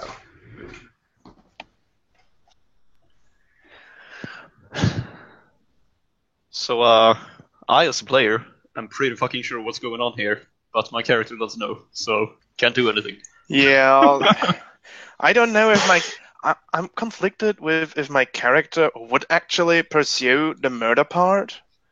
I mean, he's a war cleric. He's up there to fight. That's it. Yeah, my character could have a motive for knowing, because he did sort of succeed on that insight check, so I'm just not sure if he would care. Might Yep. be money in for us. Yeah. I Yeah, mean, well- we have the money in the back. I mean, we have the. Hey, this guy was captain with necromantic symbols. Hey, here's the beast's head. Not sure if you're caught on, but my character don't really care about money. Oh yeah, I know. Neither. That was pretty clear. I'm just holding him for you. I mean, You just- Very nice. but it's not like my character's hiding it. It's just like, oh, you don't want it? Okay, I can have it. I can carry it. It's fine. Well, gonna the do a the little point that. the point with me is I wanted to play a war cleric because fight and heal during the fight, but not having him as a cleric. Mm. He's just there, like sort of a medic on the field in that Yeah. direction. Yeah. So he's not that devoted to gods and religion. Yeah, if I you mean, he hadn't... did pray before his meal. That's so. I mean, Yeah. that must Yeah, be he enough. just prays to have a good fight the next morning. That's it. Yeah. If you hadn't killed that banshee right there, I think I would have made Alex happy. Because Okay. I would have done a thing that could have made this fight go very badly. Oh, okay. This class is kind of like Wild Magic Sorcerer, except all the effects are bad. That sounds fun. I could have had a demon take over my body and start trying to kill you. Ooh. I'm glad I Depends. got you. Is he? Wait, that would be an interesting question. Is he count as undead? The banshee. Demon? No, the demon No, inside the you. demon is a demon. It's a demon. The demon is a Actually, demon, it's so a not devil, undead. It's a Because devil. okay, so yeah, I was But- thinking about using turn undead, but I was Yeah. like, well, it doesn't really help because it will just move away. I'm not hurting him; he will just move away from me, and I want him close up to me. Yeah. So the hint to how that works is in the name of the class, Infernal Vessel. Yeah. Yeah. I'm kind of worried that Bernie's sleeping in the same closed off cabin as you realize now. I'm Well, not too being late for creepy at that. all. It's not like I'm crawling up walls and anything. No. No. It's cool. So he's kind of like Nightcrawler. It's pretty cool. Yeah. Can you like Misty Step puff everywhere? No. That would be cool. It's a very like customizable class. There are like Yeah. three different demons or devils you can pick that give you different abilities, and then you have like hellish powers that do other things, like give my claws and give my ability to walk up walls and stuff. That's cool. Yeah, it's cool. And then I also have spellcasting. Also Mine- very basic. Well, as a player, I have an idea, but yeah, no, my character just doesn't care. Yeah.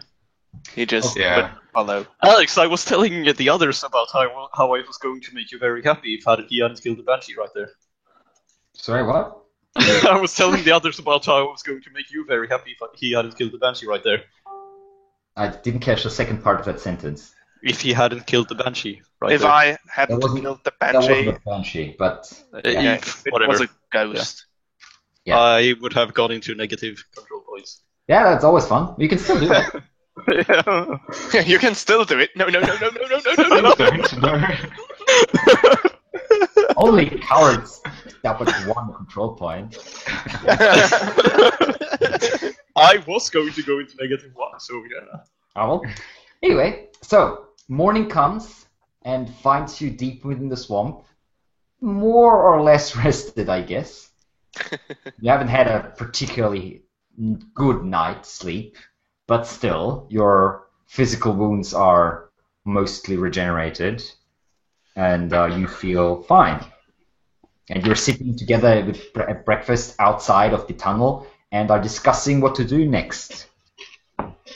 Sunlight is coming through from above, a little bit of sunlight. It's mostly a gray day, but there's 1 or 2 rays of sunlight every now and then hitting you from above. Those dice are my hit dice, by the way. In Roll20. Didn't we have a long rest? Yeah, you had a long rest. You don't need to roll- Okay. You don't need to roll hit dice. Never mind then. And I sit there unscathed and just like, and I sit there and like looking at each other like, yeah. That was a good fight. Yeah, you're all still caked in mud, by the way, in dried mud, but it's Kelford worse doesn't things need than mud. that. Ortax stretches. Well, I'm up for another round. You wanna hunt something? How about that's hermits? What do you mean? When we were speaking to him earlier, I noticed that he was hiding something. I told you. And I don't think we've seen any other spellcasters in the swamp, do we? There was something funny with that rock. Yeah, only you saw that. No one else did. Oh, Yeah. okay. There was a light or something, and then he appeared in the doorway. You're saying it was a rune? Like the one inside the cave? Can I make a match? It was the rune I saw on the stone, similar to one of those in the cave? Vaguely. Not really, but vaguely. I mean, it was some sort of arcane rune as well. You're not sure. A rune is a rune. We've only seen one rune. Yeah. We seen some. I mean, there's many. There was 5, right, or something. What? Runes on roots around. Oh, there was like at least 30 or so. It was a whole Oh, then I circle. couldn't count all of them. Yeah, it was a whole circle of small runes, like in every single root, all surrounding the dead body. Okay, Well, I have we 5 or can- so in my back. I mean, that's We can give him a visit, though. Might be might be a reward in for catching a cold case criminal, you know. I do dabble in bounties now and then. I don't care about money. I want a good fight, and that's it. He says that he Get everybody. fine. You want one? Fucking stoner. I hands it out to each of you. Someone, do you want to take it? No, I'm just shaking my head. I mean, I'm also Clarence just not drinking senses. alcohol. Not, yeah. Suit yourself. Everything that's Well been handed then. to me by city people has tasted foul so far. No, thank you. I'm far from a city folk. Yes, let's go. Are we going back to the town? No, To to the the hut. Okay. You set out, determined, long strides, eating up the distance between you and your target. And I look at Calfarin. Well, you do the talking this time. Bored of talking. I haven't spoken much to anyone in 23 years. I might Then be you bad at could it. use this round. Better you not forget how to do it. Okay. So you continue for hours and hours through the swamp. And as always, the sounds of the swamp follow you and surround you. By now, they sound nearly like old friends to you, sort of warning you of danger in their absence. So as long as you can hear them, everything's fine, more or less. You push through the swamp for several hours. Around noon or so, or just after noon, the sun's highest up in the sky, you reach the platform of the road, the raised road that cuts through the swamp. You can see it in the distance now.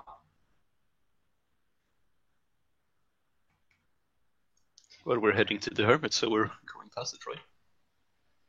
Okay, so you cross the road, you look around, you spot the tree, the black lightning tree, about 200 or 300 feet to your left. You follow the road a little bit and then move further up to the north. You push forward for another half an hour or so, and then you can see the hut in the distance. There's a little bit of light, I as you can see. showed him the stone, which I meant. So the stone, to see the stone, you'd have to walk up fairly close to the hut already. Oh, okay. The stones are maybe only about 10, 15 feet away from the staircase, or the one stone that you saw from the stairs. I thought it was like more of a boulder. No, it's a stone When about you the first size of your described head. It's a large stone, but not like a boulder by any means. Oh, okay. Bernie's just going to walk up and knock on the door. So you're walking up all the way to the stairs. What's the rest of you doing while this is happening? Oh, well, I follow him. I'm gonna crawl up the back of the tree to the almost to the window I tried before. Being stealthy, or Yeah. okay, give me a stealth check. Please be above 10. I believe you have advantage because of your 20. Yep, because I'm climbing. yeah, exactly. And Okay. I'm hiding, and as I'm hiding, I'm like scraping in like thieves' cant on his wood. I mean, I'm under his house hiding. Okay. It's So you're- it's not grade 9, but I mean, I'm just they're like scraping in like profanities for others too, On his wood. Okay. like with like a smile on my face. So you're like down here somewhere. Yeah. Just Sort of. Yeah. Okay. And Culferin, you're up on the roof, basically. No, sort of like next to the window I tried before. Oh, okay. Okay, so you're on the I'm like little doing platform. doing like this with my hands to the wall behind me. Okay. All right. Yes. And Ortag, where are you? I'm going up the stairs. With Bernie. Yes, because Okay. Bernie wanted to knock on, and so he went just up, and I just followed him. Okay. Um, So you knock the door. And then I stand back and motion to the dwarf to do your thing. Oh, really? And then I stand behind him with looking very mean and muscly. Okay, give me a perception check, the two of you.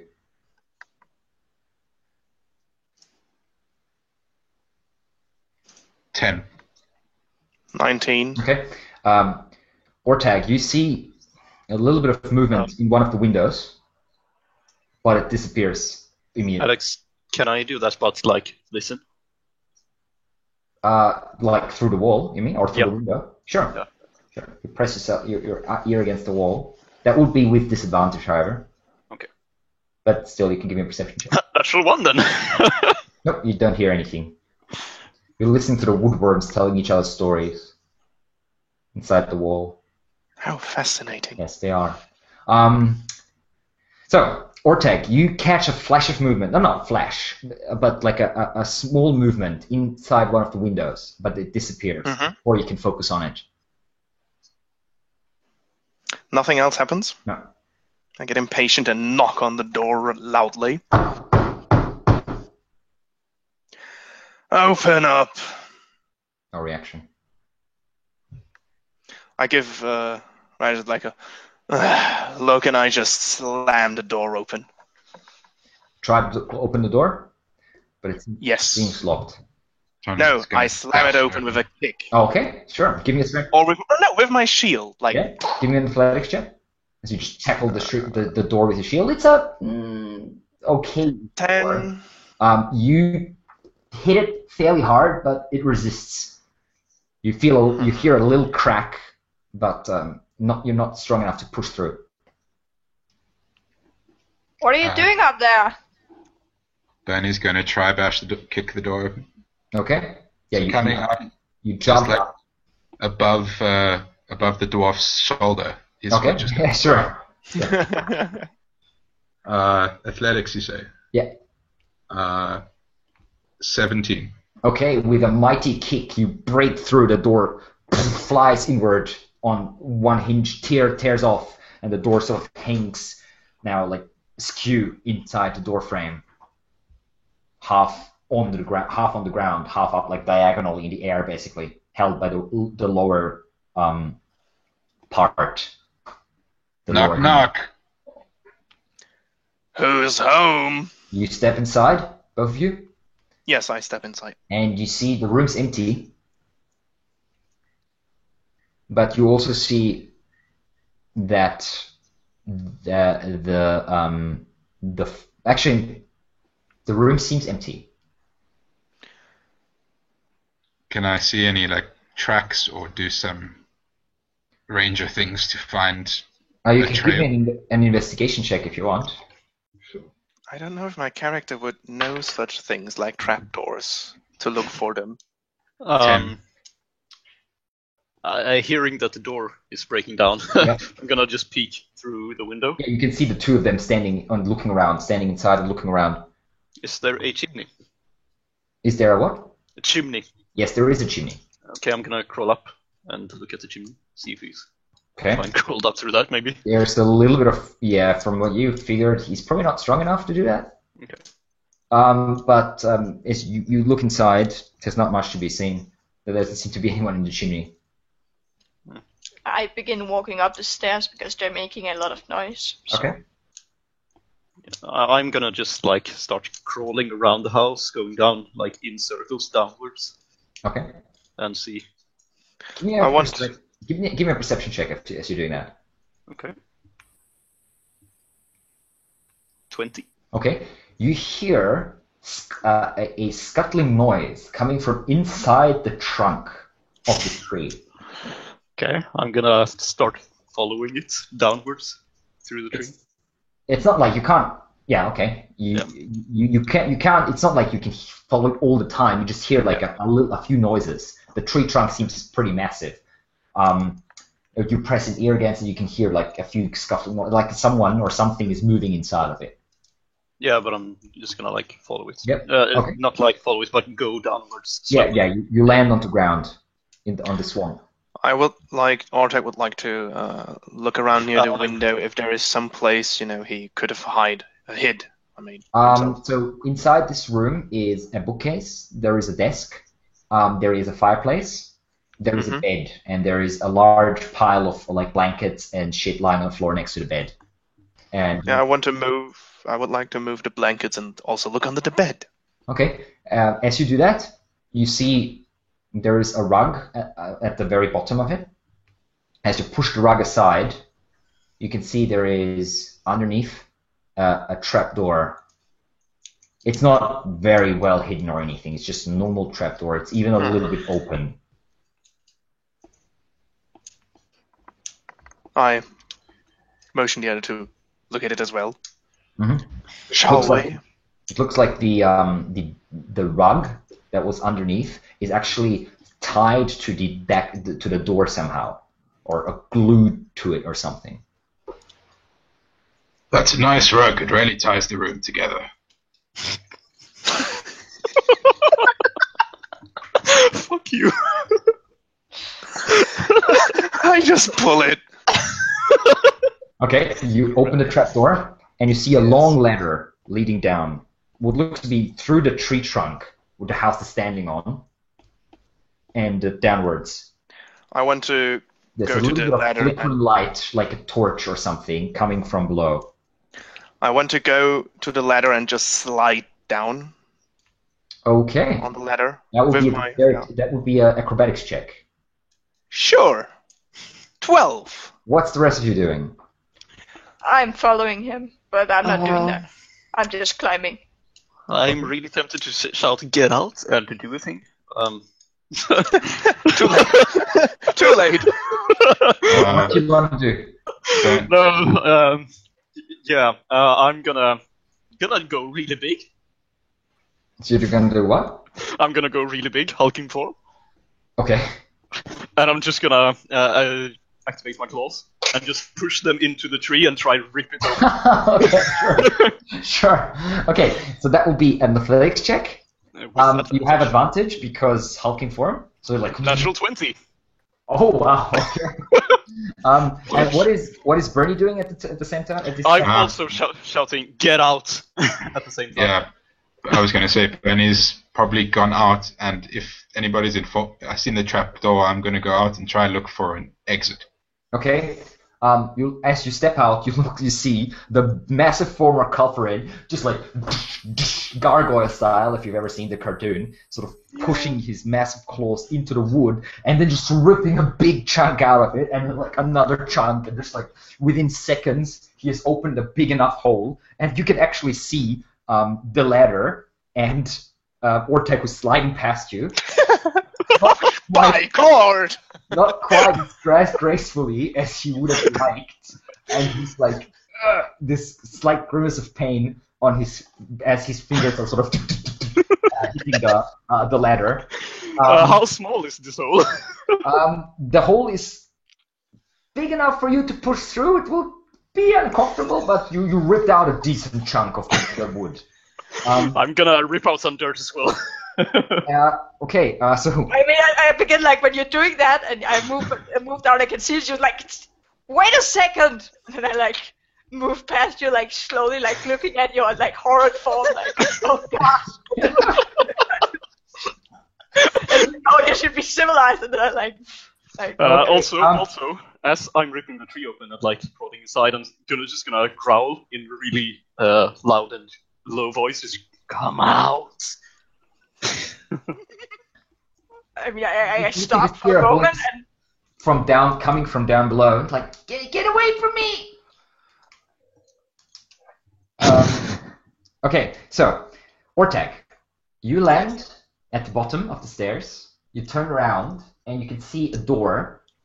There's a hallway about maybe 10 feet wide and maybe 20 feet long, and at the end of that hallway is a door. And that door is, you just catch a glimpse of the old man, Theodric, casting a quick glance back at you and closing the door. He's holding like a torch in one hand. And a little bit of light is coming through the hole that your companion, Culfernin, has ripped open into the wall.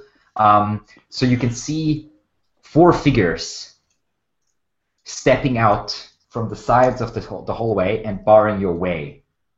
One of them is small. Actually, 2 of them are smaller, Two of them are a lot larger, and they're armed. And the one in front seems to be wrapped in a very finely made plate mail. With no scratch, I assume. Not much, at least. Can I still see the old man? No, he's closed the door. He has disappeared at the end of the hallway and closed the door behind him. That seems to be leading into a room or something. You're not sure. Okay. Some underground room. Anyway, we are now in initiative, and we are starting with Bernie, who has not really much idea what's going on, I guess. Although He's just standing up there making puns. Coming from underground, briefly shouting out something. Yeah, so I'm going to jump over the banister and try and dive into the hole in the tree that the infernal vessel has made. I'm afraid Calfarin is still standing there, so blocking the path. I mean, So I guess But you can jump down if you want, for one. yeah, I mean, okay. I'm on the stairs. I mean, Well, actually, I don't think I know that he's still in there because I can't see underneath the lip. So I'm going to jump down, try and swing, and then I guess he's in there and kind of like kick him in the butt and then fall down. Give me an acrobatics check as you swing down the house. 16. Okay, you manage to fall down, stumble into Calfernin's back, and fall onto your butt, but you don't hurt yourself. Okay, and I'm hoping that my kick is enough to push him through the hole and fall down though. Yeah, Calferin, it is now your turn. You feel a kick in the butt and pushing you forward through the hole. Okay. How much into the hole? Well, just into, not through or anything. Okay. Yeah. I'm gonna start crawling into the hole, and like, how far down is it? Yeah, you wiggle through, and you reach the ladder on the other side. I wanna go like down. Okay, you start climbing down. You can see the Gita just underneath you, basically, climbing, and you can see Ortag standing at the bottom of the ladder, staring off into the distance, basically, and onto something you can't see. Gita, it is your turn. Hold on, how far did I move there? You probably only moved about 10 feet or so, but you can't really move much farther unless you wish to jump, because there's Gita in the way, and Ortag as well. I wanna grab Gita Okay. off the ladder and just start going with her in my hand. how strong are you? I'm still a half orc. I mean, Would you like to let him do that? no. I mean, I'm probably super surprised when someone like grabs me with like freakish claws. Yeah, that's true. It's not the nicest thing to see, especially because he's very large. He's large at the moment, so he's a large creature, which means he's like nearly 3 meters or something like that. He's very big. So give me an opposed athletics check. 18. Okay. And Gita? Fuck! No way! She's not moving enough away for you, you brute. You brute! You're in my way! Yeah, you tried to push past her, but she proved surprisingly strong. Okay, Gita's turn now. I just like looking up. I'm all like, I say, but then I see the figures down there. I was standing there, Not yet. looking down. Not yet. Okay. You can only see that Ortag has stopped. He's reached the bottom and stopped there.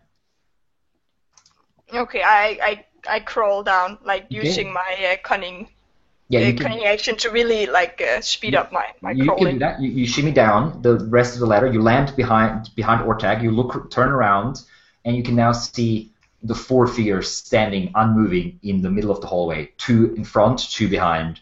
Like 1 small and 1 large in front, and 1 small and 1 large behind. Or 1 medium size, I should say, not large necessarily. Okay. I mean, can I do something else? Yeah, you have your whole action and bonus. No, actually, you used your bonus action, so you have your whole movement and your action.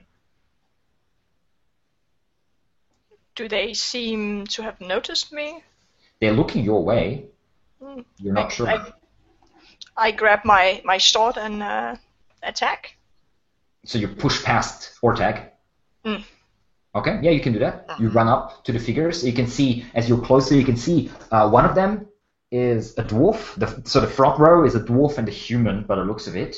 The human is dressed in a plate mail with a helmet that is open, however. So the clap, like the thing is open, and you can see a desiccated face underneath, bearded face that started to crumble away, and you can see bones peeking through. The dwarf does not wear a helmet. He's dressed in chainmail and is wielding a warhammer. The human, the knight, is wielding greatsword, but also the dwarf also is definitely not amongst the living anymore. And behind them seems to be standing another human and a gnome, who are both also clearly not amongst the living. As you can see, their bones peeking through, their flesh crumbled away, and you can smell their rot. What do you want to do? Well, I'm first startled, but then I just yeah. Then I know my decision to attack them firsthand was correct, and I charge forward. Which one would you like to attack? Dwarf. It's closest. The dwarf. Natural okay. 20. Oh, okay. You jump in. Your longsword pierces through the dwarf's chest, through the chainmail, snapping of several chains. Roll damage. This is not a sneak attack. No, but it's still a savage attack. It is, yes. You are a half-orc, so you do gain the So 13 damage. You rolled rolled a one more 20, die. so there should be one more d8 in there. What? You have 1d8 for your normal damage, you have 1d8 because you had rolled a natural 20, and you have attacker, which adds another d8. Okay, Doesn't so it also 20. double that one? Because it Nope. doubles all the dice? No. Okay. 20? So that's 20 Sorry, total. Yeah, I have +2 for strength. Wow. Okay. You pierce through a dwarf, you break his rib cage, and you rip out your longsword. You expect him to fall, and he does nearly, but the foul magic keeping him together somehow prevents him from falling. He's still standing, looking half or more than half destroyed, however, as you just ripped open his whole rib cage with your longsword. Okay, and then when my sword, I like when I cut it out, there's like a line of blood that follows, and then I look behind me, looking at Ortag to show him that I'm not just someone who runs in fear, and I smile. The two undead in front of you, both the dwarf and the human, the knight, swing their weapons at you. The knight comes down with a great sword attack, just a very mechanical, slow, lumbering strike, but still sharp. That will be a 17. You try to jump backwards, but the creature is faster than you expected, and its blade sinks into your side, the great sword, hitting you in the ribs. Your armor holds, but you can feel a sharp pain as you take 10 points of slashing damage. And I like stumble. Like The I had dwarf- the show, but I was looking at Ortag like, oh my god, I'm cool, and then it's like, and I like stumble a few steps, like. The dwarf swings his warhammer, and you just barely manage to jump to the side. Otherwise, he would have smacked you in the knee, but he misses by inches. The other two are now pushing past, but can't quite get past their allies or friends. Ortag, it is your turn. I smile, walk towards the fray in front of me. All right. My ally, who did a decent attack, but has problems with her defense. So while I move past her, hold your hands up and cast Shield of Faith on you, so you have a +2 on your AC. Okay. And Shield of energy surrounds Gida now. those two big guys are mine, and I slam the dwarf first. Okay. Smashing in with your warhammer.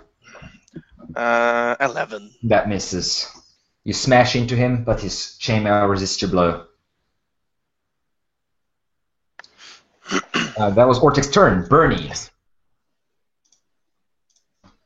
Bernie hears the sound of combat going on inside there, I You assume. certainly do, yes.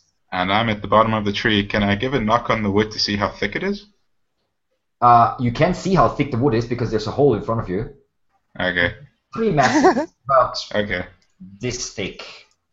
Okay. Is the hole on the ground level? Yes, the hole is on the ground level, yes. Oh, okay. So I just dashed through, cocking a bow and going to fire. You can't see the creatures because you're like up here, and then there's Okay. the tunnel continues, and then they're here. There's no line of sight, and Also, Okay. I am in the way. Culferin is in the way, I'm afraid. You can, if Okay. you want. So I'm hold going to your get action or closer something. until I get a Or you- shot. Yeah, you can try to hold your action, or you can try to shimmy past him. That's your choice. Yeah, I'm going to try shimmy past him. Or Okay. actually, no. I'm going to descend the steps a little bit and cock my bow, holding my action until he moves. Okay. Culferin, is your turn. Yeah, I'm gonna crawl down the ladder. Okay. How far is it? About 15 feet. Yeah, I'm gonna.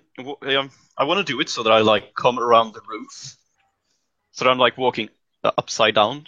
Okay, yeah. If you know what I'm talking about. Sure, I know what Yeah. you mean. Yeah. And how far away are the enemies? The enemy's about 20 feet away from you as you reach the ground level. Okay, so that would be. I could get within melee distance of them then. You I'd be could, 5 yeah. feet away from them. Yeah. Yeah. So yeah, I wanna do that then. So you, And you drop down onto the ground? no, or- I crawl along the roof. Okay, I assume cool. it's not very tall, so I Yes. can still like yeah. Yeah, you can easily reach them. The tunnel is not very And tall. I'm also very big. Yeah, exactly. You can easily reach them. So now, Gida and Oh wait, Orteg, I have 45 feet of movement, not 30. you So do. yeah, I could easily You do that. You do. So Gida and Orteg, you see Culferin, like a big-ass, ugly, clawed creature spider thing crawling along the roof, passing past you, actually pausing above your heads and then slashing down against I don't want to which slash down opponent do you actually. want to attack? I want to try and like open-handed grab one of them. Which one? Just the closest one.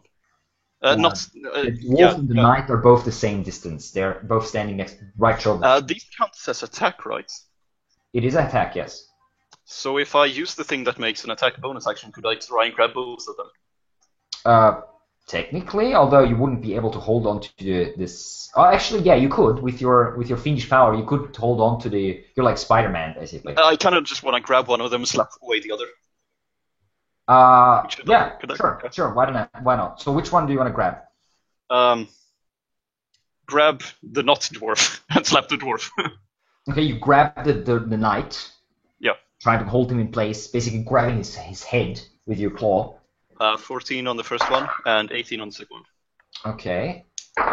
Both of them. So you give you grab the knight, hold him in place, and you backhand the dwarf who stumbles backwards, hits the wall. Should I roll damage for that? No, it's a grapple thing basically. So. Yeah. Now, Bernie, you can now take your action if you want. Culferin is out of the way. So I can't use my bonus action to Hunter's Mark because it's No, you can slide down a little bit just so you can see the opponents and you can take a shot. Yeah, That's pretty I'm much going to do that all Legolas style, like sliding down the. Yeah. Which one do you want to take a shot at? There's technically there was the dwarf, I think, was the one. yeah, that was hit there's already. one dwarf, what looks to be a halfling. There's a fully armored knight and another human dressed in like scraps of leather armor. Whichever one has already been damaged. The dwarf looks to be the only one that's been damaged so far. So I'm going to shoot at the dwarf. Okay.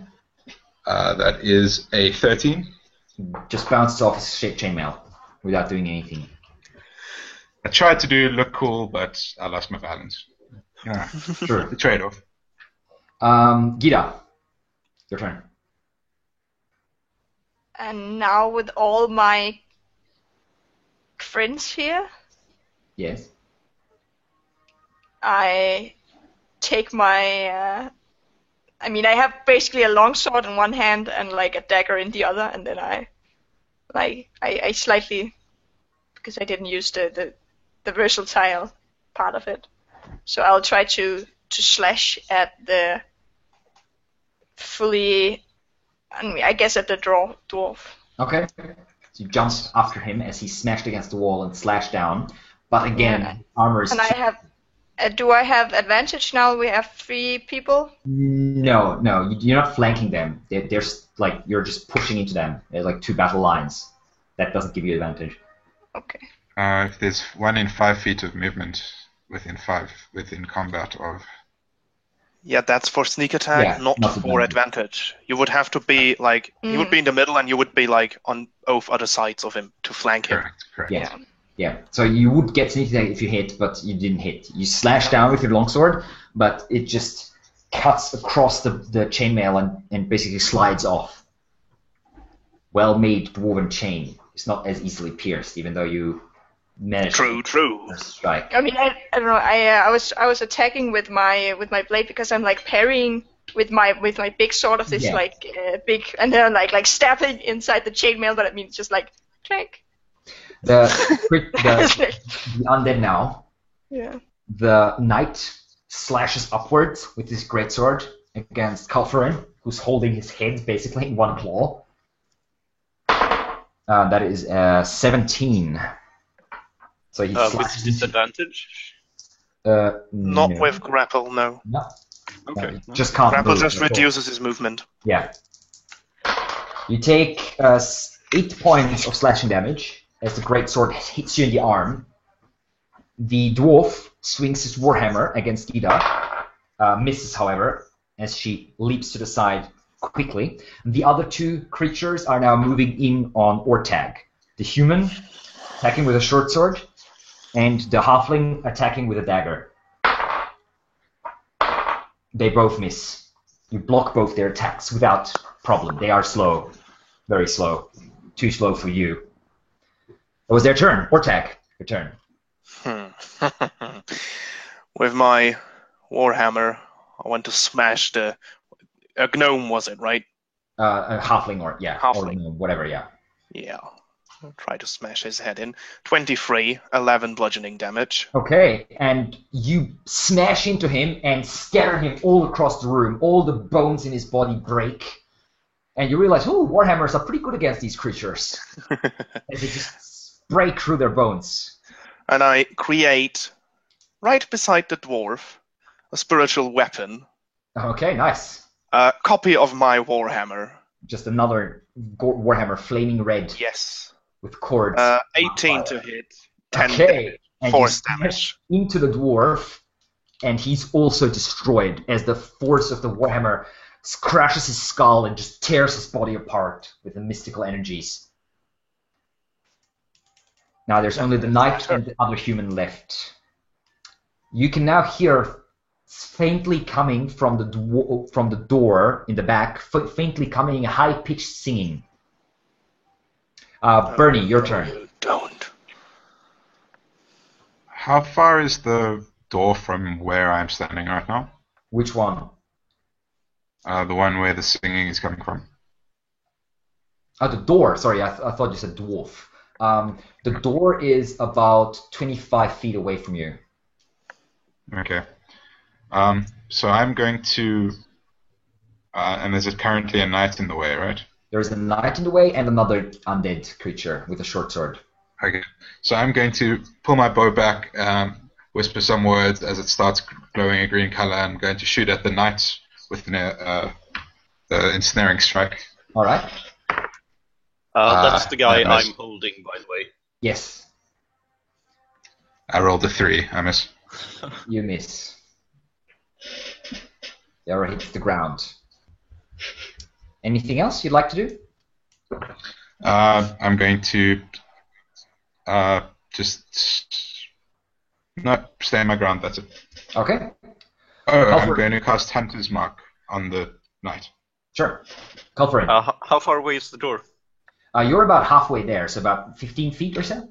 Okay, I'm just gonna toss the knight aside, and and I just crawl along the floor and punch against the door. Both of the undead will take an attack of opportunity against you as you crawl above their heads. Are there 3 left? No, 2. I threw the one aside that I was holding. The The knight. knight. No, you Yeah. just released him. You can't throw him aside. That would be an action. Yeah. Yeah. I can choose the thing that makes it a bonus action, alright? If it's an attack, I suppose. Yeah. What? Yeah, you can what? shove him if you want, but that would be an action. Yeah. You know what? I'm gonna just release him Okay. and activate the thing that makes attacks a bonus action. Slash at him. What? The thing that makes attacks a bonus action. Fuck you, what's it called? Oh, you Infernal mean Blade. you're using your yeah, Yeah. that allows you to make one attack as a bonus action. Exactly. Yeah. Okay. 24. Okay. Infernal Blade comes down, strikes into him, breaks through his helmet. In fact, he doesn't seem too impressed, but still. And then I'm gonna move to the drawer. Okay, that costs you 1 control point. Yep. So I'm And done too. you have already used 1, I think, right? Yep. I'm done too. Okay. And that guy doesn't get an opportunity attack on me now. Why not? Oh, because of Mobile. mobile. Yes, Yeah. that's right. You have the mobile feat. Okay, yeah. So the other one with the short sword will still swing as you pass overhead. Yep. You miss, however. You start past. Okay. You run past too fast. With my now action, I'm gonna smash the door. Okay, strength check or athletics check. You are still large. Natural 20. Yeah, you just jump, and as you're jumping, you kick out with both legs, and the door just explodes inward.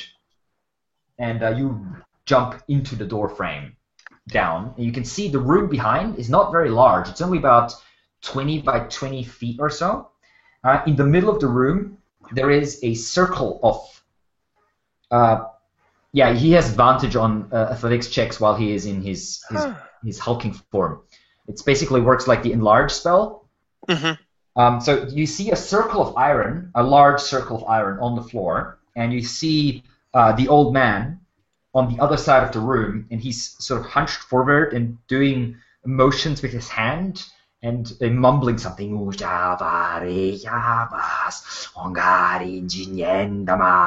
And as he's doing that, you can see the mud inside under the circle, that iron circle, moving and sort of rising up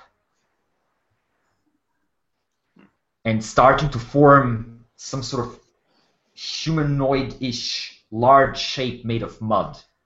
And just as you break open the door, he casts a quick glance at you and then continues mumbling. With the rest of my movements, I'm gonna start like circling towards him, not moving right towards him. Okay, you circle around, yeah. You okay? Gita.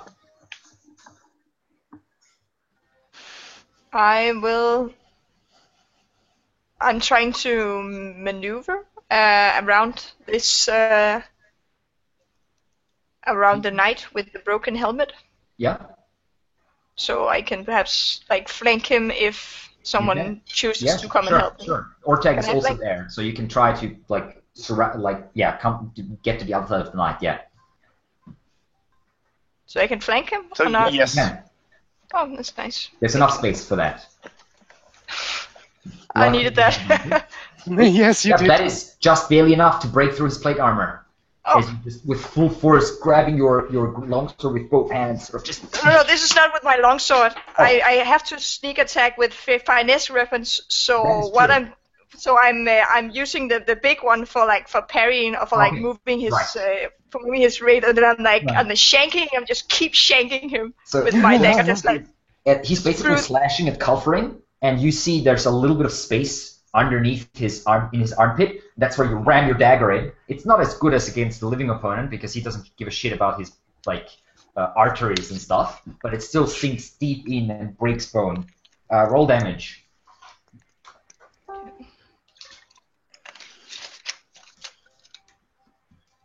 With sneak attack, obviously. yeah, 11. In total? Yep. Okay. Yeah. A loud sound of breaking bones is heard. The knight stumbles, but still Oh, rights himself up. wait. Yeah. It is 15. Sorry, I forgot about the. 15. Yeah, I forgot about the actual knife damage. Oh, There's okay. +6 if I have advantage, and +2 +6 if I'm sneak As the attacking. knight stumbles and starts to come back up, you see your opening, you swing your longsword with a second attack and cut his head clean off. In the head, in the helmet, spins through the air, lands onto the ground, and then the body just topples to the side, finally dropping the greatsword. Good. Okay, that was Gida's turn. The last of the undead now will turn and strike at Gida with a short sword, and will roll a natural 20. As the short, you are like, ha, I got him, and then you feel the piercing of the sword in your back, as it were, and that will be 10 points of piercing damage. I stumble forward and I like gritting my teeth. Yeah, the blade comes out, trailing blood. That was a painful hit, definitely. Ortag. Can I maneuver my spiritual weapon in a way that it would get also advantage for the flank, that I would not have to attack him The myself? spiritual weapon does not get advantage for that sort of thing. It is not a creature. Okay, so I would like to maneuver myself to get advantage as a flank on the You can last do that, one. yes. Yes. So that would be a 17 to hit, Yeah, definitely. You smash 8 into bludgeoning it, damage. and that just bursts the skeletal creature apart. Good. Then I use my rest of the movement to go towards the door, and with my bonus action, I command the spiritual weapon to follow. Okay, yeah, you're standing now in the door. You can now see the whole scenery as well. And I want to move the spiritual weapon as far as I can towards. I think you can only move it like 20 feet or something. Yes. Yeah, so it's pretty much just inside the door, not much further. Okay. Um, I don't want to block the door. Just saying. Don't want to step okay, so you inside have it. to. Then you can step in and then step to the side, basically. Good. Okay. The dwarf, though. Theodric now looks up and it's like looks around with fear in his eyes. Takes out, pushes his hand inside of his clothes and takes out what looks to be 2 silverish gleaming stones with runes inscribed on them. He tosses them into the mud and says, "Yin, Dimas," and the stones, they hit the mud with a flash of silverish light, and aura of cold starts to fill the room, and you can see the humanoid form grows up around the stone, swallows them, and opens 2 eyes with the same silverish light in them, and now it starts to grow up and towers pretty much as large as Culferin is at the moment. And Theodric, with one shaking hand, points at Culferin and says, "Him! Smash him! Smash him!" The creature moves forward. This creature made of mud brings down both fists against Culferin. The first one misses. Culferin jumps to the side. The fist hits the wall. The second one is at 18, however. Does hit. And that will be So many dice. 12 points of bludgeoning damage. As the You're massive dead. fist made of mud hits you in the side. And you're like, oh! You're still standing? Okay. 11 HP left. All right. One more hit. Bernie, you're up.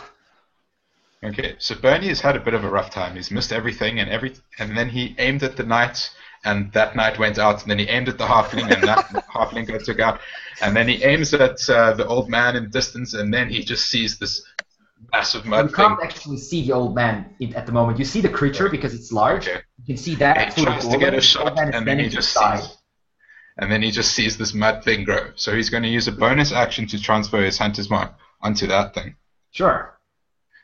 And then he's going to take a shot at the mud thing Sure. Go. with an entangle spell as well. Okay.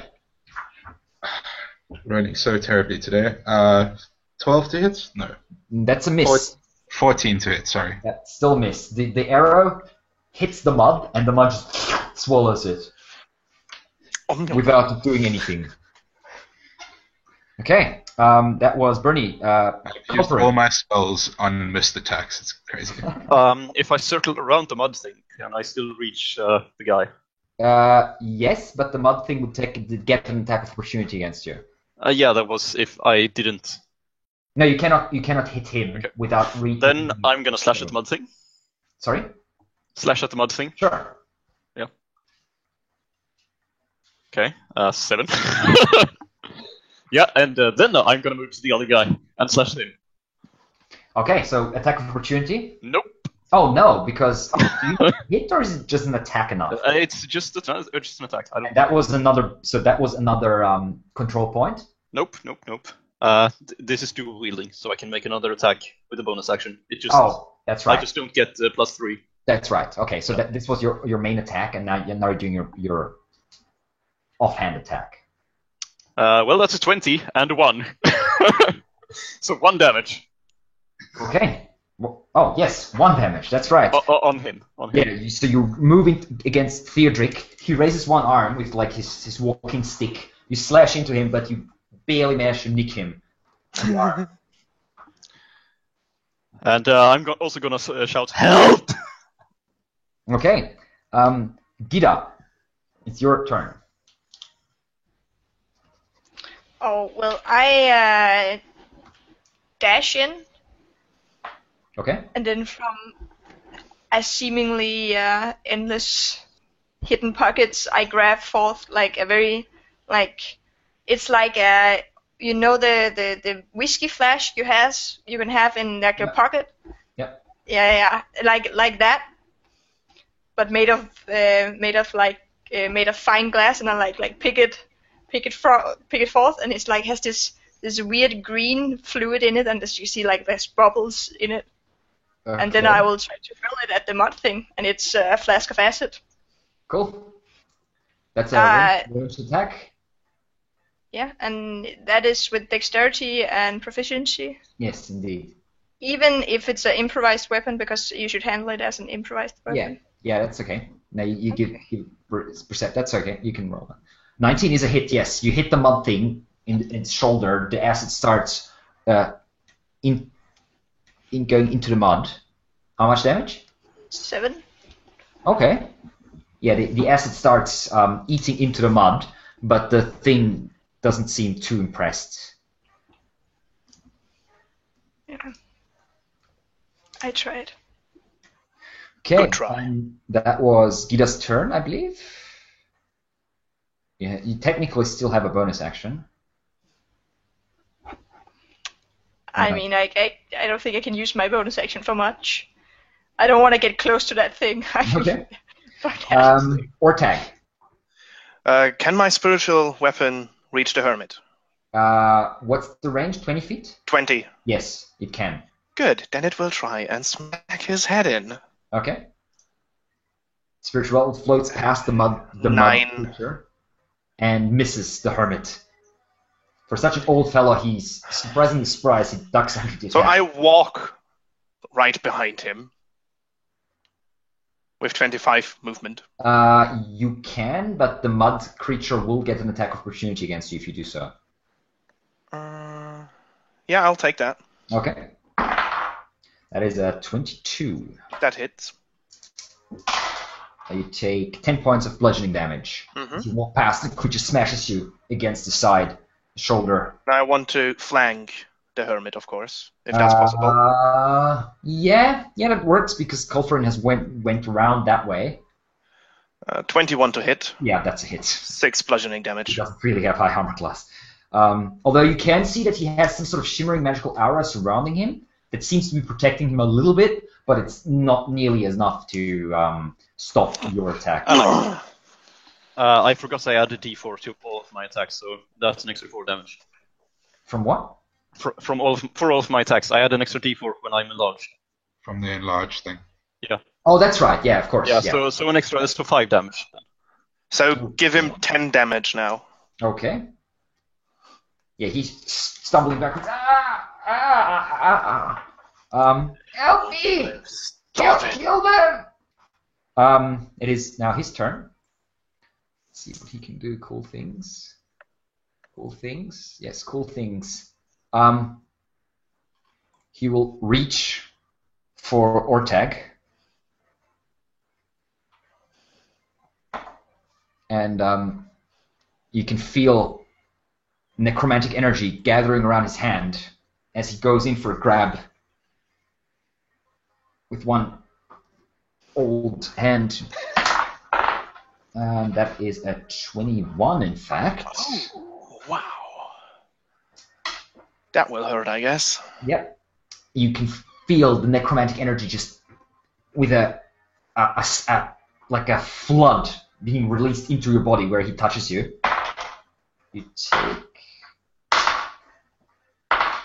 You take 16 points of necrotic damage. Okay. Could have been worse. Kill them! Kill them! And the creature comes up, and smashes into Caltharin and Ortag once each. One attack each. Just bringing two massive fists down. Ortag first. That is a 19. It hits. Okay. That will be 11 points of bludgeoning damage. I'm out. You fall onto the ground. Shield is gone. The other creature, the other attack, will be a natural 2. So I'm afraid no, that does not hit. Calfurling leaps to the side. Creature smashes into the ground. Its second fist. Its fist is about like the size of your upper body, basically, and just splattering mud everywhere. Bernie. Technical question. Sorry to ask, Yeah. but spiritual weapon is not a concentration No, you can't, spell. it's still technically no. I think all your spells are gone once you drop unconscious. You also need to command this to attack. Yeah. And you can't. Okay, so it's actually just floating there Yeah, I guess for so. 1 minute. Okay, thanks. Anyway, Bernie, you're up. He's going to let loose another arrow at the muddy thing. Okay. Come on. Natural 20. That is very much a hit. This time it does not absorb the Fantastic. arrow. Okay, so that is 2d8. 7 plus 2 is 9. Plus 4 is 12. No, plus 13. Plus another d8 is 18. And then a d6 for Hunter's Mark. 20 damage. The Okay. extra d8 is from the Colossus Slayer. Oh, this is very much a tab Colossus. Oh yes. that I completely forgot about until now. The arrow sinks into its face from the side and is stuck there in the mud. It shakes its head. Doesn't seem to feel much pain, I guess, if at all. But you get the sense that you did damage it. It still looks pretty healthy, though, I'm afraid. Yeah, the arrow just sinks right between the eyes and just goes into like the fletching. Yeah, from the side, sort of, because you can see it from the side. Calfarin. How hurt is the hermit guy looking? How hurt is who? Hermit guy. Hurt, not bloodied though. Okay. Sorry, can I also just move in a bit closer as well? You can, yeah, sure. How close do you want to move in? Keep my distance as soon as I can see the hermit in. Yeah. So if I yeah, can you see. have to sort of look. So you're sort of leaning into the room a little bit so you can see him. Sure, you can do that. Go ahead.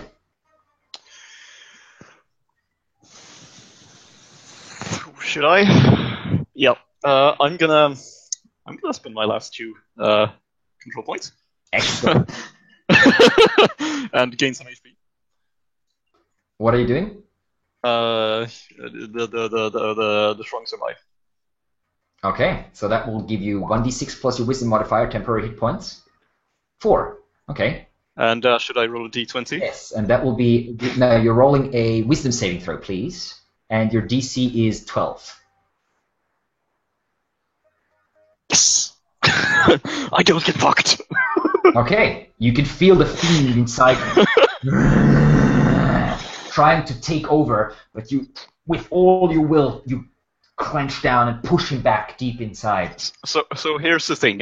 Can I still spend control points? I just need Yes, to roll this. you can still Yeah. spend control points, certainly. Zero is not the Infernal end by any blade. means. There's no end of spending control points. Yes! It's always I get spend to make an control attack. points. Sorry, what is it? What is it you're doing, by the way? Infernal blade. Infernal blade. Cool. So 14 to attack the hermit. Sorry, the 15 is a success. Yes, your DC was 14. So 14 to attack the hermit. Yeah, that is just barely a hit. Yes, his Okay, his so armor he does takes not 10 protect him damage. from that. Ooh, 10 damage. Yeah, he's definitely bloodied. Just to clarify, does his DC stack up? Not that he thinks it is always 12. No, it stacks it up all? every time. Yeah. Yeah. It is not. That was now a 14 DC.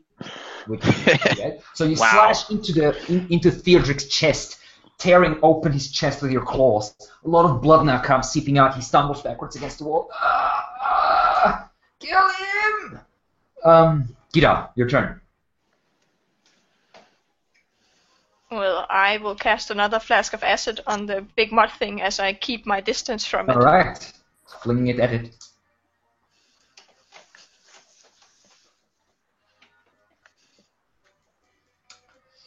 But your hands shake too much, and the acid shatters to your feet onto the ground. Take a quick step back to avoid a couple spatters flying your way. Anything else? No. Ortag, death saving throw. Yes, of course. Save. Yep, one success. Theodric's turn now. He will raise a hand towards Culferin, and you can see where his hand is, a second hand appears, a ghostly skeletal one that flies into your face, trying to scratch your eyes out, basically.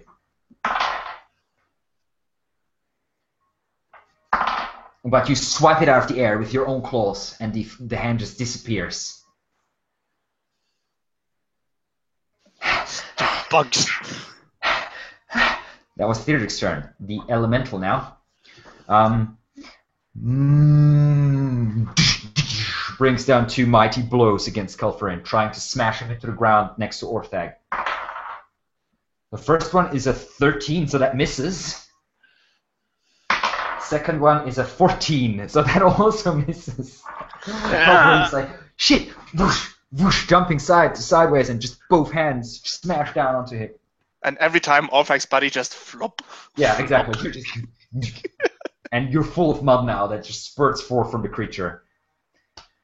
Bernie, your turn. Okay, I'm going to shoot the mud thing again. Okay.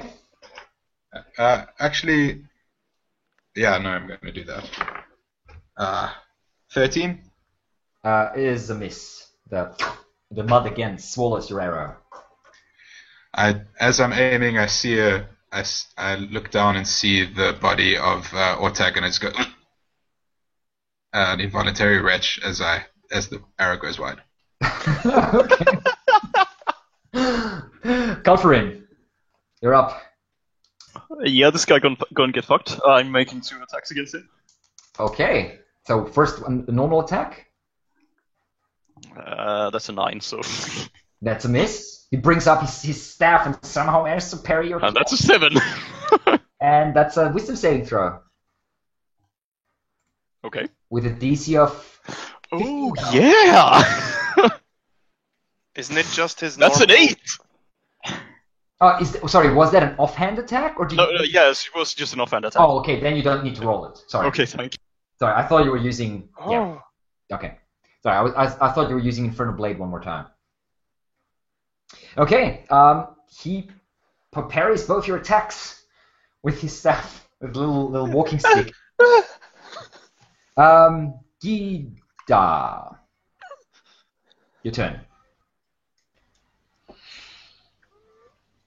I mean, I just look at the acid and then up at the Yeah, you thing. can see Calfrin trying to smash into the necromancer, but somehow failing to do so, and the massive mud creature just trying to pummel him, and also failed to do so. Can I hit the necromancer if I throw a knife at him? You could, yeah. Okay. I What will is the throw. range of the throwing knife? Is it like 30 feet or something? The short range? I think it's 20. Yeah, And 20, 20, would 40? would just be enough, yeah. 20 would just be enough, so you would still have normal attack. It's just a straight up. Okay, I will not use the pretty knife. I use one of the other knives. Okay. 21. Oh yeah, that's definitely a hit, and with sneak attack, because there is Culferin in the way, or close enough. Ooh, this could be the final blow. Oh, To yeah, Theodric. so 21. 9. 12. So, ooh, that is 17. How do you want to kill him? I want to blade through the eye. Okay, he glances up, and you. The mud creature turns, raises an arm towards you. The knife passes under his arm, past his face. It turns to watch it fly. The necromancer looks up and takes it straight into the left eye. Can you retcon it and say that it was his knife? And then as you throw it, you say, I think you're missing this. Clutches it, and tries to pull it out. But as he pulls, all his strength leaves him. And he just falls to the ground.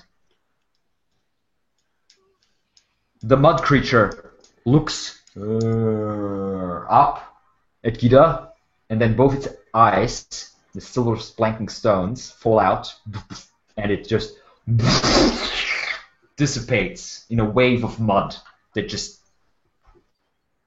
Oh, hits I the- run toward the Ortax so he don't drown himself, half dying in the pool of mud. Death saving throw. Ortag. I can Speaking actually of just group him up with my hand because he's probably as Speaking of small as my Ortag, hand. death saving throw.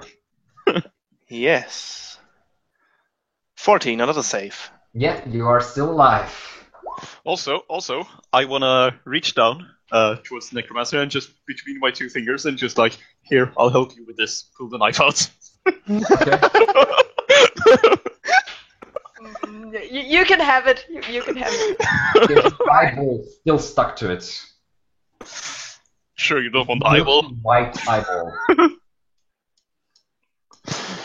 And then I shrug, and then I take out like a flask, and then I'm like, yeah. Drop the knife in it. So burn. Okay, while this is happening, Orteg is still unconscious. And And using my- he clearly Another death like, took saving him out.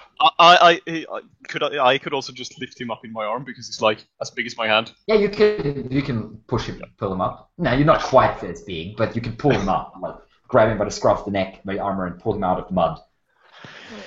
But he's still dying. I mean, Yeah. Can Bernie run up and do a medicine check? sure. Cool. So I have proficiency. Yeah, that's 22. That is more than good enough to stop his bleeding. I reach into my herbalism kit and pull out some herbs and like kind of crush it up in my fingers and then just like rub it on his gums. Okay, and Ortag, after a few minutes, you open your eyes. You are in a lot of pain, but that's not the first time No. you've been in that situation, and you're still alive. And from the looks of it, you are not. God didn't want me yet.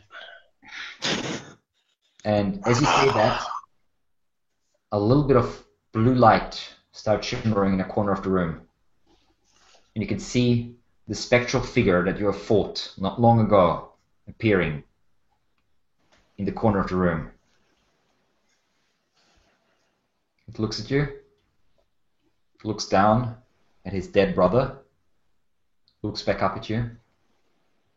I gives look you a nod. absolutely terrified. I'm like moving up towards the wall and like standing there like, oh. Figure gives you a slight smile towards you, Gida, gives you a nod, and then you can just hear a and then a wind blows through the figure, and it's gone. I move over to the necromancer and start cutting off his head with my hand axes. You can certainly do so. And that is the end of the adventure, my friends. And any other zombie heads, and I'll be carrying all these heads back towards the town with me. Okay. And I activate the strong survive. Yeah, one more time. Dude, roll that saving We're gonna throw, my have the friend. final fight. Natural 1! Cool. So that means you roll on the greater unleashing table. A 2! Uh, Let's see here, that's, you and all creatures within 10 feet of you immediately take 2d6 fire damage as flame burns on the flesh. what? No, you rolled a 2, didn't you? Yes, Oh no, a that's two. lesser unleashing table. Yes. Let's see here. You lose the battle for control. The fiend within you now has control over you and will remain in control for 1 full hour or until you're knocked unconscious. The DM can use all your available abilities features as well during the time. So we will not be playing that, but that is what would have happened. I think the final scene is Bernie stooping down to collect all the heads, has them in his arms. He turns around and sees this demon thing, and he just lets go, and they all tumble to the floor, and that's the closing shot. Yeah, exactly. And then No. You Curtain. have the like the cigarette in your mouth, and that's the thing you drop. It's like, Yeah, you're like flipping in the air. Yeah, exactly. Yeah, you can just see Culverin standing there, like, and then he looks up. There's nothing human left in his gaze, and it's just burning red eyes, and the creature leaps towards you.